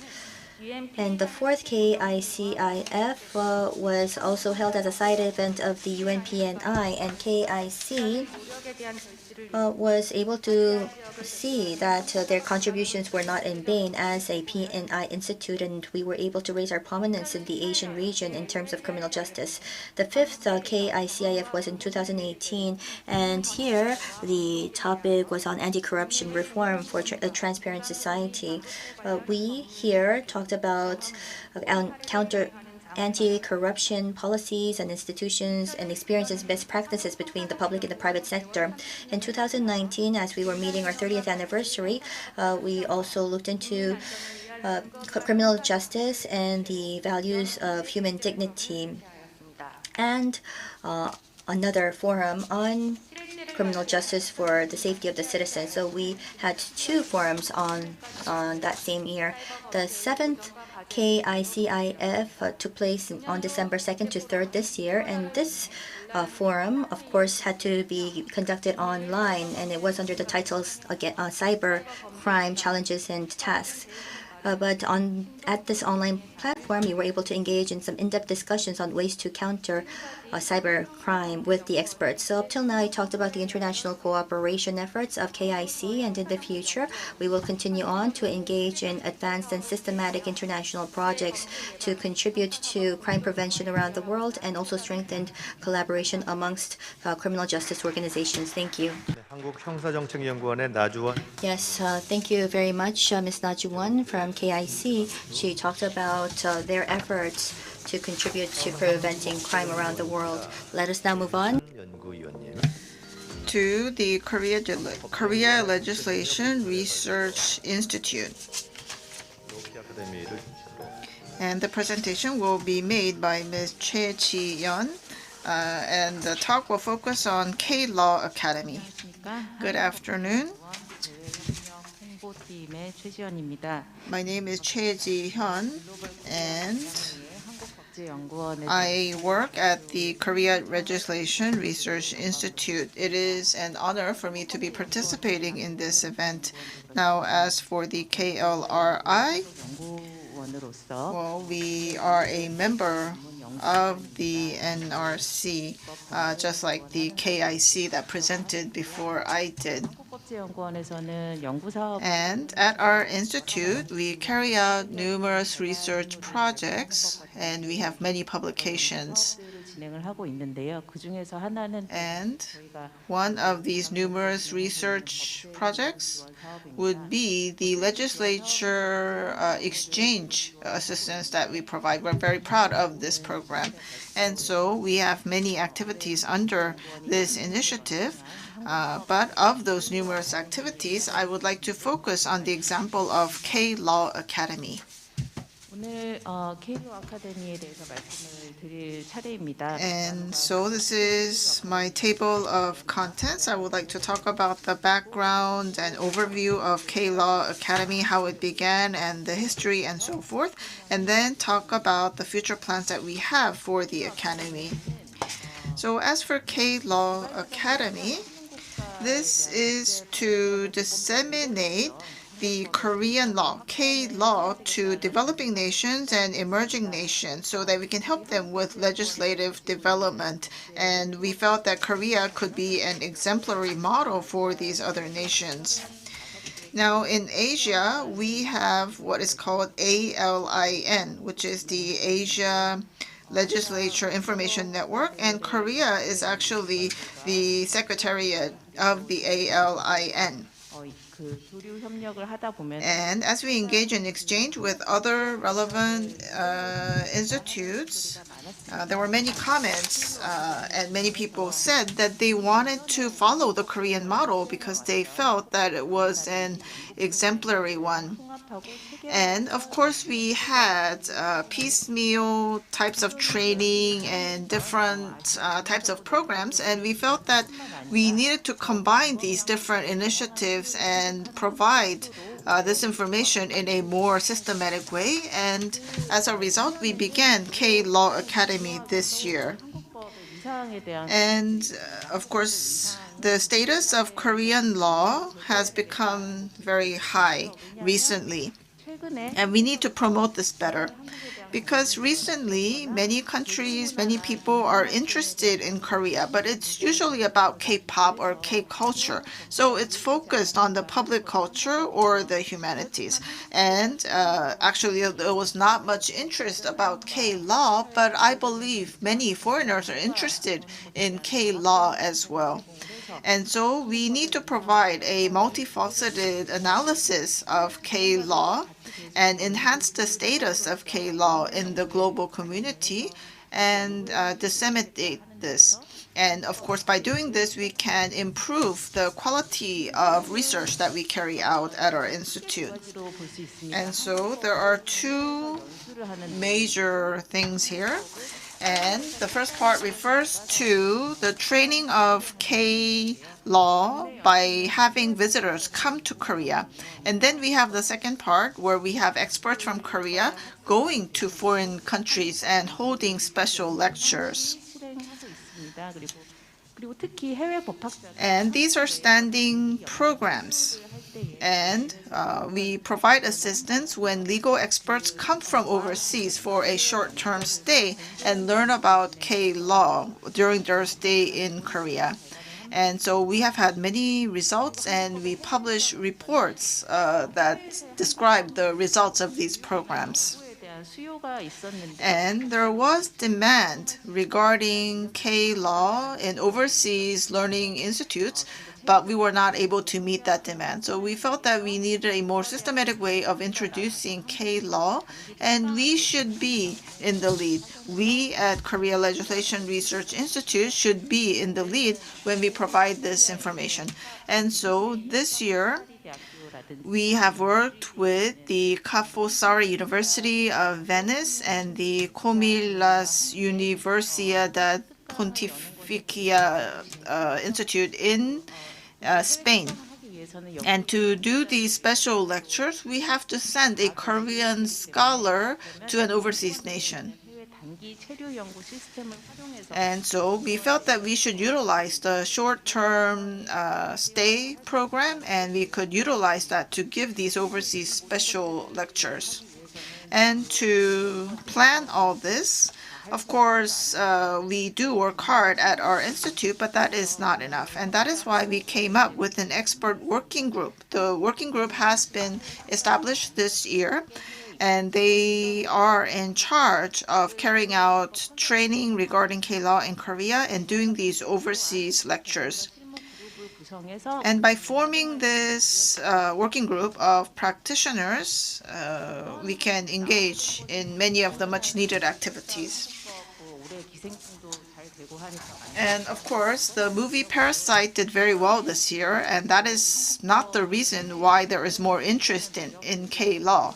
Actually, at our research institute, we have worked hard to promote K-law, and there has always been interest in K-law. So starting from 2012, the KLRI has held a Korean Law Forum in the U.S., and the participants were researchers who were studying K-law. And as we engaged with them, the comments that we often got was that they are interested in carrying out courses in K-law, but they felt that there is a lack of educational material regarding K-law. And since that has been pointed out on many occasions, well, whenever there was a demand for such lectures, we did carry out these lectures, and we also had the experts come to Korea. However, starting last year, we began to actually visit these overseas institutes and universities to carry out the special lectures. And so we visited the Renmin University of China and the Mongolian National University last year, and the legal experts of Korea went to these two nations and lectured on the Food Sanitation Law, Pharmaceutical Act, and the Agricultural Food Safety Act, and law on intellectual property and administrative procedures, and so forth.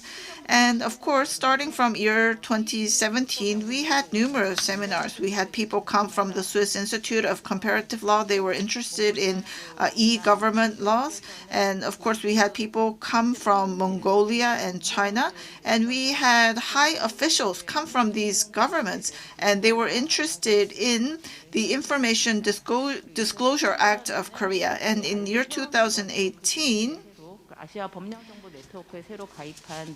we had a new member join in our ally network from Nepal, and they visited Korea. And they were interested in the legislative procedure, our environmental laws, and so forth. And of course, we were visited by experts from Germany and Vietnam as well. And so we were visited by government officials in charge of legislation. We also had interest shown by lawyers and also students.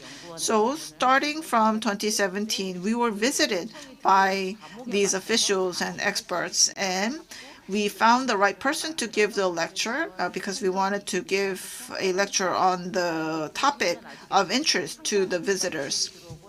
And so this was on a request basis, and thus we lacked structure and system.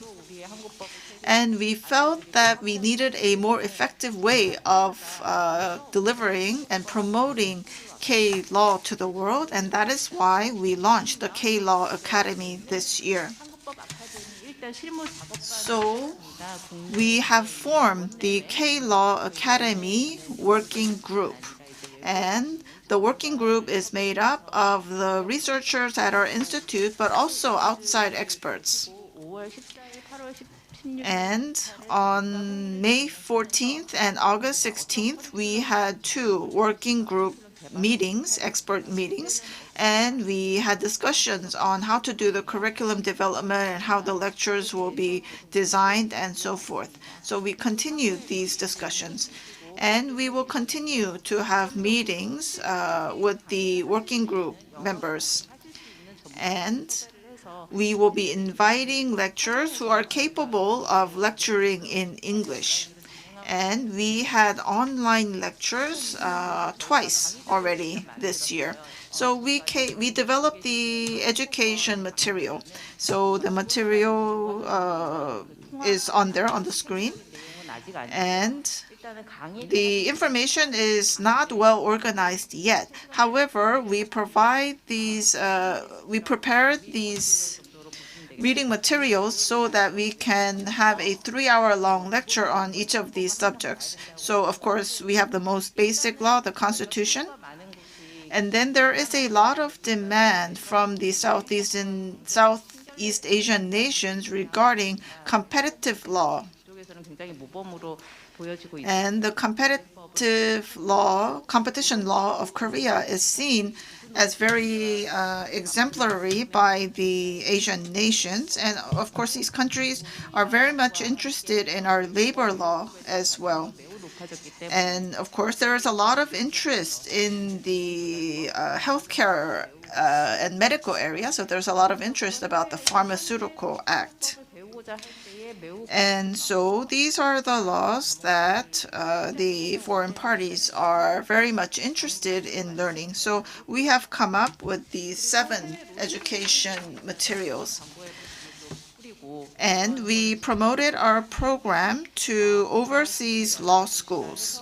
And we contacted some of these law schools. We had a consulting session with these different law schools, and we had a special lecture with Mindanao University of the Philippines.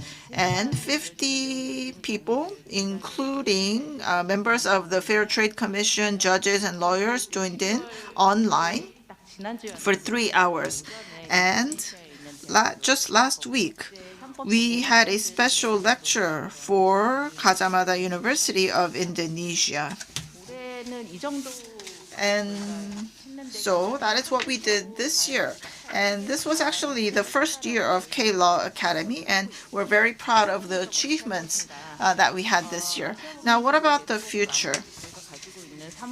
Now, we are the secretariat of ALIN, and of course, we will be utilizing this network in order to study and confirm the demand for K-Law lectures. And we have another network called the K-Law Forum Network, and by using this network, we want to expand to the Americas and Europe.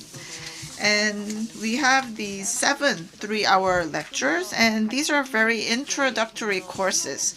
And we would like to develop more detailed curriculum regarding the 7 topics, and also go into other areas as well.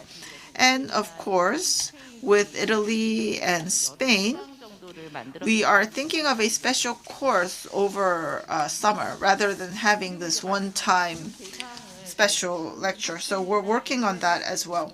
And currently, the people who participate in our programs would be the practitioners and the students. But we would like to include government officials because, of course, in that way we will be influencing how laws are made in those partnering countries.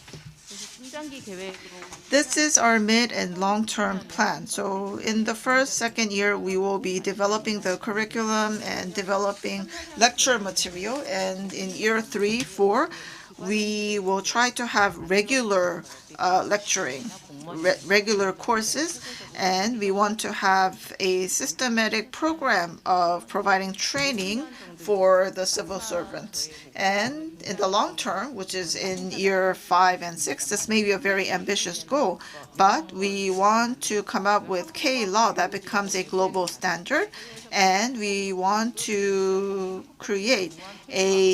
we want to be the main platform. Our research institute wants to be a main platform of K-Law education. That is all. Thank you. 네, 한국법제연구원의 Yes, thank you very much. That was Mr. Choi Ji-yeon from the Korea Legislation Research Institute. 순서인데요. 손종인. Next presentation will be by Team Head Son Jong-in from KDI Global Knowledge Exchange and Development Center. The topic is Making Knowledge Work Together. 네, 안녕하십니까. 지식을 함께 만들어가는 Hello, everyone. 오늘 소개를 맡은 I am from KDI Global Knowledge Exchange and Development Center, and Son Jong-in. I'm from the International Education team, and the GKED Center is where we can make together knowledge that we can share and utilize. Many of our participants have talked about some of the programs that are done overseas, but I would like to talk about what's currently done in Korea. The Ministry of Economy and Finance, in order to share the economic development history of Korea, has established the GKED Center in October 2018. We have a building that was built 50 years ago, and to continue on with this symbolic and historic meaning, we are using this hall as exhibition halls to develop contents and also offer international programs and training for both for everyone from home and abroad. KDI is in charge of making the educational contents for the citizens in Korea as well as foreigners. I am going to introduce you to the program here, and we have offline and online participants, and I'm here today to give you some assistance in your work. So let me now talk about the challenges and how we overcame the challenges, and also the history of the Republic of Korea.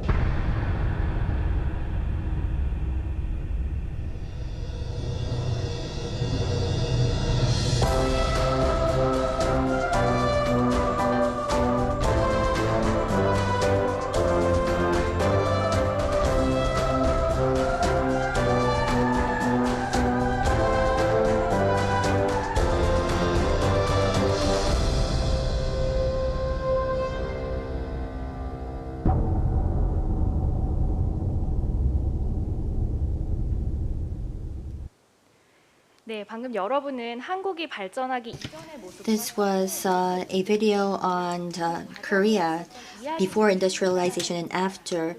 And GCAD Center is where we talk about these stories and try to bring about new ideas. Let me now go into some of the contents. Who do you think enabled economic development in Korea? We believe that it was the result of the citizens, the private sector, as well as the public sector. And we also have exhibition halls to showcase the roles of these individual players for economic development. We were able to turn from the most impoverished nation into an economic power. So there is an economic development hall that goes into that on how we were able to build this wonderful democracy. And we also have the industrial development hall that goes into our fast follower to innovation history and what the private sector did to do that. And we also have the human hall, which has to do with the stories of the people throughout the economic growth history. At our center, we have many customized programs. And I believe that everything starts from the pride we have for the country. And at our center, we of course have programs that are focused on elevating our pride for the general citizens, including students as well as teachers. But because we're focused on international cooperation at this session, I would like to talk about the program that we have for our foreigners. The program that we have has its advantages because especially the program is developed by the experts both home and abroad from KDI. So we have robust and concrete contents. And not only that, the courses are not one-sided. We have expert sessions, guided tours, as well as participatory sessions. In other words, it's an interactive program. That is why many participants are very much interested in taking part in the program. And the major difference is that everything is free of charge. I think that this is a major difference as well as a great strength that our program carries. The following are the programs that we have for our foreigners. We have our permanent programs. We have the programs that have to do with looking into the economic history of Korea. And also another program on the industrial development to go into the details of that. So for foreigners that are interested in Korea's economic development, I think that this you will find these courses interesting. It's usually very short, in just 3 hours or 6 hours, you can understand the development history of Korea. And many partner institutions are interested in this because it's quite convenient. And every year, based on SDGs and the global agenda, we have thematic programs that we provide and plan out. Currently, the programs that we have to do with TVET, e-government, and FDI. And every year, we are developing new programs. So then, let me now move on to share some examples. 2018년 10월 말 저희가 At the end of October 2018, we opened our center, and ever since, we had 180 training sessions with 7,800 participants. And by country, we have India, Bangladesh, Nigeria, and Russia. We had many participants from these countries. And by continent, we have Asia and Africa, where many participants came from these two continents. The picture that you see here is, as I've already mentioned, is how the training is done. We do not offer our knowledge in a one-sided fashion. You can see that the participants can share their experience and views. It's an interactive session. The Center's International Education Team has a flagship program, which is the Winter and Summer Program for the overseas students studying in Korea. During the vacation season, this is a long-term program that they can take part in. Various schools in Korea and various students from all over the world share their experience and ideas in these winter and summer programs. Therefore, they can of course learn more about Korea, but they can also strengthen their network with the other students, so we have very high participation from these overseas students. Next is the thematic program, an example of that. We have foreigners that are interested in the environment, so the circular economy and the solid waste management policy of Korea was a topic for us during training. We had experts as well as private sector companies that were a part of this program. Due to COVID-19, we had to engage in a hybrid format of both online and offline, and we had, of course, those that participated from abroad via the online channel. And not only that, we had students that are in the local areas that do not live in Seoul. In many cases, they are alienated, but it was great for them to participate in this program. And these are some of the feedback that we got from the participants, and let me read. So this was from our Indian participant. I can see that it was the passion and their participation and active participation with the government that enabled the remarkable development of Korea. Our participant from Vietnam said that this program was great to understand the overall history of Korea's economy and industry, and that is why many institutions visit our center because they find that advantage. And we also had a participant from the US that said that we all have common challenges and that we have to cooperate. Korea, of course, talk not only about our achievements but also on the lessons learned and the mistakes that were made along the way. Therefore, we can see that the participants from Korea as well as our overseas participants can learn from one another the lessons learned. As you can see, the program is very well received, and of course this is not just the making of our center. We do not have all the knowledge in the world, and we cannot invite all the experts of the world because they do not reside at our center. However, if there's anything that you want to know, if there's a piece of knowledge that you want to know, and if there's an expert that you want to identify, then we have the network to make that connection. As you can see, we have many partner institutions that we work with, both home and abroad. And the World Bank is a major partner organization. And let me give an example of our partnership with them. World Bank last February at Washington, D.C. headquarters, they hosted the Korea Innovation Week to share the innovation and economic development experience of Korea. We at the center was a partner institution that took part in this Innovation Week, and we shared our story on Korea's economic development of moving from despair to hope, and many international organizations showed interest in our program. So partners are very much important for GCAT Center. And as I was putting and preparing these slides, there was one thing missing. Do you know what was missing from my slide? It's you, our participants that are currently paying and offering your attention. We want to find the solutions to your questions and also be of assistance to your work. I do know that you probably think the same, where I, as a citizen of the Republic of Korea, am very much proud to share the experience of Korea in my work. The 2020 Global Korea Convention has many stories of Korea, and I hope that the experience, our efforts can serve as a message of support and encouragement for our partner countries that may be witnessing a challenge. So with that, let me close my presentation. Thank you very much. 네, 글로벌 지식 침략단지. Yes, that was from GCAT Center. Team head Sun Jong-in has given us a presentation. Thank you very much. And finally, the last presentation, which will be made by Koika. So Koika already made a presentation yesterday, and this is the second presentation by Koika. And Mr. Kim Dae-hwan, who is in charge of Southeast Asia Team 1, will be giving this presentation. He will talk to us about the Korean Mekong River Peace Community Program.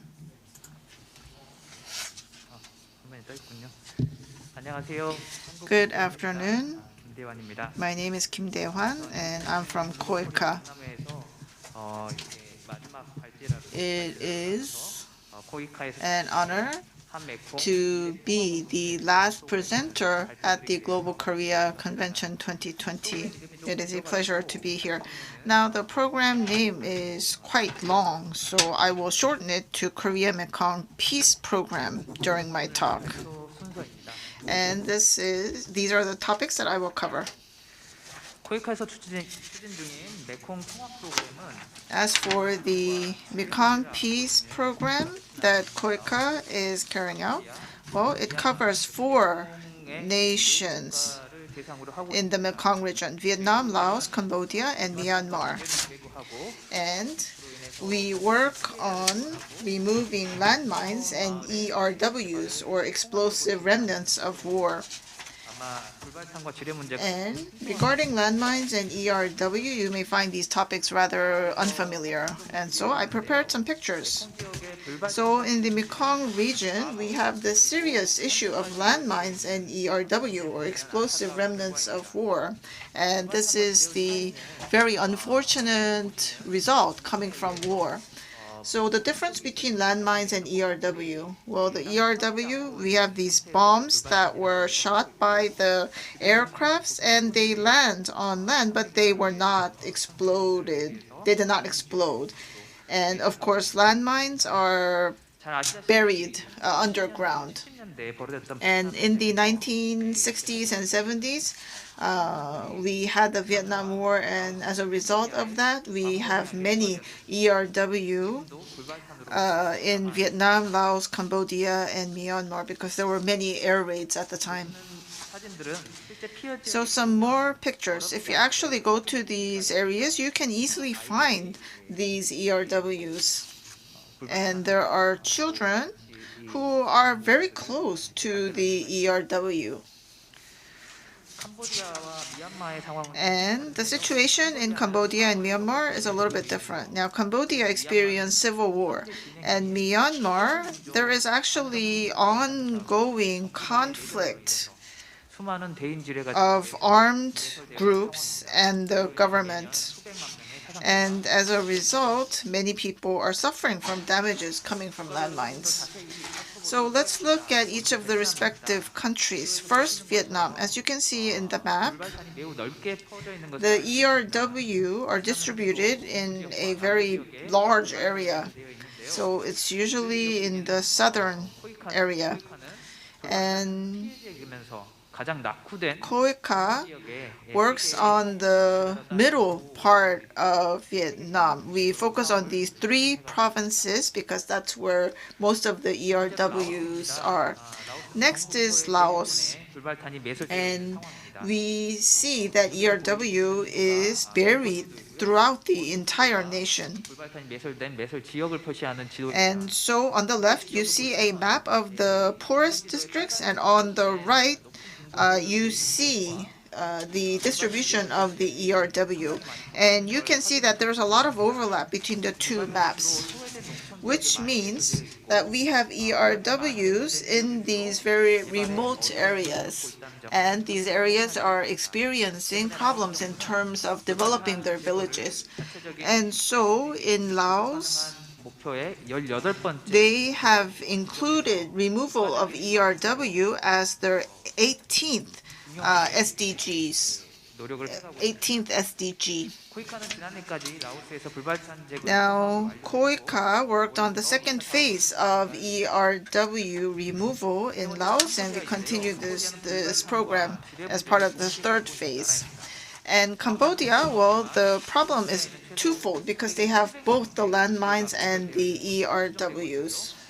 We have an estimation of the landmines in Cambodia, and we have about 200 casualties each year. And as you can see on the map, this circled area towards the northwest, this was the supply line of Khmer Rouge, and that was the area of conflict, and there are many landmines here. And COICA sent a survey team to this region for the first time last year. And from next year, we will begin the activity to remove the landmines. Now, the situation in Myanmar is even more complicated because they have minority groups and they have conflicts with the government. And since year 2007, you can see that there has been 3,500 plus recorded casualties. And since there is a civil war ongoing, it is difficult to actually remove the landmines in earnest. Of course, we want to minimize these civilian casualties, and so it is difficult to get rid of the landmines, but we carry out education for the Myanmar people so they could avoid danger. So I talked about the current status of the ERW and the landmine in 4 nations. Next, I would like to talk about the link between mine action and SDGs, because you may think that these two things are unrelated. But if you take a look at this slide, you can see that mine action and SDG are closely linked. So it is linked to SDGs number 1, 3, 4, 10, and 16. And COICA is a leading organization of ODA, and that is why we are interested in taking mine action. Having said that, why does Korea need to provide this assistance? Well, first is because peace is one of the 3 principles of the new southern policy of the Korean government. So, of course, peace is of utmost importance. And because of the ongoing war, or because of past wars, many areas lie in risk. And this is actually hurting the development of the local regions. And the second reason is this. Korea has many landmines in our DMZ. We do not have the specific numbers, but the estimation is that we have 380,000 landmines in the DMZ area. And this was a keynote speech given by President Moon at the 74th UN Congress. And we can really relate to the problems of the 4 nations I mentioned before, because we have similar problems. This is reason number 3, why Korea needs to act and assist. We have been very successful in carrying out a rural community development project in Mekong nations based on Semaul movement. And as a result, we were able to carry out self-supporting rural development in Cambodia and carry out integrated rural development projects in Laos and so forth. And these governments have expressed their gratitude for our rural community development project because of the real results. And COICA is thus trying to combine the mine action with the rural community development activities. So this is the goal of our strategy. So we want these rural villages to be free from the risk of ERW and the landmines, and of course the people who have been disabled because of the landmines. We want to protect their human rights, and we want to create a peaceful rural community to create a land of prosperity. So this is our strategy matrix, and you can see that it has to work on many levels: the community, the provincial level, and the national level. The national level will have to work on capacity building of the relevant organizations and work on the relevant legislation. And there has to be a cooperative relationship between these different parties, and we need to have a comprehensive perspective and try to strengthen the rights of women and also work on resilience towards climate change.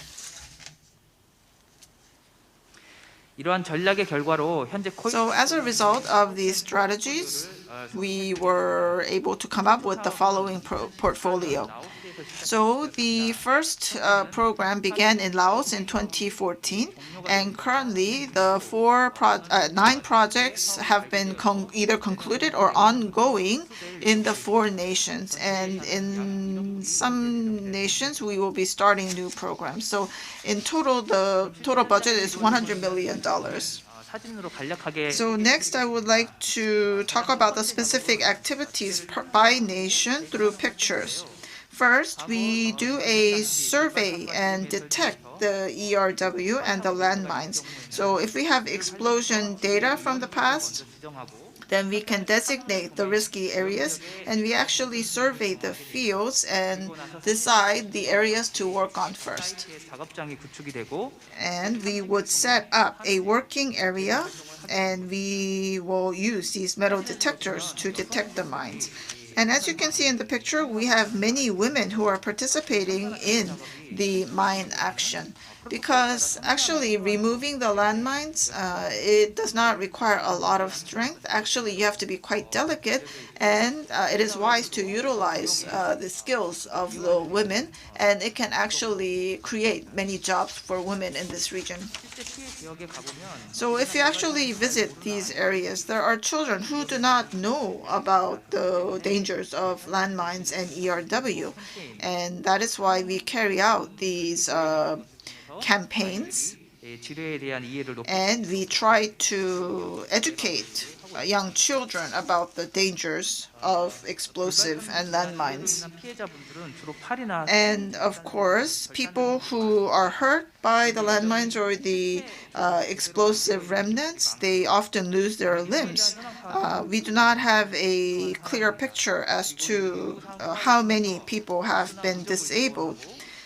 So we need to do a survey on that, and also we need to provide mental counseling and also provide financial aid if they are experiencing difficulty in livelihood, and we also provide prosthetics as well. And of course, the services for the disabled is very much lacking in these developing nations, and that is why we have to provide assistance. Next has to do with the development of the damaged areas. Once we remove the landmines, we can build a village hall or we can build schools in the new sites, and we continue to provide such infrastructure from the KOICA side. Also, we can help with the local economy, and there could be different demands on this front. So the villagers may want to work on crafts or maybe farming or fishing or etc. Next is educating the village leaders and the civil servants, because that's most important. Last, I have results of the projects that we carried out. So as I mentioned during the portfolio, many of the projects are currently ongoing or in the planning stage. And so the results that I cite today are results up until 2019. And I would like to focus my talk regarding results regarding Vietnam and Laos. So in Vietnam, we were able to carry out the mine action, and we cleared an area of about 11,000 soccer fields, and that required many man-hours because you have to meticulously survey the entire area. And we carried out prevention campaign and education for 77,500 people. And also some good news from Laos. In the past, people who were becoming disabled and hurt and became casualties were 300 a year, but this number has fallen to 75 a year. And 200,000 explosives have been removed, and an area equal to 5,300 soccer fields have been cleared. And we will continue to engage in such efforts in the coming years. So I'm sure you remember this. We had the Han-ASEAN Han-Mekong Region Summit, which happened last year. And we had the Han River-Mekong River Declaration that was adopted. And there were 10 priority cooperation areas. And number 10 is the Korea-Mekong Future Peace Community Program. And so there was a consensus among the summits at the time. So if you look at the specifics, we have number 27 of the joint declaration.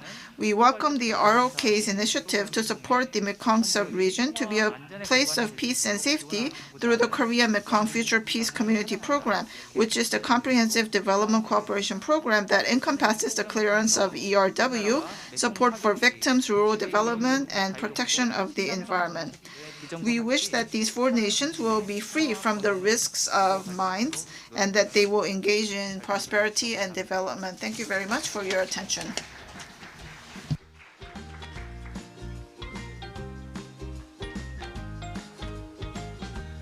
네, 코이카의 마지막. Yes, thank you. That was today's last presentation made by Mr. Kim Dae-hwan from KOICA. 오늘까지 총 36개 기관이 So we heard from 36 institutions. This was the best practice session of 2020 Global Korea Convention. The Global Korea Convention and the objective of the forum is to share information. All of the institutions are doing their best in their respective fields, but in many cases we do not know what the others are doing. So it would be great if we can share information and create synergy by understanding what others are doing in different fields. The 2 days, I hope, was a useful and productive session. I hope that it served as an opportunity for you to showcase your projects and also understand what your other partner organizations are doing. So with this, we would like to conclude the best practice session of 2020 Global Korea Convention. Thank you very much.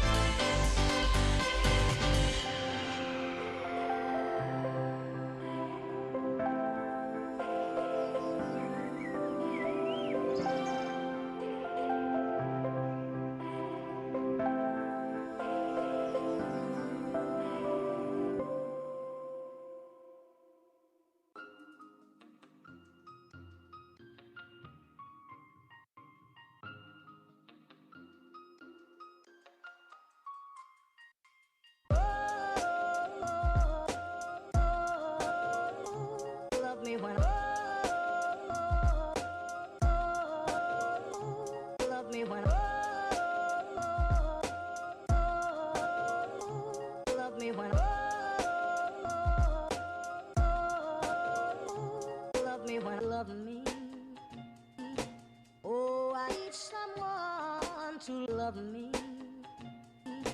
Oh, I need someone to love me. Oh, I need someone to love me.